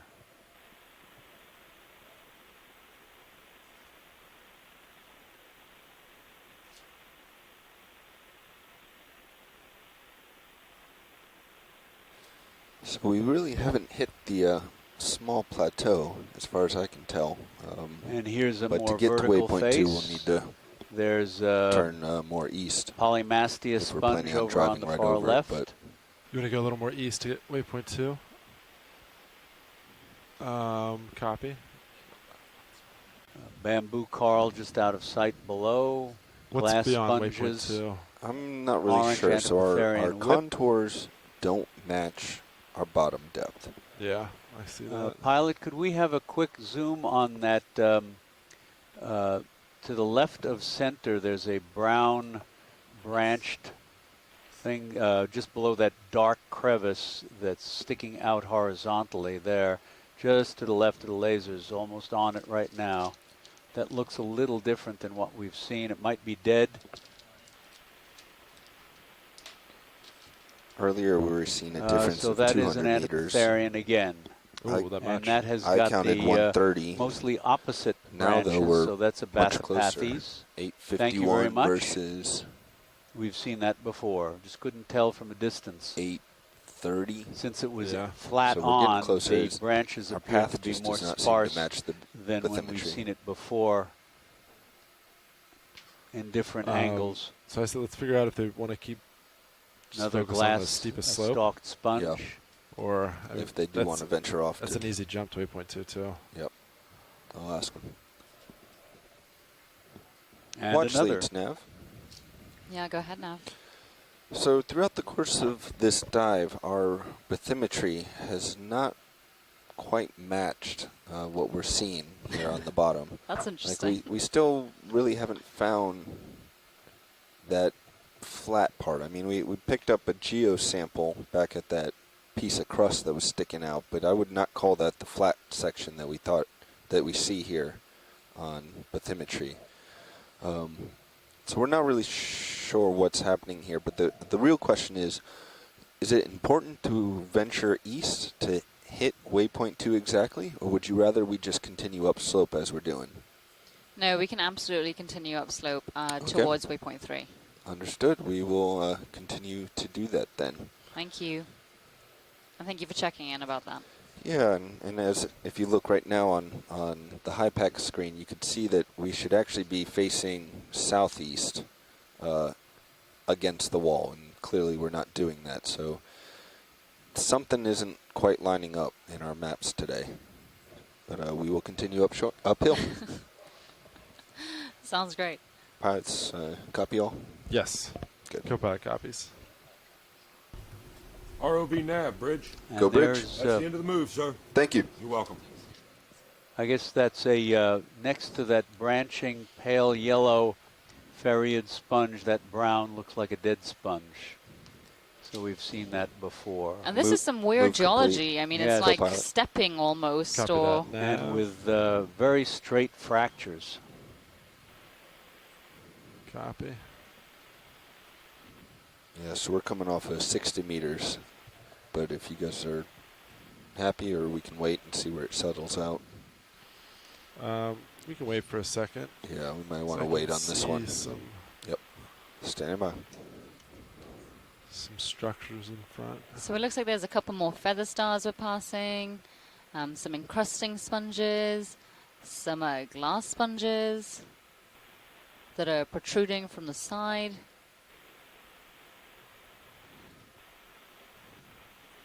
But this area is very encrusted. It's I'm pretty. Not at all like a lot of carbonate we were seeing in earlier dives. Yeah, take a quick peek. Ooh, can we have a look at that sea star, Hymenaster? That looks like a Hymenaster. I'm going to put your if Chris, if you're watching. If you're okay with that too. No, thank you.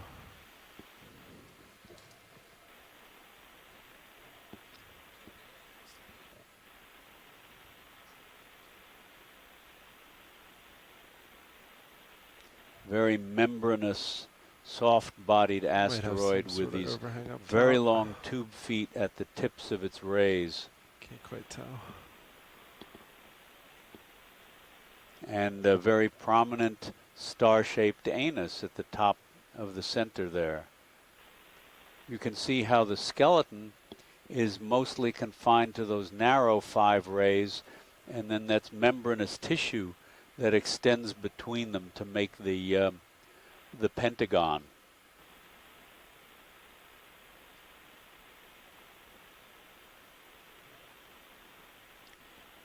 And Bill Keeney has suggested that what we thought were fractures may actually be void filling by the growth of the crust rather than erosion. Well, that's beautiful. Thank you very much. Yeah, we can come up a little more. Starting to get close.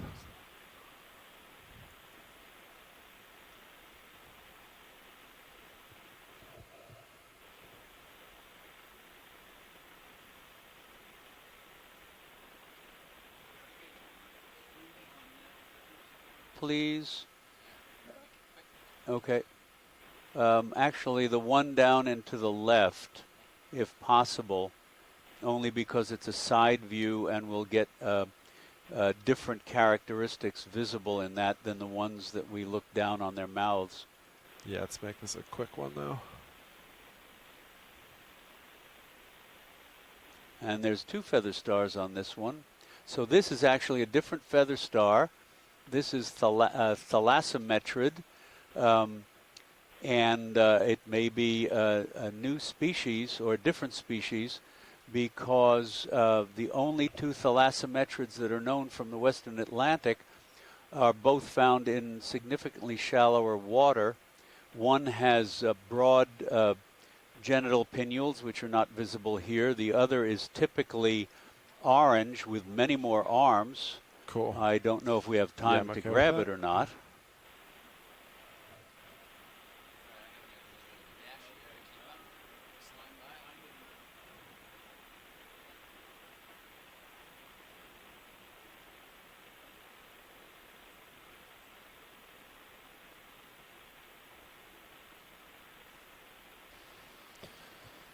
Your sonar didn't seem to be coming any closer that last little bit right before you started moving, co-pilot. Yeah, I saw that, but I was still getting a little nervous. As I agree with the move. I'm just saying that it didn't look like it was moving in, so we might be coming to the end of your stop. The last move finished at 5 minutes ago, so we need a little more time probably. Copy. Starting to separate a little more. Copy that. Next video. Nav, is our projected off-bottom time still 3:30?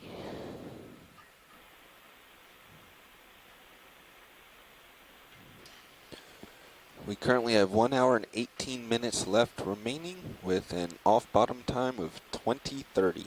Thank you.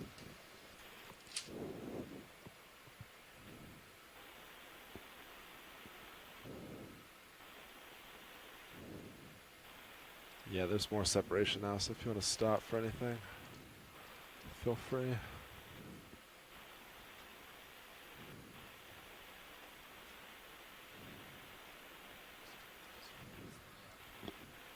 Yeah, sounds good.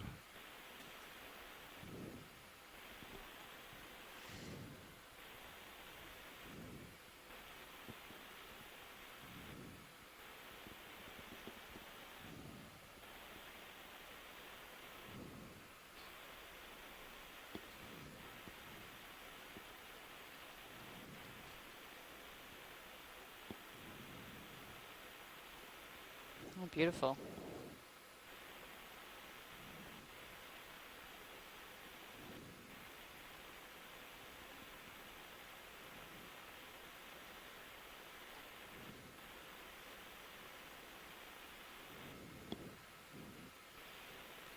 So here it looks like we've got, some more of this quite steep wall. One of those polymastia sponges coming into view right now, the hedgehog sponge as we've dubbed it, as well as some more, some other glass sponges. I thought I saw an isidid off to the right. So a lot of the similar communities are chrysogorgid, just about, oh no, that's a crinoid, stalk crinoid, just about to go off screen. A lot of the same players we've been seeing throughout this dive, moving with us upslope. But of course, here they are in larger colonies and also more abundant. And curiously, we have not seen any fish in quite a while. And that is true. Very few crustaceans throughout the dive.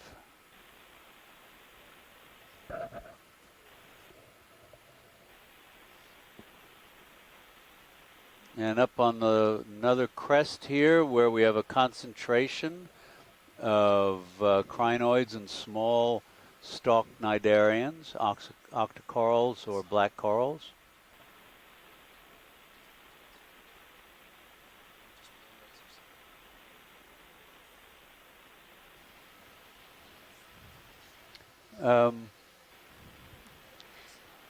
Yeah, let's take a look at that. That may be one of that orange one on the lasers, that feather star, may be an atelocrinid.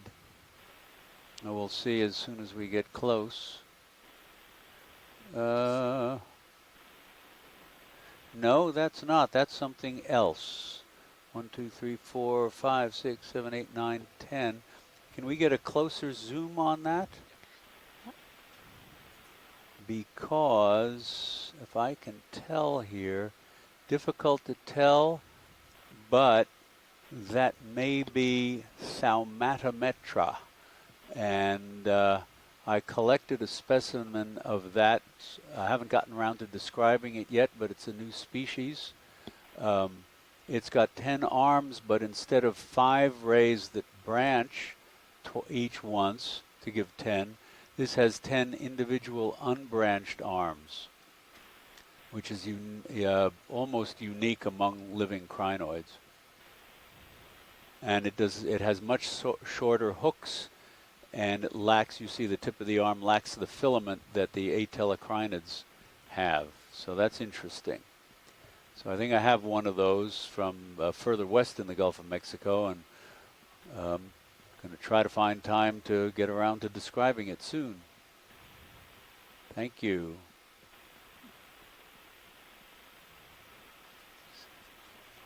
As well as a tiny paragorgid behind. Yes.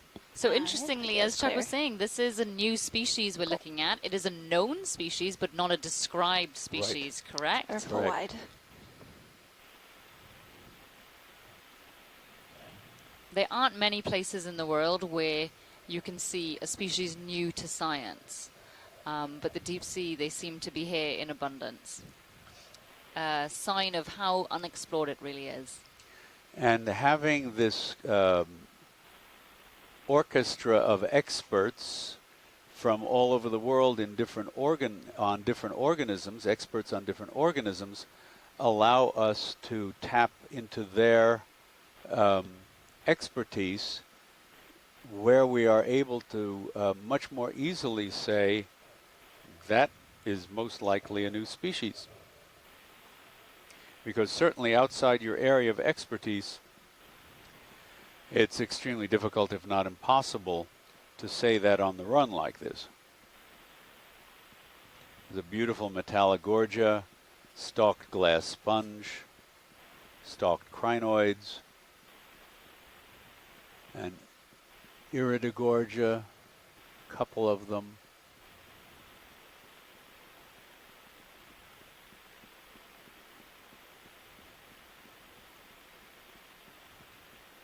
Or that, I guess that last one, can't quite tell if it was a Metallogorgia or Iridogorgia.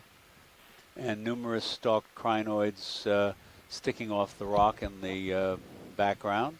Yeah, if you look at that background shot, you can just see how much there is over there. And obviously in this area of this sort of, nose bridge of this ridge we're coming up, there really is a lot here.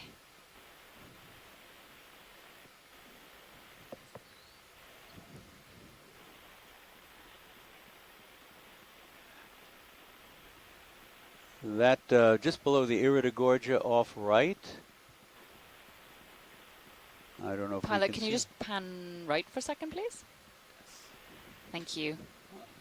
That long skinny stalk that you can see just in there. What is going that? on there? Has it just been eaten? Chewed up.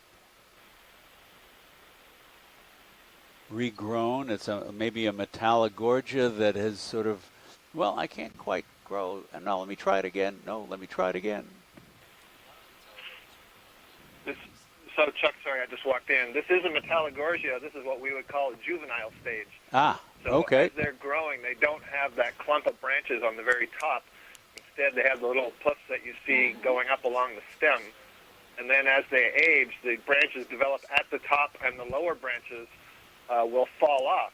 Huh. Now, earlier when we were talking about this, we said it always has a brittle star associated with it. So I think as you go down the stem and see another clump of branches, you're going to see probably the brittle star in that uppermost clump of branches down the axis. Yeah, that's right. We could definitely see that if we move up along the branch. Pilot, if you can do that, or video. Thank you very much. Yes. And a section with no polyps or reduced polyps, and there's our brittle star.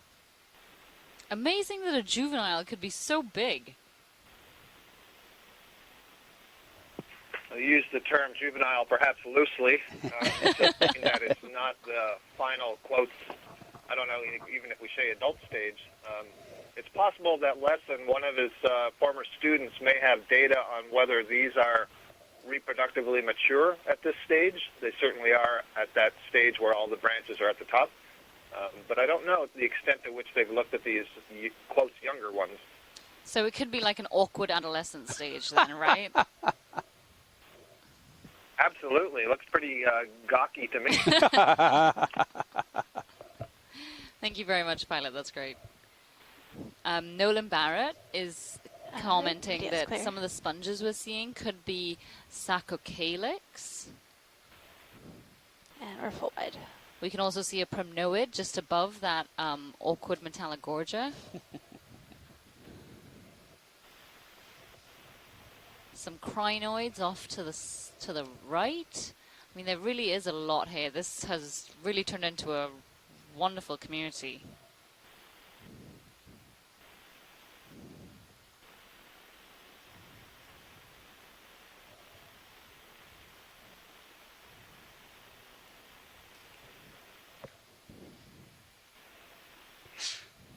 And up at the top, another garden of black corals, octocorals, wow, Iridogorgia, stalked and unstalked crinoids.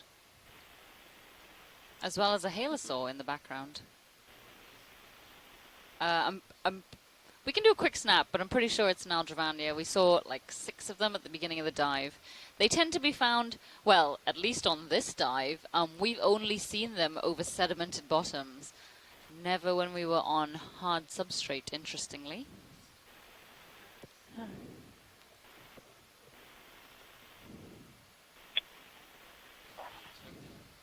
Want to get a move on, co-pilot? Yes, it is. Thanks very much, Pilot. Sorry, go ahead. Have you reached your waypoint yet? Are you still wanting to move quickly? Here. I'm just wondering if it might be possible to look at some of these what look like plates of growth I'd be okay with the surface, at 15 kind of down 10 at 15 below where you are now. Yeah, good with fish. Full wide. Standing by. Yep. Sorry, Bill. Copied it. Could you repeat that again? You want to look at what? Yes. No, if you see down on the lower left, there kind of almost looks like plate kind of growth of, 10 should still be of okay, the though. surface. Yeah, like the ledges, right? Yeah, the ledges, if you look at this with an eye Bridge, that Nav. is kind of a constructive Nav bridge, surface with all Yes, the sir. growth Can we get a move, please? of 10 meters, 10 meters, bearing 0.15 degrees, 0.2.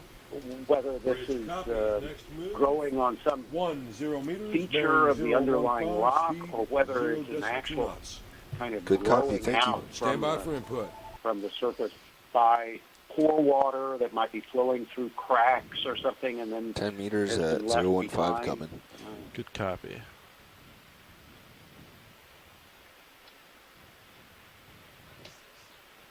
I am so stumped by this. This crust almost looks really similar to the crust we were seeing in the Pacific. Obviously not as thick, but that same sort of lumpy texture. ROV Nav Bridge, move initiated, 10 meters. That's the technical term as well. Bearing 0.15, speed 0.2. Yeah, it could Thank be you, sir. similar process going on. Is it all right to take some more? If it was shallow water, you'd think it was some kind of microbial-induced precipitation on surfaces. But Is it all right to zoom more? I don't know if that kind of thing happens at this step. Oh, it's all right. So are these the kind of views you were looking for, Bill? Yeah, it's okay. It's good. It's just in general. And maybe as you move along in one of those bowls or ledges, there might be a rock with those kind of bulbous features growing on it that might be able to be picked up easily if you have time. Yeah, great. Thank you. So right in shot right now, we've got yet another species of carnivorous sponge. So this will probably be our 5th or 6th species we've sighted in just as many dives. So it turns out that the abundance of, the diversity rather of sponge species, predatory sponge species, not predatory. We had a big discussion about this the other day. Carnivorous sponge species, and this is one we haven't yet seen. And it's got a little amphipod clinging around the apex of it, little crustacean.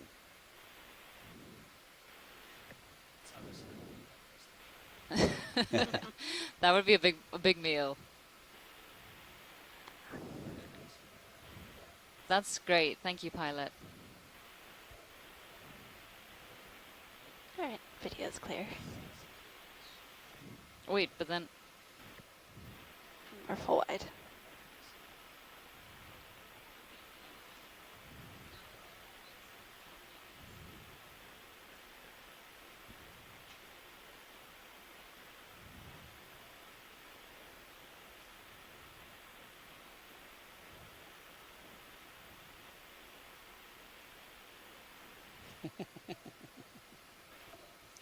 I did.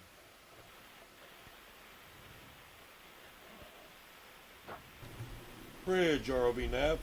Go bridge. Looks like she's still settling just a little bit, but that looks like the end of the move. Roger, thank you. You're welcome.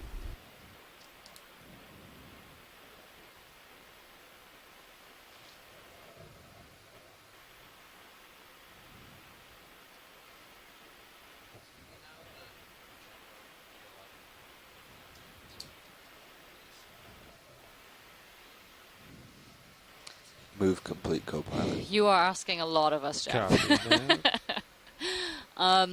We know that these are carbonate structures that have some kind of ferromanganese crust, perhaps, overlaid on them. Do you understand any more than that, Chuck? Only that the entire Florida peninsula is basically, or the vast majority of it is basically limestone, calcium carbonate. And we're seeing the outlying features deep in the deep sea here that would be buried under basically almost 2 kilometers of limestone in the middle of the peninsula. So Florida the peninsula has been accumulating for a couple of 100 million years. This area was originally, the southeastern U.S. was originally butted up against and part of North Africa, Northwest Africa, as part of the great southern supercontinent Gondwana, which began splitting apart in the early Mesozoic. And here we have a few pink soft corals, Pseudanthomastus, and a nice sea star, one that we have not commonly seen. This may be the same thing we've seen once or twice. And as we zoom in on the sea star, just to finish that up, as the supercontinent ruptured apart beginning in the early Mesozoic, and that was the birth of the Atlantic Ocean. The underlying foundations of some of the coastal parts basically became what are the foundations of the Bahamas and Florida Peninsula, on which shallow water carbonates continued to accumulate this is co-pilot. Over the millions and millions of years. This is a sea star we have not seen before. What was the direction of your sea star is last likely move? from the family Last move was 10 meters, bearing 015. And it's probably from the genus Henricea. And again, I do recall seeing one very similar to this in the Pacific. Probably a different species, but definitely the same genus.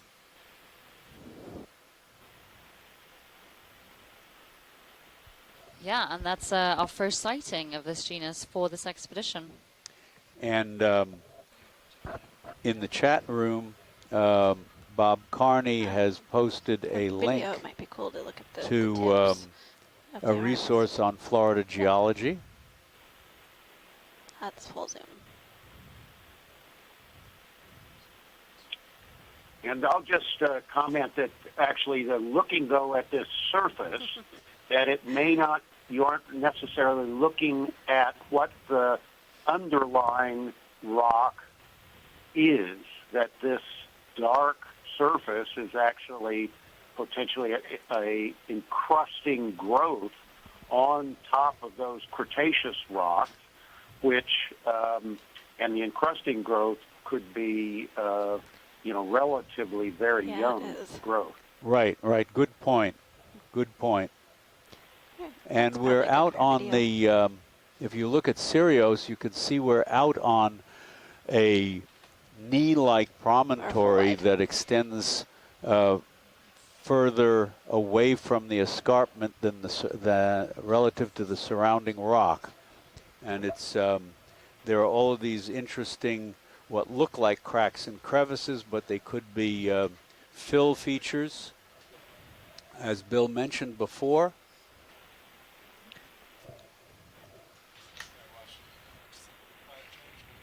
Yes. Yeah, we can move on up. Are we in the middle of a valley? This behind me is another slope? Okay. Okay.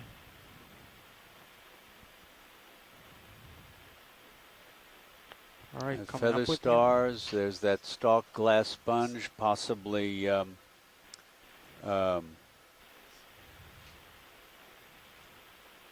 there's Polymastia, the hedgehog sponge, feather star off left. Oh, there's a different thing. What is that? That to the left of center, we can take a look at. There's a feather star clinging to something that might be that looks like a stalked crinoid, but the brown one. Yeah, I haven't seen that before.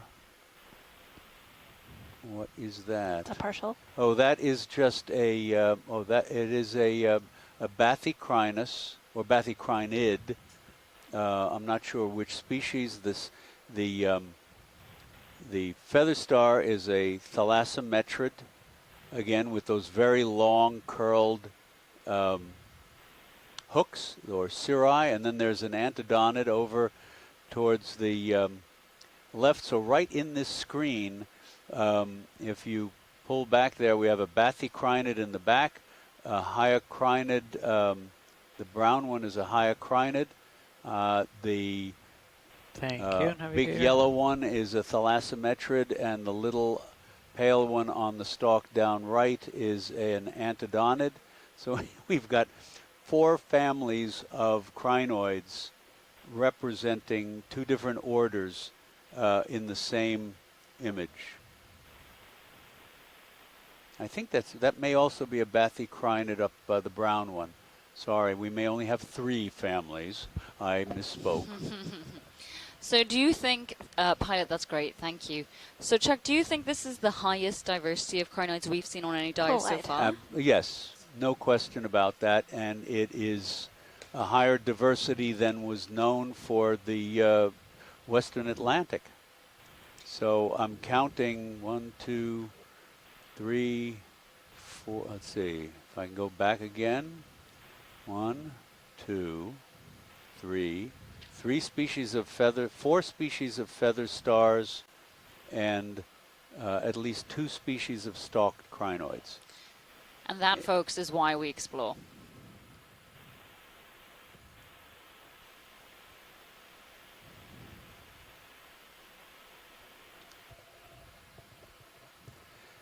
And I suppose it's, I'm not trying to, by any means, hog the collections, but being as reasonably familiar as I am with the Western Atlantic crinoid fauna, which currently only consists both shallow and deep, and from the Carolinas to Brazil of about 55 species, it's relatively easy to determine whether what you see is new or not.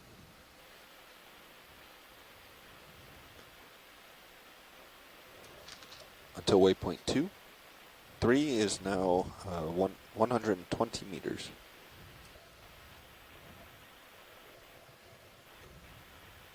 It really is amazing when you get these outcrops that jut out into the water column. They are absolutely laden with corals and sponges and Navigator, crinoids. this is co-pilot. How far have the last move been? 10 meters, 20 meters?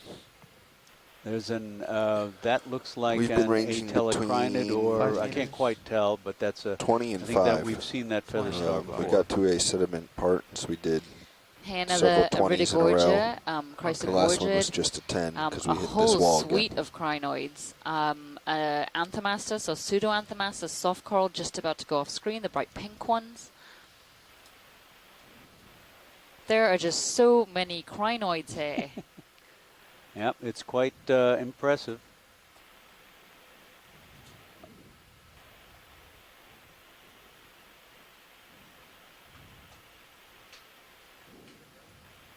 And I mean, look at this terrain. If you switch the Sirius view, it is just a near vertical wall we are climbing now. Right. Yeah, it's pretty impressive. Easily 80, 85 degree slope.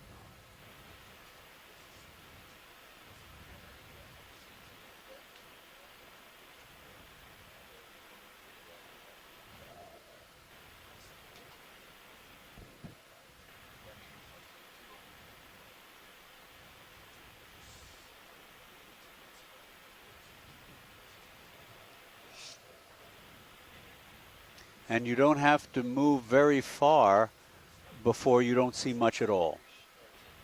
The organisms that do manage to survive, obviously there's plenty of real estate here, but not all of it is suitable.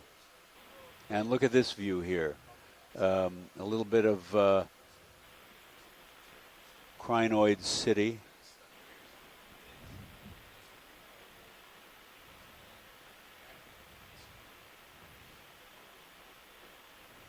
And they're perching, several of them are perching on dead sponges. Iridogorgia again, a number of dead glass sponges. A polymastia hedgehog sponge. And another ridge beyond. This view shows why, on a small scale, we're seeing here as we go around these corners, all these suspension feeders are taking advantage of the accelerated currents that pass by them. So on a small scale, this shows why we prefer to be on these promontories and ridges rather than in the chutes where the currents are slowed down and there's more deposition of sediment. Right. Is that white fan there with the feather stars? That's a stony coral? Is that an Alapsamia again, or Madra? Can we zoom on that? Can we zoom on that? I think it's a corallium. Oh, it is corallium. Anyway? Yep, corallium with feather stars. Those are thalassometrids with the long hooked cirri. I also want to back up on my previous statement. I apologize for no, we're good. Thanks. people who are interested in seeing sessile communities. We want to be on these sorts of features. For people who want to study the soft sediment communities, of course, they would be very interested in being in the chutes.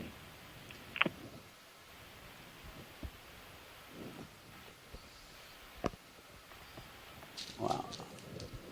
This is quite an extraordinary abundance of those feather stars. It's just a really extreme dive, you know, really extreme terrain, really large coral colonies, a huge abundance of crinoids. We haven't seen anything like this for this expedition so far. And I don't want to be greedy. It's always a tough way to start a sentence. If we're in a place where we don't have to rush to another place, and we can see if we see the one that I think is a new species, again, it'd be interesting, I think worthwhile to collect, especially if it's the same as these things that are in abundance as a dominant component of the environment. Okay.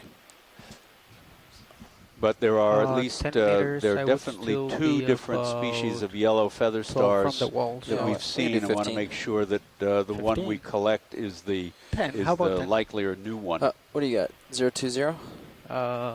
Yep. Okay. And Sorry, did you say you wanted 10 instead of 15? I think 15 will do, right? Yeah, I guess 15. I would still be 12 meters away from the cliff. Yeah, that's okay. That's where you want to be. All right. Yeah. Then let's go for 15.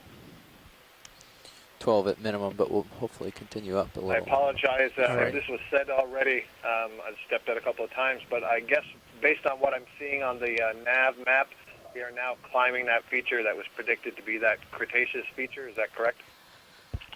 In theory, yes, but we've had a bit of issue with our nav where it doesn't appear that the bathymetry is lining up that well with what we're seeing. So just keep that in mind. Bridge copy is 15 meters. Got it. 020 Although I think we did degrees, expect that the wall would get very steep as we started to climb it. Yeah, definitely. Most definitely, but just where our slopes are and where our flat parts are, it's not quite making sense. Surface current is... Just to have an idea. I haven't looked yet since I set down 1 knot, looks like. Updated at 42. Yeah. All right, cool. Thank you.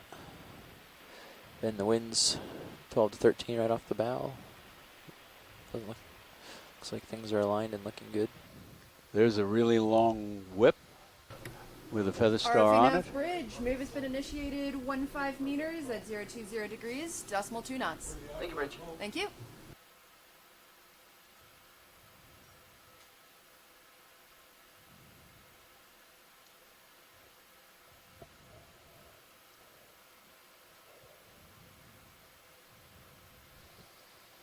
USBL looks happy, or has been looking happy. Yeah. I'll look back and see. So it's crazy. We're still on this promontory, and right here there's nothing. You know, and something about exploring the deep sea that always amazes me is the scale of things. So if this were to be on land, this would be an absolutely massive feature. A rock face, which is, you know, hundreds of meters tall. It's extraordinary. And yet down here, it just, I don't know, it just disappears into the darkness, and it's not really, I don't know, it's just interesting. I always imagine these habitats, if I were to be able to walk around them, what it would be like. And this would be pretty intimidating, I think. Yeah, you'd need rock axes and pitons and all of the scaffolding of rope that the mountain climbers need.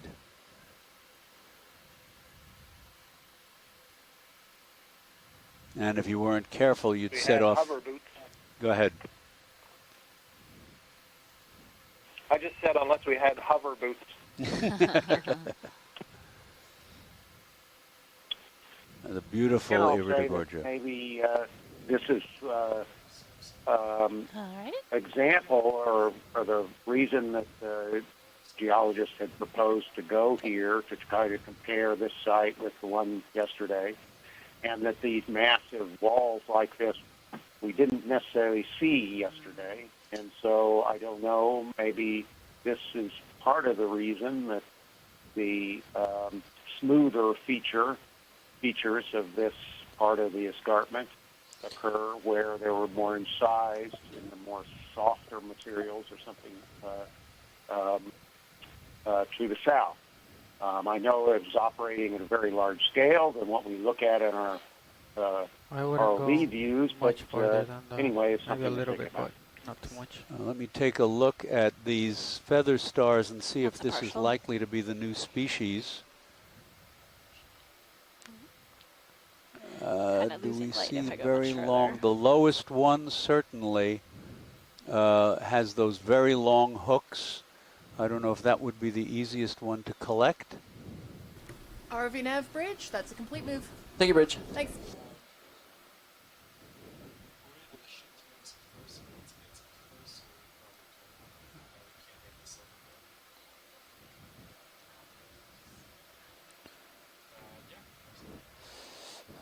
Are you gonna clip the coral, or are you gonna clip the coral? Yeah, actually, if you can zoom in on the two that are just above the lasers. close up a may little be bit. able to tell you whether those. No, I was just talking to Pilot, sorry. Yes, if you can zoom in on those, I may be able to tell if that's the new species or Sean not. can actually move in closer if he wants. Yes, if we can clip the coral. Yes, I'm sorry. Yes, right there on the lasers. Chuck, do you think it'd be likely that these would try and swim away? What's No, the best way I don't to do think this? these. I don't think these are likely swimmers. Let me see. These do not look like swimmers. It's possible, but you see they have these very long hook-like cirri, which it seems to me would be difficult to uncoil. Same you see down there in lower left. I think these are all the same thing. 2, 4, 6, 8. 1, 2, 3, 4, 5, 6, 7, 8. Is that 10 arms? Undivided. 3, 4, 5, 6, 7, 8, 9, 10.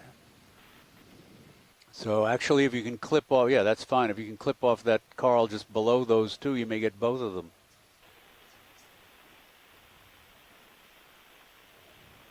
Yep. You need me to get you any closer? Or full wide.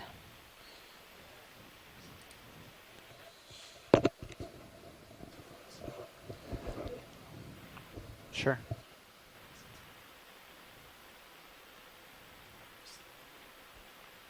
And then, do we have any bio samples already? Yeah, the port side has coral on both sides. The starboard is like wide open. Okay. But this is going to be way different than what's in the port side. So if you needed to do it, if for some reason you had to stick it in the port side, you could.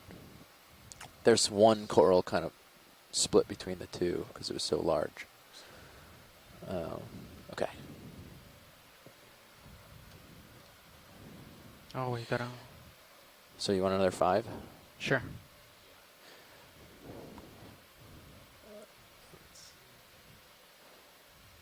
Bridge, ROV nav. ROV nav bridge, go ahead, sir. Kind of a small move, if you don't mind. No problem.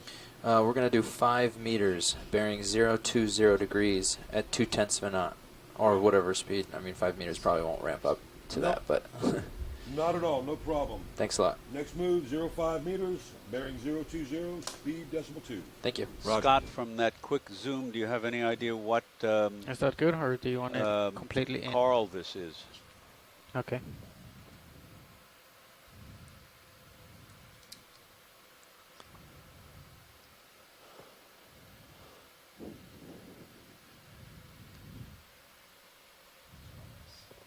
ROV nav bridge. Go ahead, bridge. Yes, sir. That is move initiated, 05 meters, bearing 020, speed .2. Good copy. Thank you, bridge. You're welcome. No? No, I think I'm fine. Although, I don't know if you should take my advice at this point.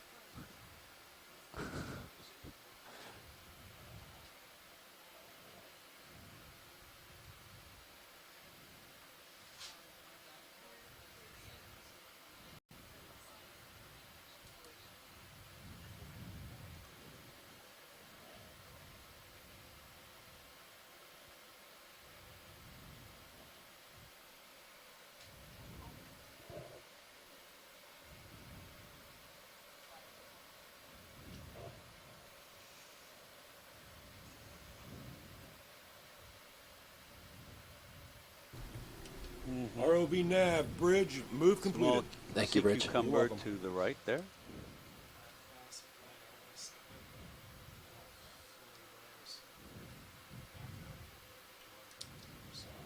All right. Yep, sounds good.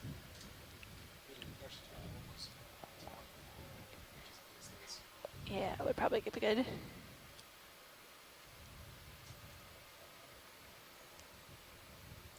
Yeah. Can I take your mini zoos? Thalassometrids almost certainly. Trap their feet. I don't know. I think those are pretty well fixed. It's the actual arms that come off, but never mind. Don't do that. Don't overcomplicate. You can see that that's what makes things. skeletal pieces of the arms are yellow, and the white stripes are the ligaments between the skeletal pieces. And each of those skeletal pieces near the bases of the arms have little spines all over them. Oh, and there's a parasitic snail, a eulemid up there.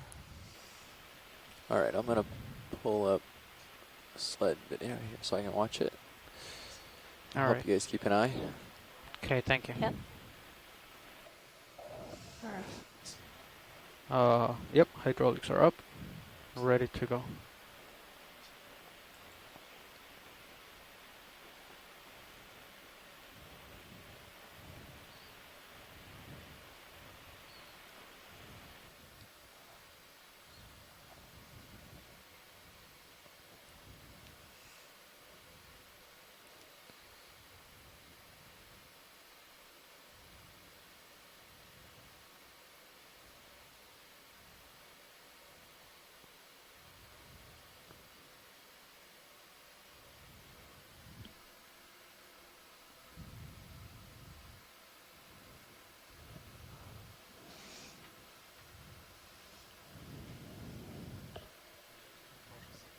Yep.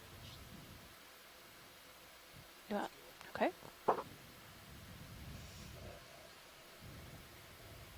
It's hard to tell what's going on with all those different polyps. Nice. Beautiful.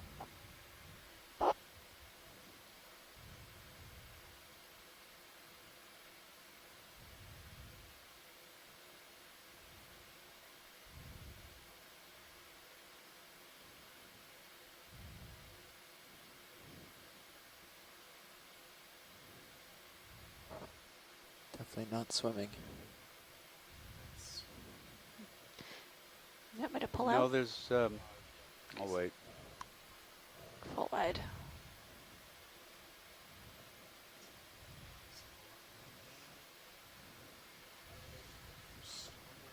All right, we're ready.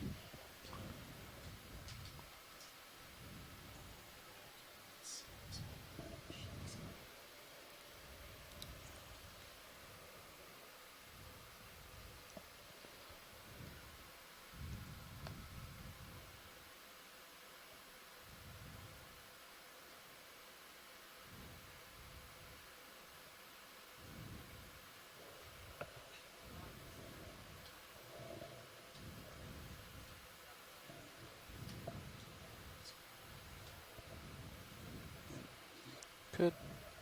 Oh no, you don't have altitude lock. Yeah. All right. Opening. Inner or outer, you think? Inner or outer?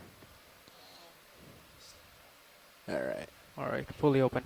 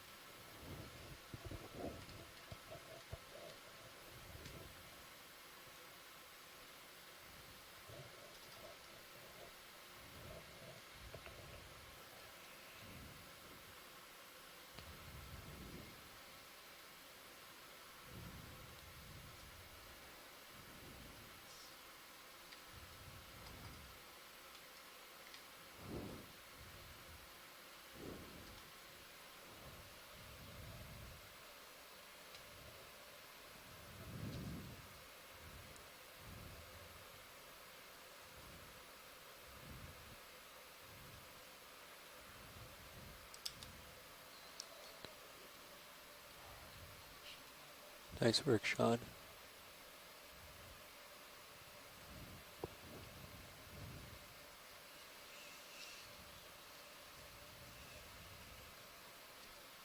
Pretty good collection right there. Excellent.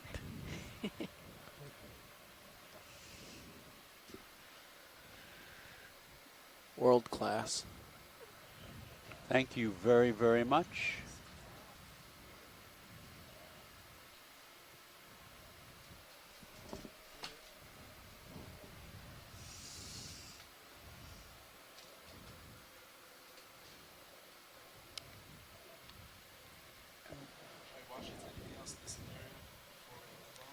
No, let's bust a move.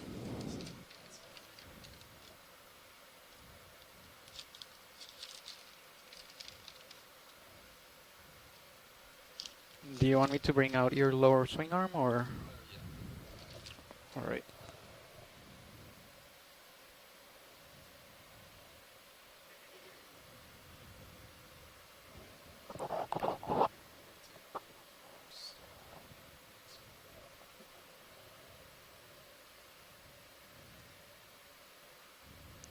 Yeah, certainly.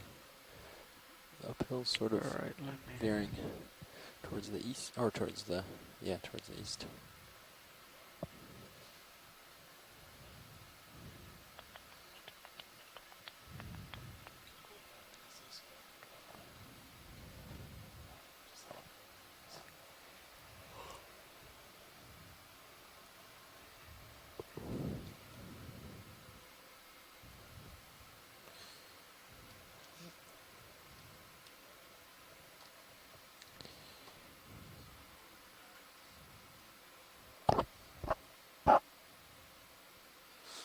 Let's see.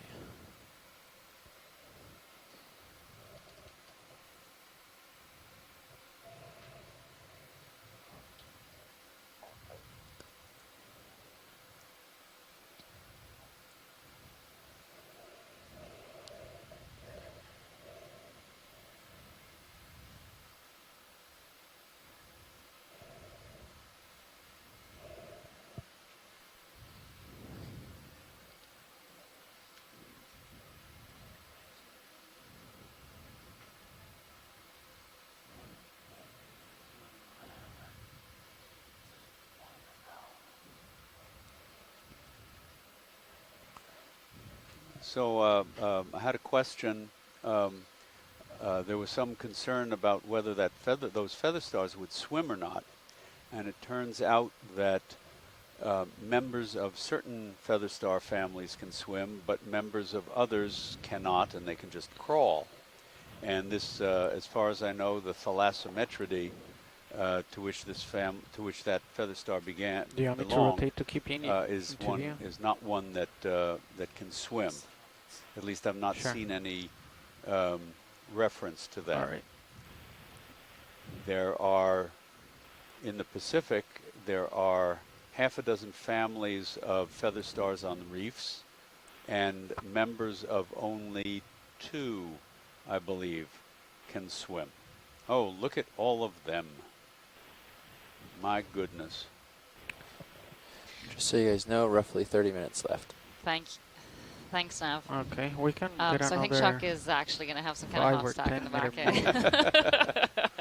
Well, this is There are a interesting lot of because crinoids. this is really interesting because in different places in I'm the Caribbean, you get 065. huge abundances of crinoids like this, but of different species.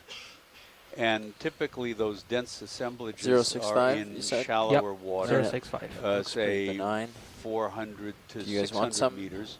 So here we 20 have meters? a different species 20, taking 10. advantage Let's do 10. and occurring in huge numbers, relatively speaking. He's stretched out at in 25. much He deeper looks fine. water. Yeah. 20 meters. 15 it is. Thanks for being a mediator pilot.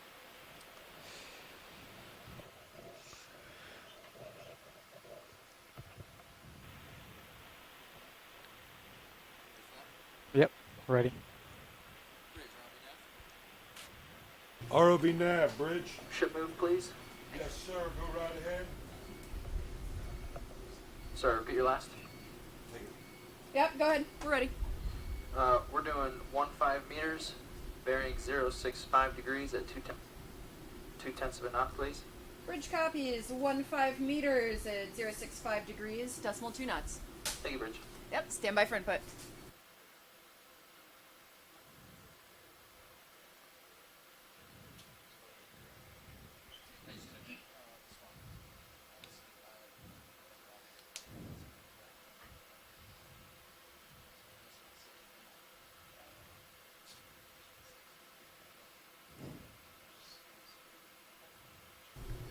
ROV nav bridge, move has been initiated, 15 meters, 065 degrees at decimal 2 knots. Thank you, Bridge. Thank you.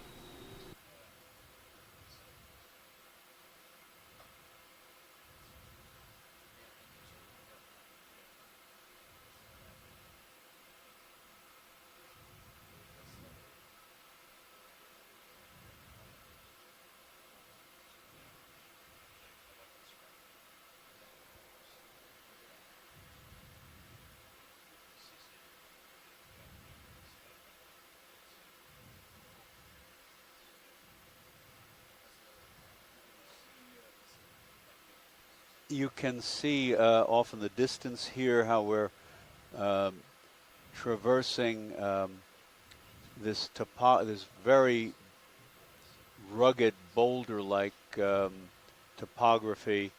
In this case, these look like downslope buttresses, although they're just very local. So these may be slump blocks or erosional features.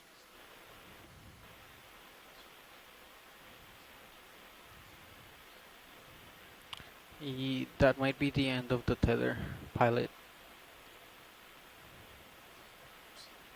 Yep.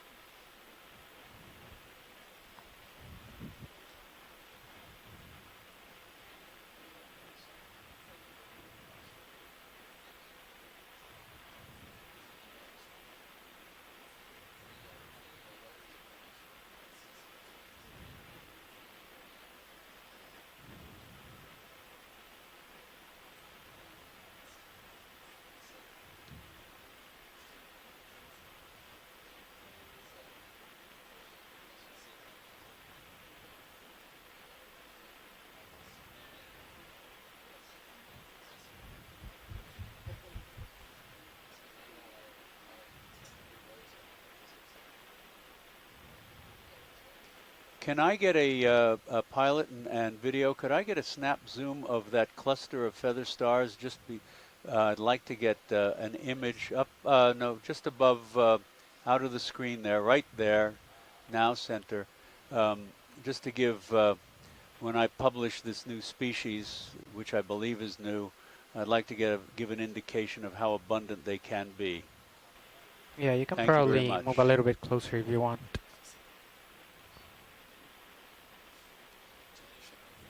Alright. Let's wait for that one to settle out, and we might want another one. Yep-a-rooney. Lasers off. When was that last? ROV nav, Bridge. Go ahead, Bridge. That's a complete move, sir. Thank you, Bridge. You're welcome. Thank you very much. That's great. Looks like there's something. And could you take a quick look at that purple thing that's just right of center there? See if that is one of those encrusting soft corals. I don't think we need to collect it, though.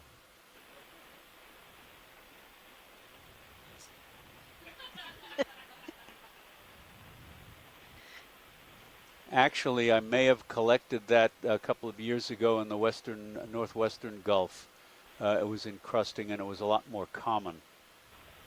I'll have to look.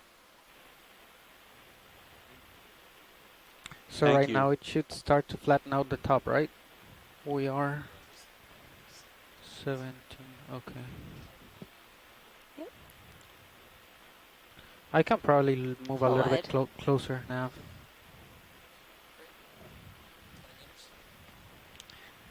$15.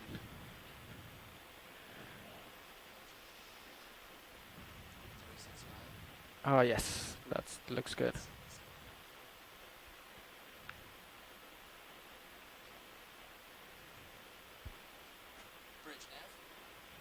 RV nav bridge, go ahead. Another ship move. Sure thing. We'll do another 15 meters, bearing 065 degrees at 0.2 of a knot. And Bridge look at that copy is incredible 15 abundance of meters at stalk 0.65 degrees, crinoids. decimal 2 knots. That's Thank you. just Thank you. amazing. Stand by for input. Looks like there's a big As I fan said way earlier, out I've in never the seen distance. anything like this with the members of this family on hard substrates. I have to talk to my colleagues, especially in France, who have done a lot of submersible work in the Pacific, and see if they've ever encountered anything like that. RV nav bridge, move has been initiated 15 meters, 065 degrees at decimal 2 knots. Super, thank you, Bridge. Thank you.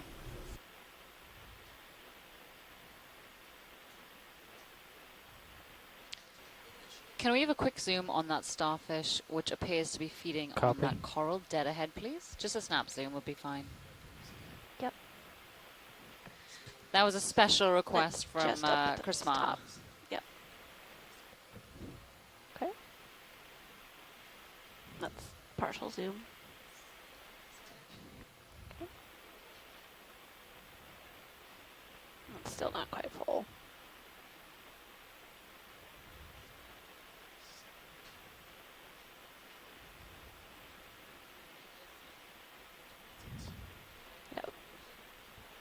Look at the how flexible these are when they're alive, and yet when you preserve them, they are as rigid as wood. Really bend it up, and this is a goniasterid, I believe, and Chris says cerciaster, and you can see those very large skeletal ossicles that border the margins of the rays, the arms, and that's characteristic of the family. That is perfect, thank you.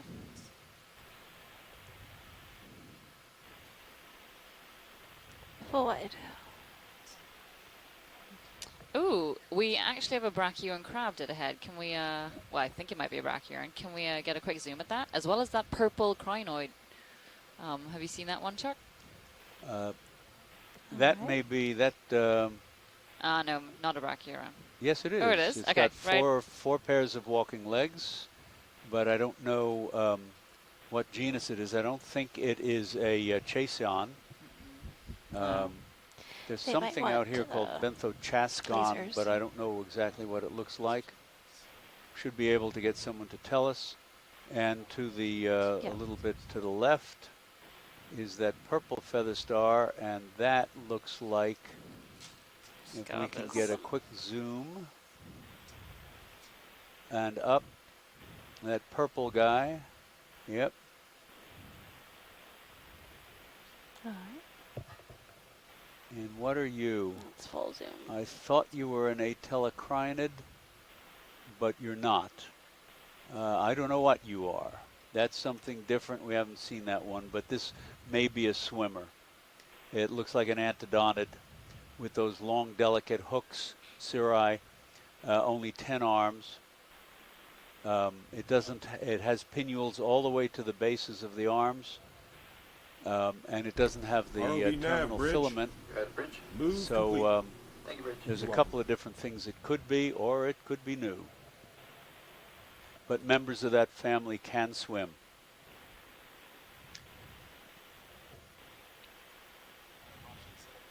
Yes, thank you very much. That was excellent. All right. I think I'm good.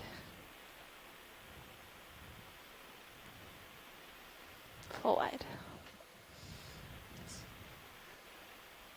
So I remember my professors telling me that many of the creatures in the deep sea, and this is, of course, literally decades ago, many of the creatures in the deep sea appear to be rare, but in his opinion, that's only because we haven't found the right spot for them. And so here we have this yellow feather star that is likely a new species and never before collected, if indeed it is new, and yet we found the right place for it, and it is all over the place. But one thing you can notice that may be of interest about them is they're all mostly about the same size. And this is something that has frustrated crinoid biologists for decades, and that is, since all of these crinoids begin life with just 5 arms, and those that increase that number do so with growth, unless you have a fair number of specimens, I would feel okay with another in the past in particular, a small one with, let's say, 10 arms has been classified as a different species from one which is larger with 30 arms. Do you want a 065 and then or somebody else comes along and says, oh, well, we got some more specimens here. It turns out they're all the same thing, just a growth series. So that's part of the problem with dealing with an organism that is mostly suspension feeding apparatus. ROV nav, bridge, go ahead, sir. Another ship move, please. Yes, sir, go ahead. We're going to do 15 meters bearing 060 degrees at 0.2 knot. Bridge copies. This move 15 meters bearing 060, speed 0.2. Good copy, thanks, Bridge. Stand by for input.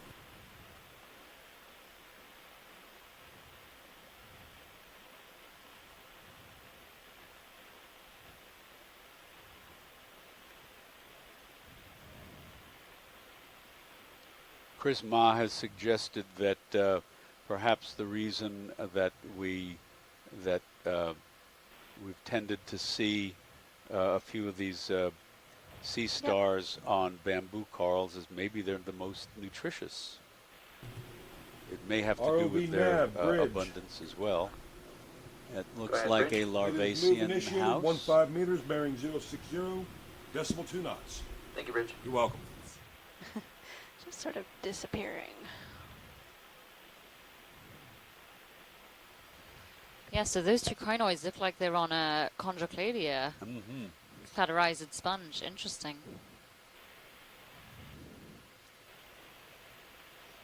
We can see some echeuron spokes about to go off screen, but it looks like we've kind of come to a little natural, or a little local high, sorry. This little sort of plateau at the top of this very, very, very, very steep area.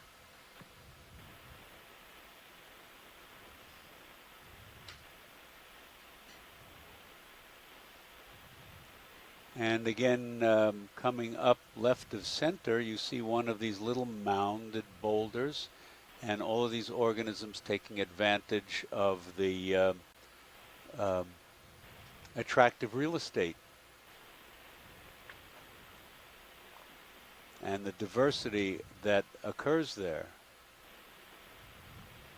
So we've got Iridogorgia, stalked crinoids,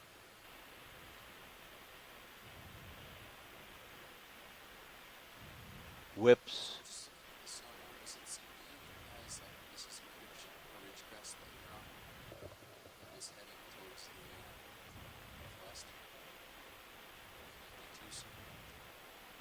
Yeah, it's well, from from what I can see on that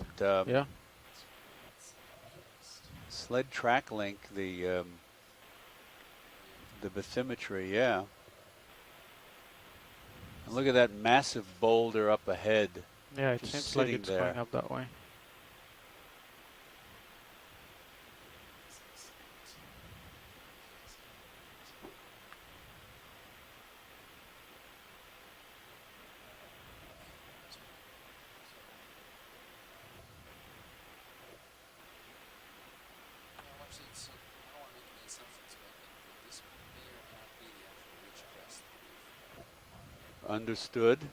Understood, but as long as we keep finding ascending hard bottom, we should follow it, I guess. Diva stepped out.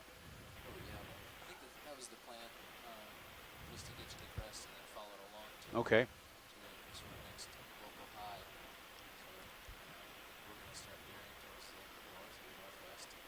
And which direction we are facing now? East-northeast? Okay, so I'm gonna center you on screen. Okay. Okay. Sure. And there's a bottle brush black coral.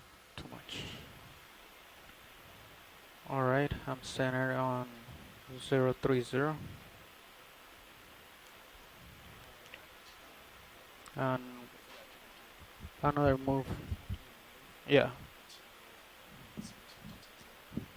We'll see where we go, where this takes us, whether it drops off again or continues up.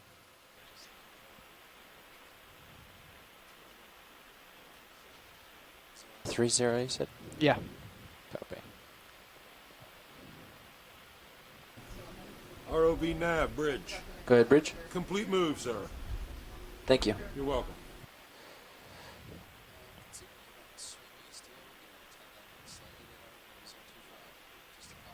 Yeah, yeah.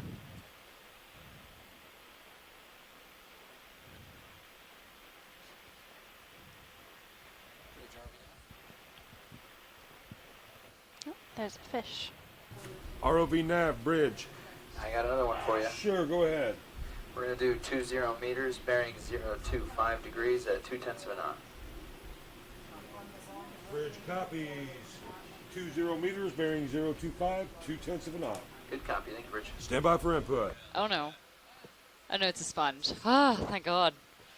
So I don't really like parasites. I feel like that's a natural reaction for the general population of the world. But I did think from afar that white sponge in front of it was a huge parasite on its face. But no, it is not. I am not sure what this is. I'm going to go with some kind of brocholid. Like ROV nav bridge move initiated. Yeah, brocholid, but I can't really say much more than that. Andrea Quattrini is usually our fish person, or Tracy Sutton. I'm not sure if they're still on, but it looks grumpy, that's for sure. And that's a partial zoom.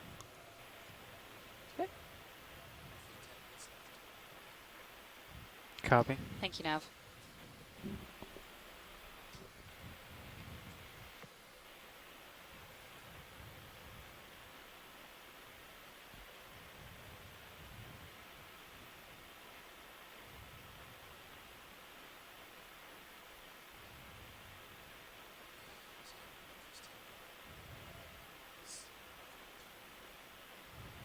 So there is a little parasite on his tail. Two of them. Those are copepod parasites.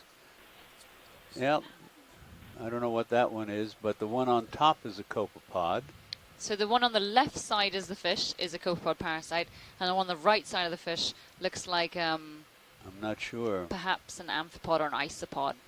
Yeah, but it's attached, and they don't. There are parasitic isopods, but I was not aware that there are parasitic amphipods. That's interesting. The copepod, of course, is in the same group as the copepods of the plankton, and there are tiny little benthic copepods that live on and in the sediment as well. And there are several major groups of parasitic copepods, and that is an absolutely brilliant image of the face of this fish. And you can see the little openings and depressions of the lateraline vibration sensing system as they run all over the face of the fish, and then of course they'll run along the sides of the fish. So Tracy Sutton from Nova Southeastern University says that this could be an aphionid. So that may sound very familiar to folks on board, because I think it was in the second leg of the Marianas expedition. It was the first time that a certain aphionid had been seen alive. That was commonly known as a ghost fish. Obviously this one looks very different. That's just the family of fish. Or he's suggesting it could be a bithytid. cusk eel.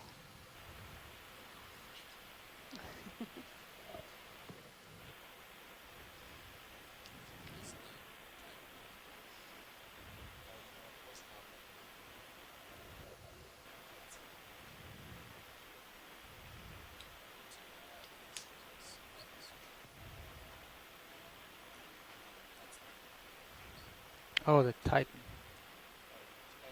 Oh, okay.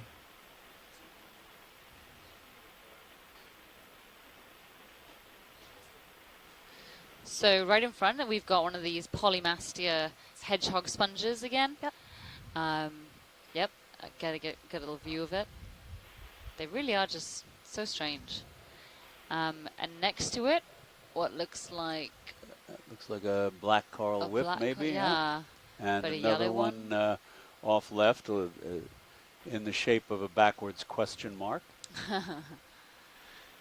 And then just above this ledge, it looked like there was quite a garden again of various species. And again, the Sirius view is absolutely fantastic. You can see we're on this sort of tongue projecting out at the top of this very huge feature we've been exploring. And you can see there are these huge rock outcrops, all where sediment has not managed to drape.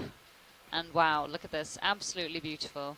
And there's in the middle of that is looks like a Bathypathes with a chirostylid on it with its claws spread out in a V shape. So those are the ones that look like a feather or a quill. Then we've got the long orange ones, which are Stichopathes, another type of black coral. Then we've got the huge spiral corals. There's a smaller one with 2 yellow crinoids on it. Those are Iridogorgia. They are a Chrysogorgid, which is a type of octocoral. And for the first time, if you can do a snap zoom on those little white branchy things, the small ones. The very small ones, either there's one right near left of center, a bunch right of center, whichever is easier for you. That's the first time I think we may have seen these on this dive. I'm not sure what they are. Okay. Let's take a look. I still feel pretty far away. Are those my camera is at 32. Little baby coralliums, maybe closer.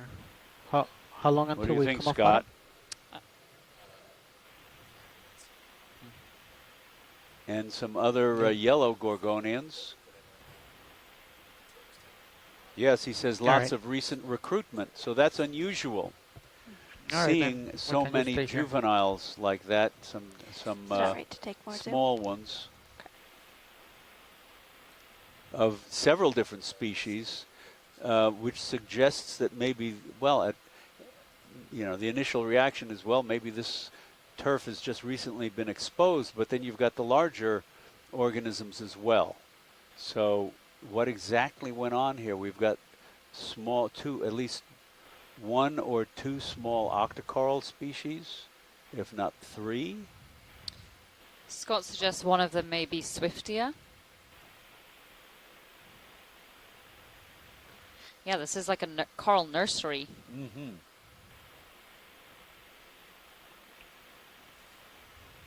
Okay, pilots, that's great. Thank you. Bunch of crinoids as usual. Look at that. That's just in a row there, right along there.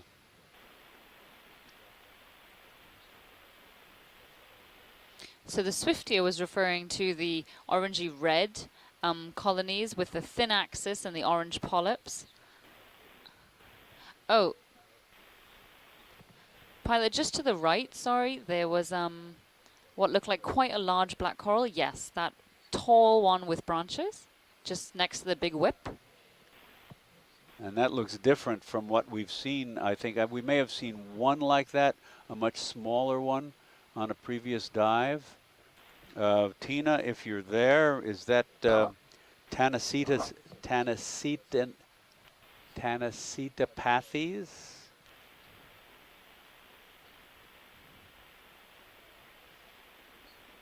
Or Trisopathes? Look at how abundant those are, or Trisopathes. Yeah, maybe. Diva has looked up. Maybe look at the diversities. Look at the diversity there. That's just wonderful.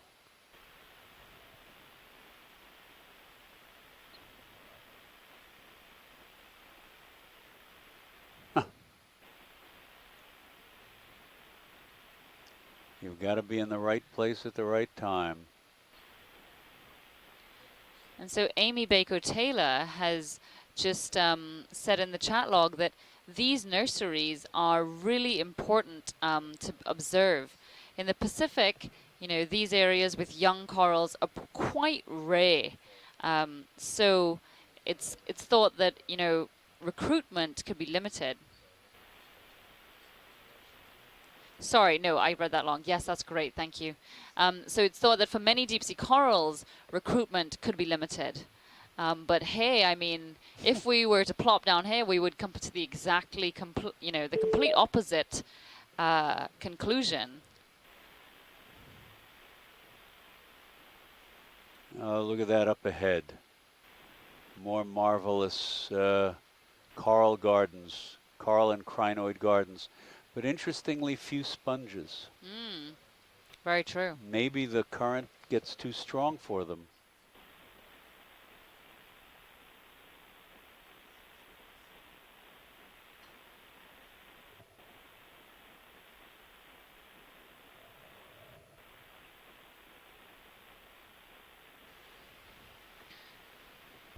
Yeah, how big do you think that huge whip is? Like 3 meters? 4 meters?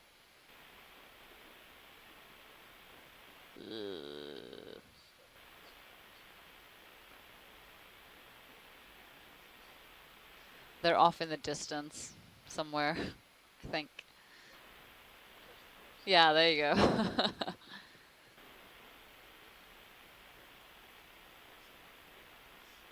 Absolutely stunning.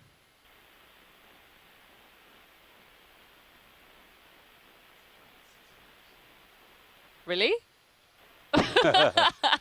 Could I get a, as we come over the crest here, just left of center, there's a row of the slender stalked sea lilies beyond that coiled orange wire. If we could get a snap zoom on those, right where the lasers are now. Yeah, that's fine. And there's one in front that's missing its crown. We've seen that before. And this may be a different species. Yes, as a matter of fact, I think this is a genus Democrinus. And the taxonomy of this genus is really poorly understood for some of the reasons I've mentioned before. But this one typically occurs on sediment bottoms where the base of its stalk is a series of roots. And here we find it on hard bottoms. So maybe on a future dive, if we're in the right place at the right time, we might collect them. This one differs from the other small ones in that it only has 10 arms, only has 5 arms.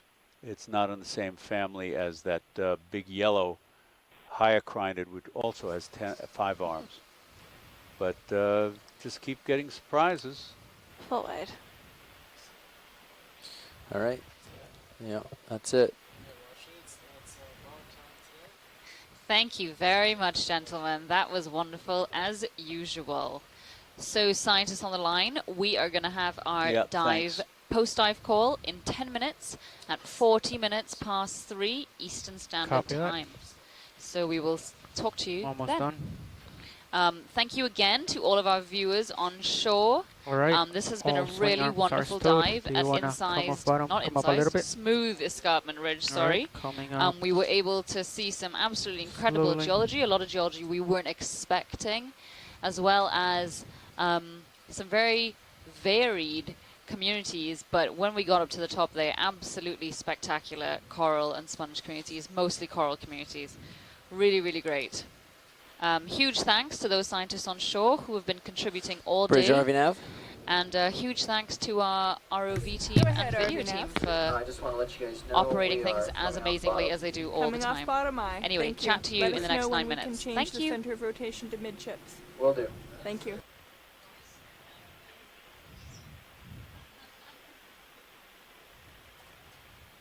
Do you want me to go to 40, 45, 50? Okay.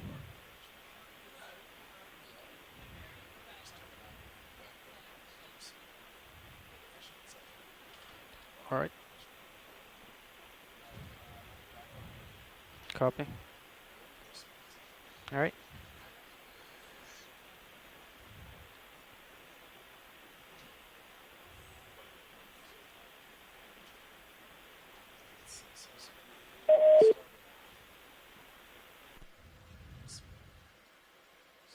I'm spinning starboard and you're spinning 3/4 of a turn, I think.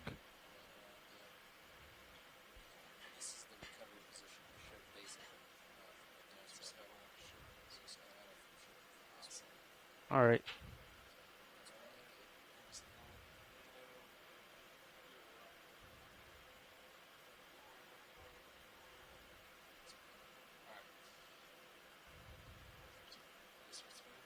Ready?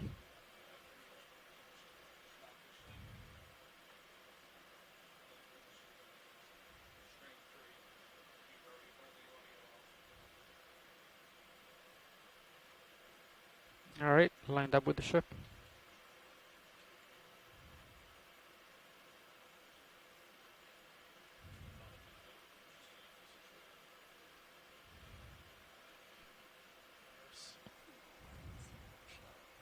Okay.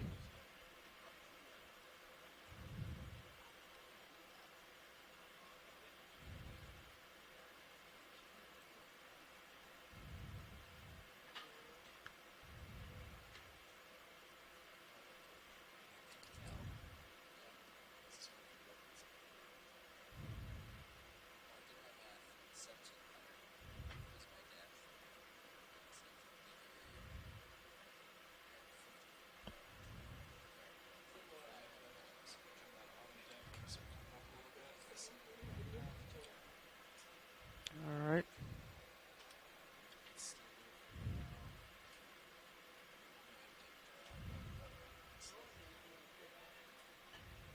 Yep, I'm ready to come up.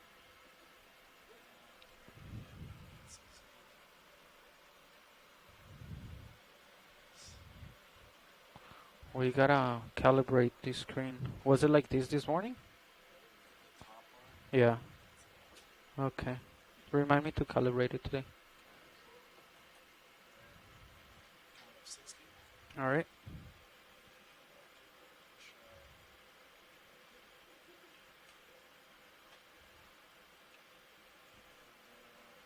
There you go. I have you in my aft cam.